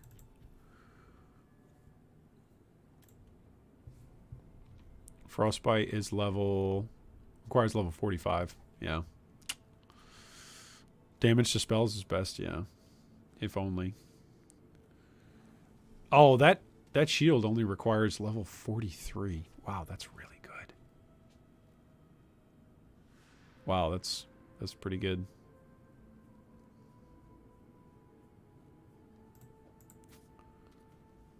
Those gloves don't have life on them, though. It's too bad. Oh, man. Vitality, that requires level 57. So we could go back and get it from Act 3, right? Because I don't think we got it. I don't think I muled it for something else. Maybe I did, though. Oh, I must have. Yeah, because it's Malmora who usually gives that reward. So, active... Yeah. Despair? Oh, because I was setting it up for Bane. That's why. Here's the thing. If I lock into a curse right now, especially with Blasphemy, if I lock into Blasphemy right now, then I'm set, like with Frostbite, right? Yeah, I'm playing hardcore, so maybe go Temp Chains or Enfeeble. That would not be a bad idea. To use another uncarved gemstone and go Enfeeble.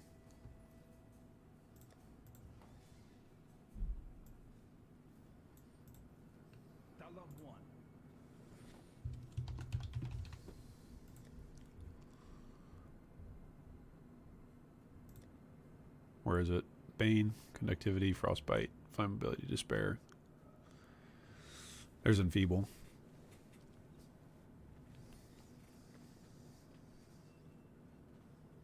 Them dealing 9% less damage. That's something.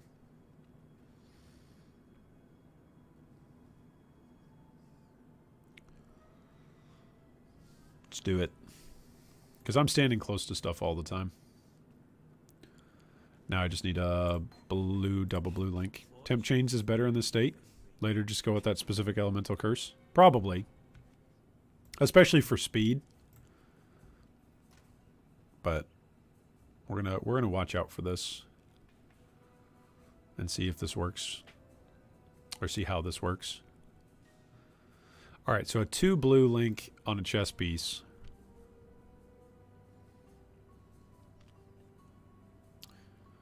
Ooh. Oh, that's close. Level 41. That's close.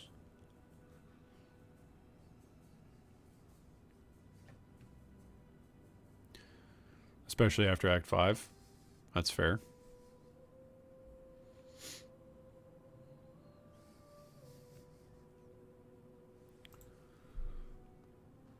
I should just dual wield wands. I'm going to lose so much resistances, though, if I do that. I'm going to die from something stupid, from being stupid.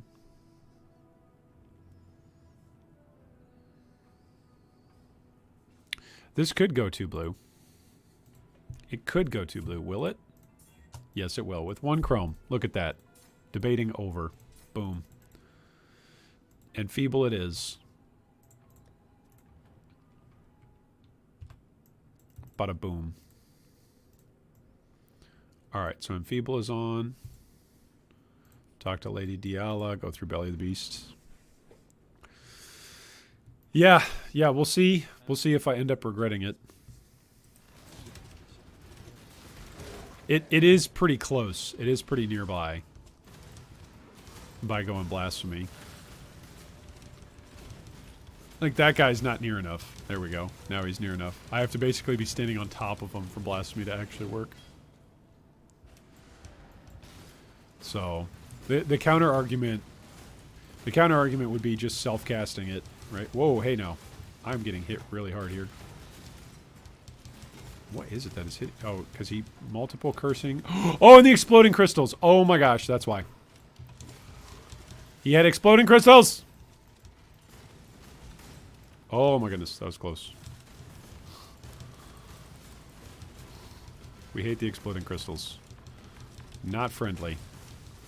Not friendly at all. Okay, he snowbolts when hit. As long as there's not a corpse that we're standing on, this monster, whatever it's called, it can corpse explode. I hate purple crystals. Purple crystals and the lightning totems. Those are my 2 biggest banes.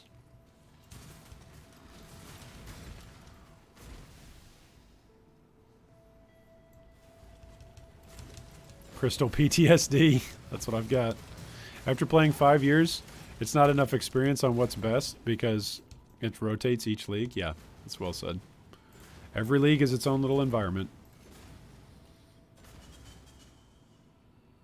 That's 30% to our evasion rating, but I have a feeling that we have terrible evasion. 27%. It's not too terrible.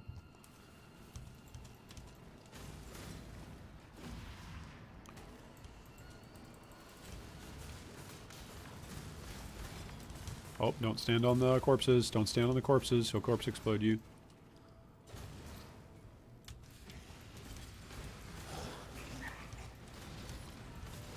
See, regenerating that much amount of life, just because of proccing the traps, that is a ridiculously strong mechanic. I think I have undervalued that before on the Saboteur. That is a really strong defensive mechanic. How long does it last? How long does that life regeneration last? See, I dropped down to 50, 53, but I'm at 131 right now. Maybe for like 4 seconds? Because is it recent? Is it recently? So 4 seconds is recent. Watch out for the corpse explosions. There's the corpse explosion. I think it's 4 seconds. After last league, just kill Katava and enjoy the skill that you were leveling to endgame. Really?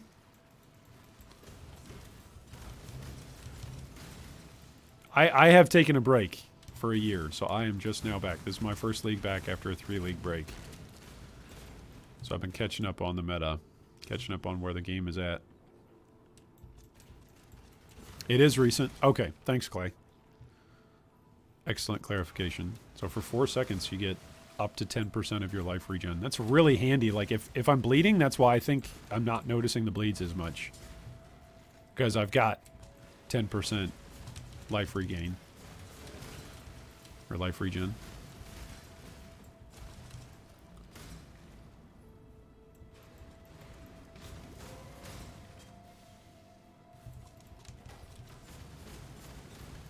PoE is just spreadsheets with 3D graphics. That's all it is.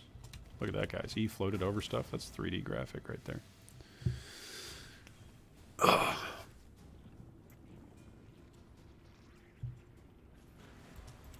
Oh, yikes. Overwhelming aggravated wound. Sounds like some of my life decisions. Oh, man.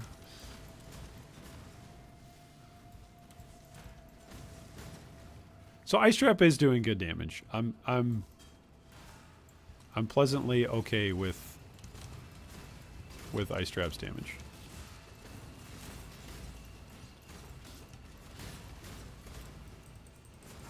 Is it better to go specific onto the trap wheels, or is it better to specifically go onto the elemental damage wheels?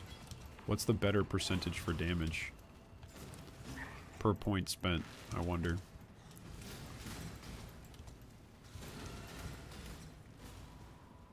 These are the sorts of questions that keep me up late at night, pondering, looking at Path of Exile wiki and testing things on standard.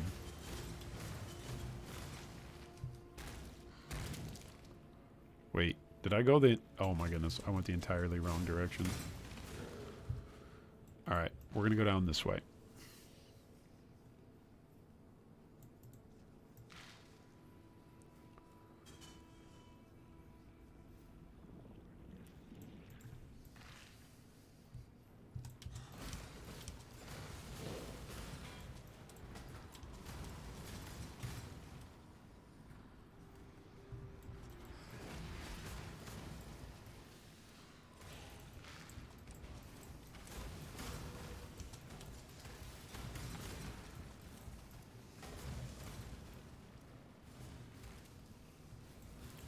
Trap damage overall.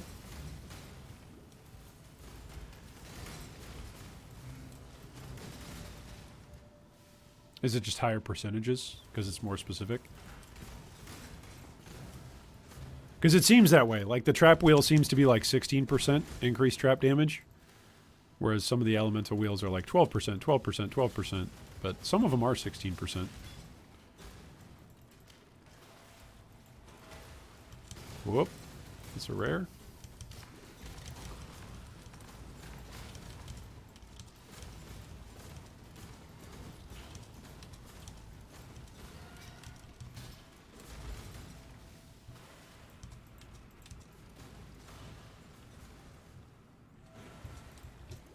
Crit's gotta feel really good playing traps as well. Whoa, hey. Holy frame rates, Batman.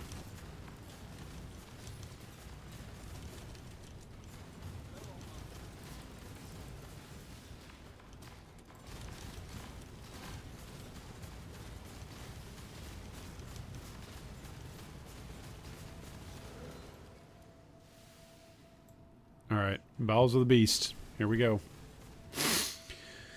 Can we take down Piety? Oh, boy. It took quite a feat for our witch to take her down. Offer a money-back guarantee, Shadow. Oof. That hit hurt.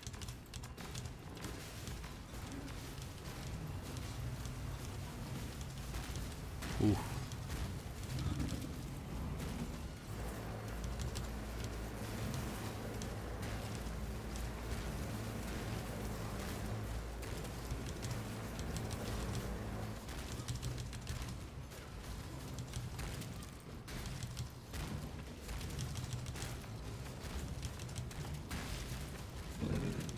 Okay, here she goes. She's spinning.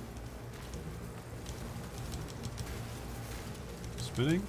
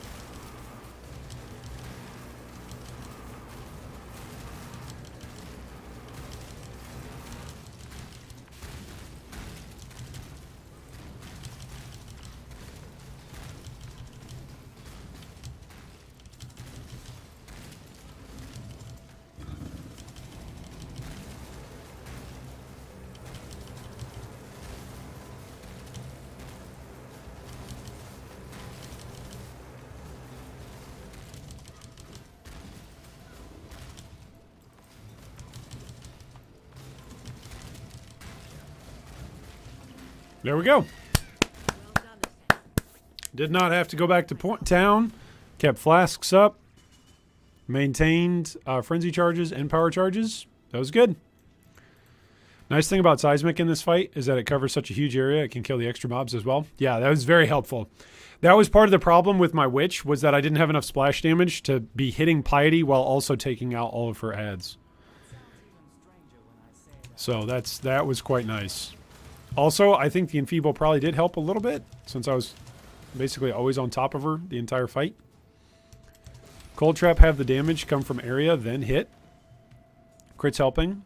But with traps, you need to know where you are throwing and where you are standing. That's it.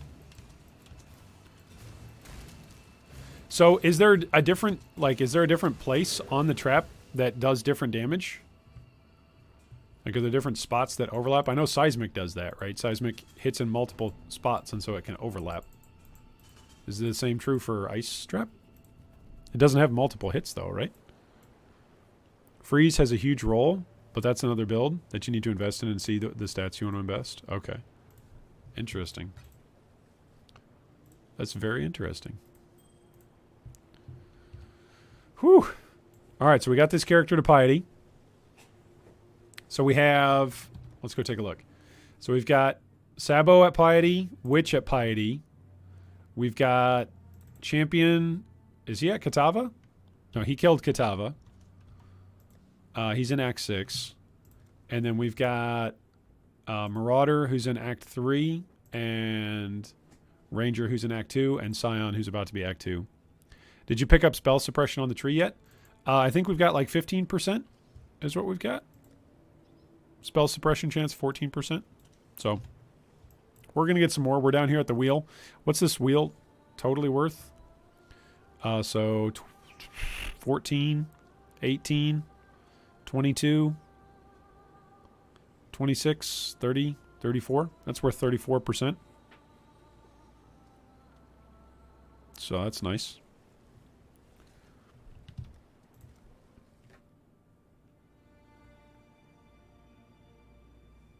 Yeah.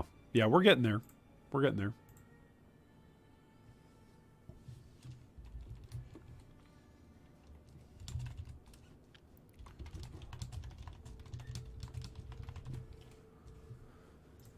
Whew. Well, today has been a productive day.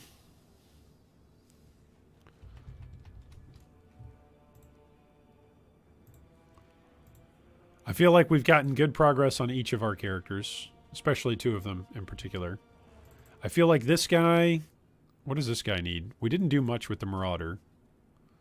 What does this Marauder need? Ooh, 2 resists. And that's a good amount of spell damage. 2 resists plus spell damage. Well, just generic spell damage, but that's decent.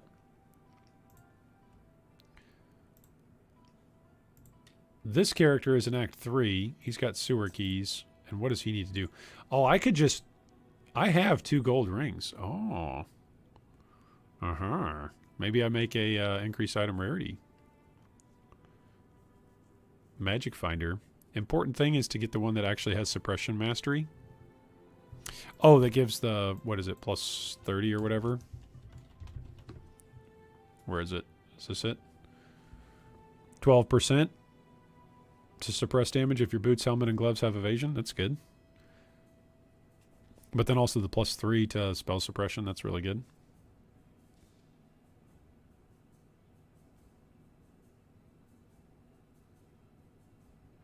That makes sense, Paulus. Lightning trap and first spot, and then poison physical second. See, and for me, it's all about just the support gems that drop. At the moment, I need to find a weapon that will replace Dead Arc or Dread Arc. Right now, it's working well because it curses enemies with flammability on hit. And so I shouldn't say working well. It's working well. I'm using heavy air quotes there. But it's working okay. It's working all right. You know, I can run up to stuff and ground slam them. Ideally, this guy, I want to get this guy so that way he can use... I want to be able to use Righteous Fire as low level as possible. That's my goal. In Ruthless, but I don't know how low I can get and still do it. I think if I go Ascend, that's going to be pretty helpful for this character, because Ascendancy on this character will mean, where is it on the passive? Ascendancy on this character will mean I could go Untiring right away, which gives 40% increased life regeneration rate. So let's import. Where's my characters? Here he is, Big Draconis. All right, so right now I've got 119 life regen. If I go over here and I put in a Righteous Fire, wow, can I spell? Can I type? If I put in Righteous Fire, make it level 1 because it's only level 1, and we enable it. Our total net regen right now is minus 564. So I got to figure out how to get 564 from the tree. So let's figure out how to do this. What skill will you be playing after Act 5? For what? For which build, Paulus? What would you consider to be the requirements to use Righteous Fire? Breaking even. At least breaking even on regen. Otherwise, I'm just going to die, right? In fact, I need to have some level of positive regen because oftentimes I do use regen. I rely a lot more on regen as a player. I rely a lot more on the game just ticking up my life when I get hit rather than me smashing flasks, especially in Ruthless because of the reduced flask charges. On this Marauder, Righteous Fire. As soon as I can, I want to swap over to be using Righteous Fire. On the Shadow, just using whatever traps it is that I can make work. So then for the Ranger, using Poisonous Concoction. Then for the Champion, probably going to go Cyclone until the end. Unless I can get like a really strong Bone Shatter setup going. Because I do have Call to Arms on that Champion. But I've also invested a little bit into... Well, I could use Impale stuff. Impale stuff could still work for Bone Shatter, so... Okay, so how many points do we need to break even on this? So if I ascend and I go Juggernaut, and I come up here to Untiring, that's quite a bit more regen. If I come in here and I get Barbarism, that's going to be very helpful because that puts us up to 8. Resistance penalty is none right now. Okay, good. That puts us up to +8 on fire resistance. Let's come over here.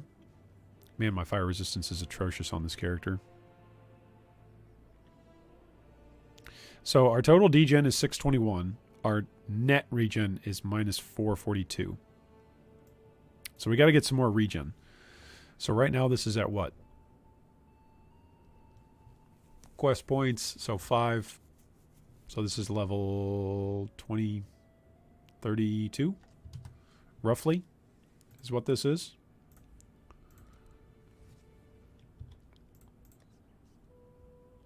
See, my resistances are actually at 75. Why is it not showing that in POB? I don't have any resistance penalties on the configuration.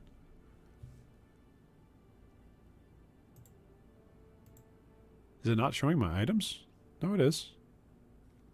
Why is it showing me at 33% fire resistance? What's the deal with that?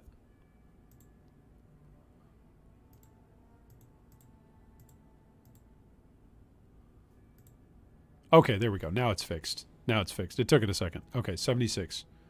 Okay, whoa, hey, whoa, whoa, whoa, whoa, whoa, whoa, whoa. Now we're at -43 net regen. Okay, so fire resistance 76. Untiring. Barbarism.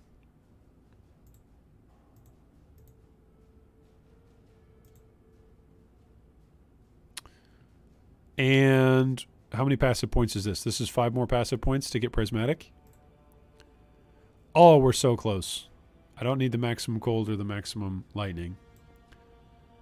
Is there... Then there's the arsonist. Is it faster to come through here? No, this is all a strike wheel. I don't want the strike wheel. 1, 2, 3. Eventually I'm going to come up this way, so I might as well go this way.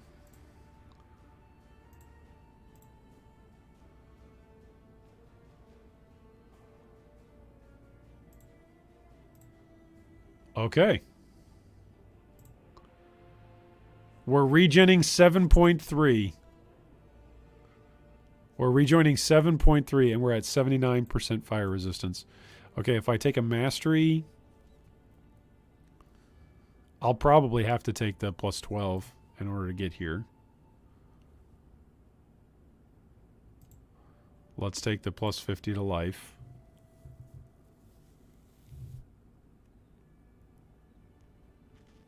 And then I'm pretty sure this wheel is good. Yep, the combat stamina wheel. This is another good wheel. Look at that. We're sustaining and we're positive at 50 passive points. That's good. Now, instead of Juggernaut, if I do the same rest of the tree, but instead of Juggernaut, if I go Chieftain, and I go to Salio, that makes the fire resistance super duper easy. But it also makes a whole bunch of the physical damage that we take turned into fire.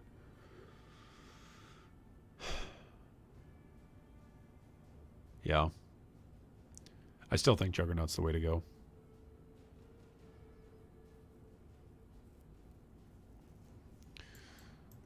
Oh, so they basically moved the endurance charge stuff over there. Yeah, there's still the one here. Man, I haven't played in so long. It's so good to be back. Yeah, so we're going to go Juggernaut. So we'll go Juggernaut and get up to 50 passive points, and then we'll be able to sustain it. There's a +1 max all res in the armor wheel. Are you talking about Soul of Steel? Yeah, Soul of Steel. Which, if I come through here, right, which I'm already taking points to get to, it's going to help our regen even more.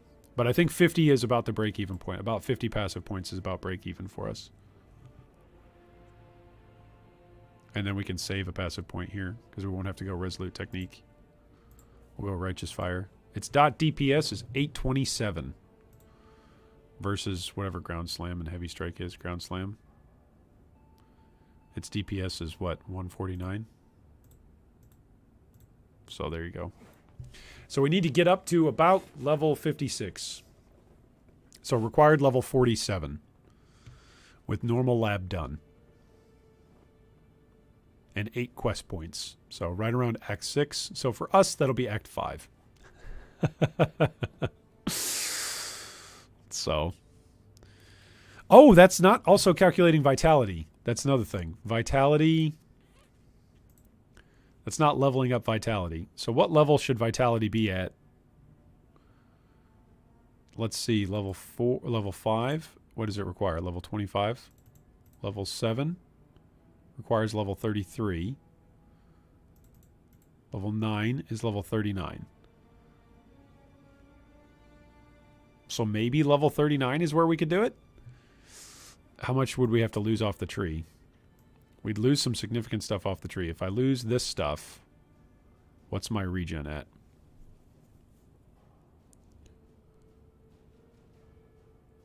All right, let's see here. I'm still sustaining, and I'm at 45. Okay, we could also take off Born to Fight. We don't need Born to Fight anymore. Look at that.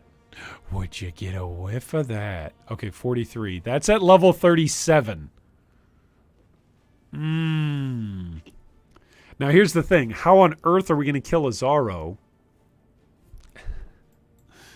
without this? Like, without this, how are we going to kill him? Oh, man. Also, that's a lot less damage. At plus 100 regen, you're good to go? Yeah. Once we come up here, we're plus 23. It's getting pretty close. And then we can just come around and go up to combat. Whoops. Combat, and then come in here to Arsonist.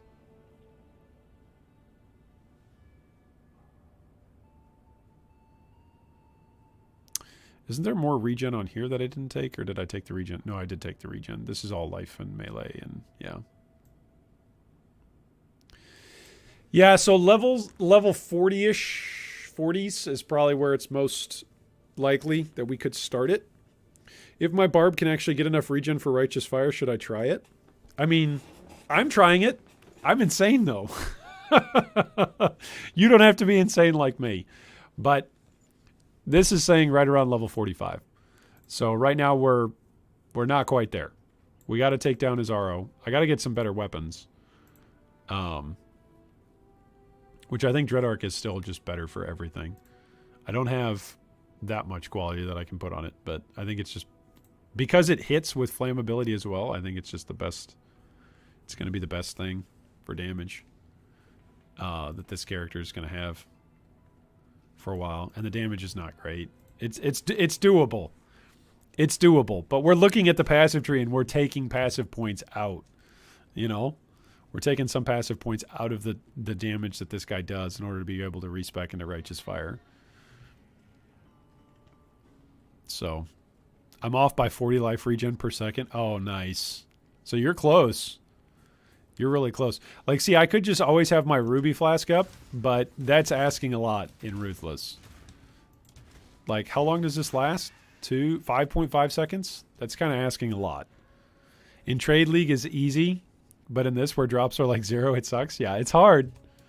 Somebody actually has a Rise of the Phoenix in hardcore solo self-found. Like, they actually got one to fall. So that makes it easy too. But Rise of the Phoenix's level requirements is also high enough. Like, you should be able to sustain it before then.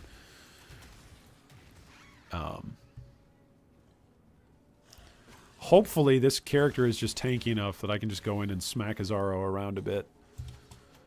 And tank a few hits from him. It'll be a long fight, but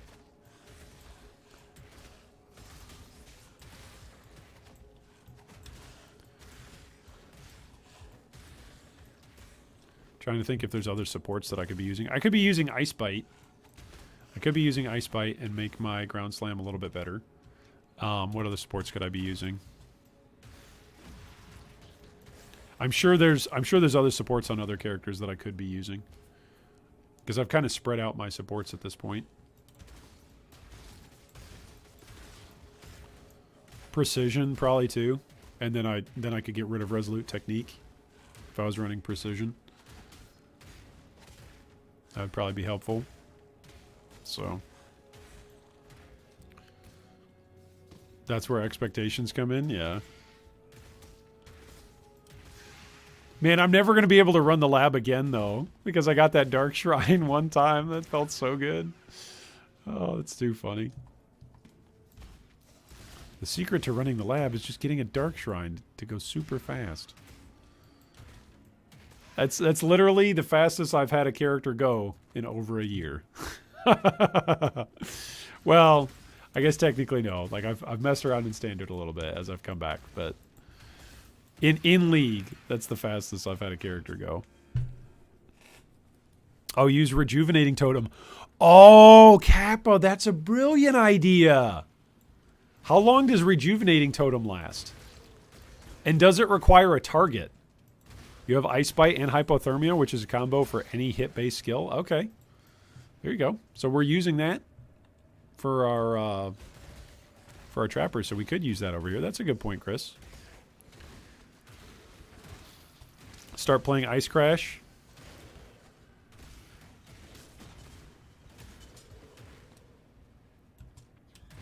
I could go Arsonist earlier in my passive tree too, which would increase my fire damage on my way to Azaro. So maybe I do that. Or is Arsonist just fire dot multi? Yeah, it's fire dot multi. So that's if I ignite.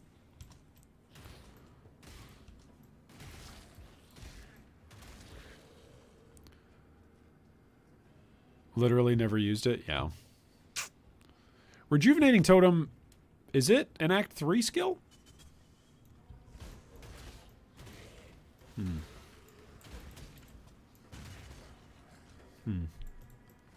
It's too bad you can't trade in 3 active skill gems and get a mystery skill gem. No, it'd be abusable. You could just mule yourself like every gem in the game then at that point. Well, every active skill gem in the game at that point. The Ciosa penalty wouldn't matter anymore. It wouldn't add the challenge that it does for the decisions that it forces you to make. So I don't think that would serve the purpose of Ruthless. All right, let's click the waypoint, and then let's call it a day for there. Whew! So I've had a great day. I hope you guys have had a great day playing together and chatting together. We've gotten to help, I think, 4 or 5 people with their POBs. We also got to memorialize Starbucks' character on POB.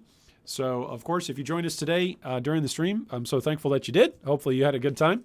I'm going to get working on some more videos here to pump out on YouTube, some shorts, and some more stuff to do. So I'm glad to be back and playing PoE again. I'm glad all of you are here with us. Of course, if you enjoy the stuff that we're doing, you can always support us over on Patreon. And you can always continue to support the channel just by hanging out here during our streams. And, of course, liking, subscribing, and then sharing any videos that we post. You can also join us on our Discord channel if you'd like. There should be a link down below in the video description if you'd like to join on Discord. And tomorrow I will be back with an extra long stream. That's the plan for tomorrow. So we'll see if I get my work done that needs to get done tomorrow morning early. But the plan is for an extra long stream tomorrow. And then I'm not sure about Friday whether or not I'm going to stream or if I've got work to do. So thanks for joining us, everybody. And I hope the rest of today, if you're playing in Trade League, that a Mirror of Calandra drops for you. And if you're playing in Ruthless, well, then I just hope a support gem drops for you that you can actually use. Thanks, everybody. Have a great rest of your day and a great rest of your night.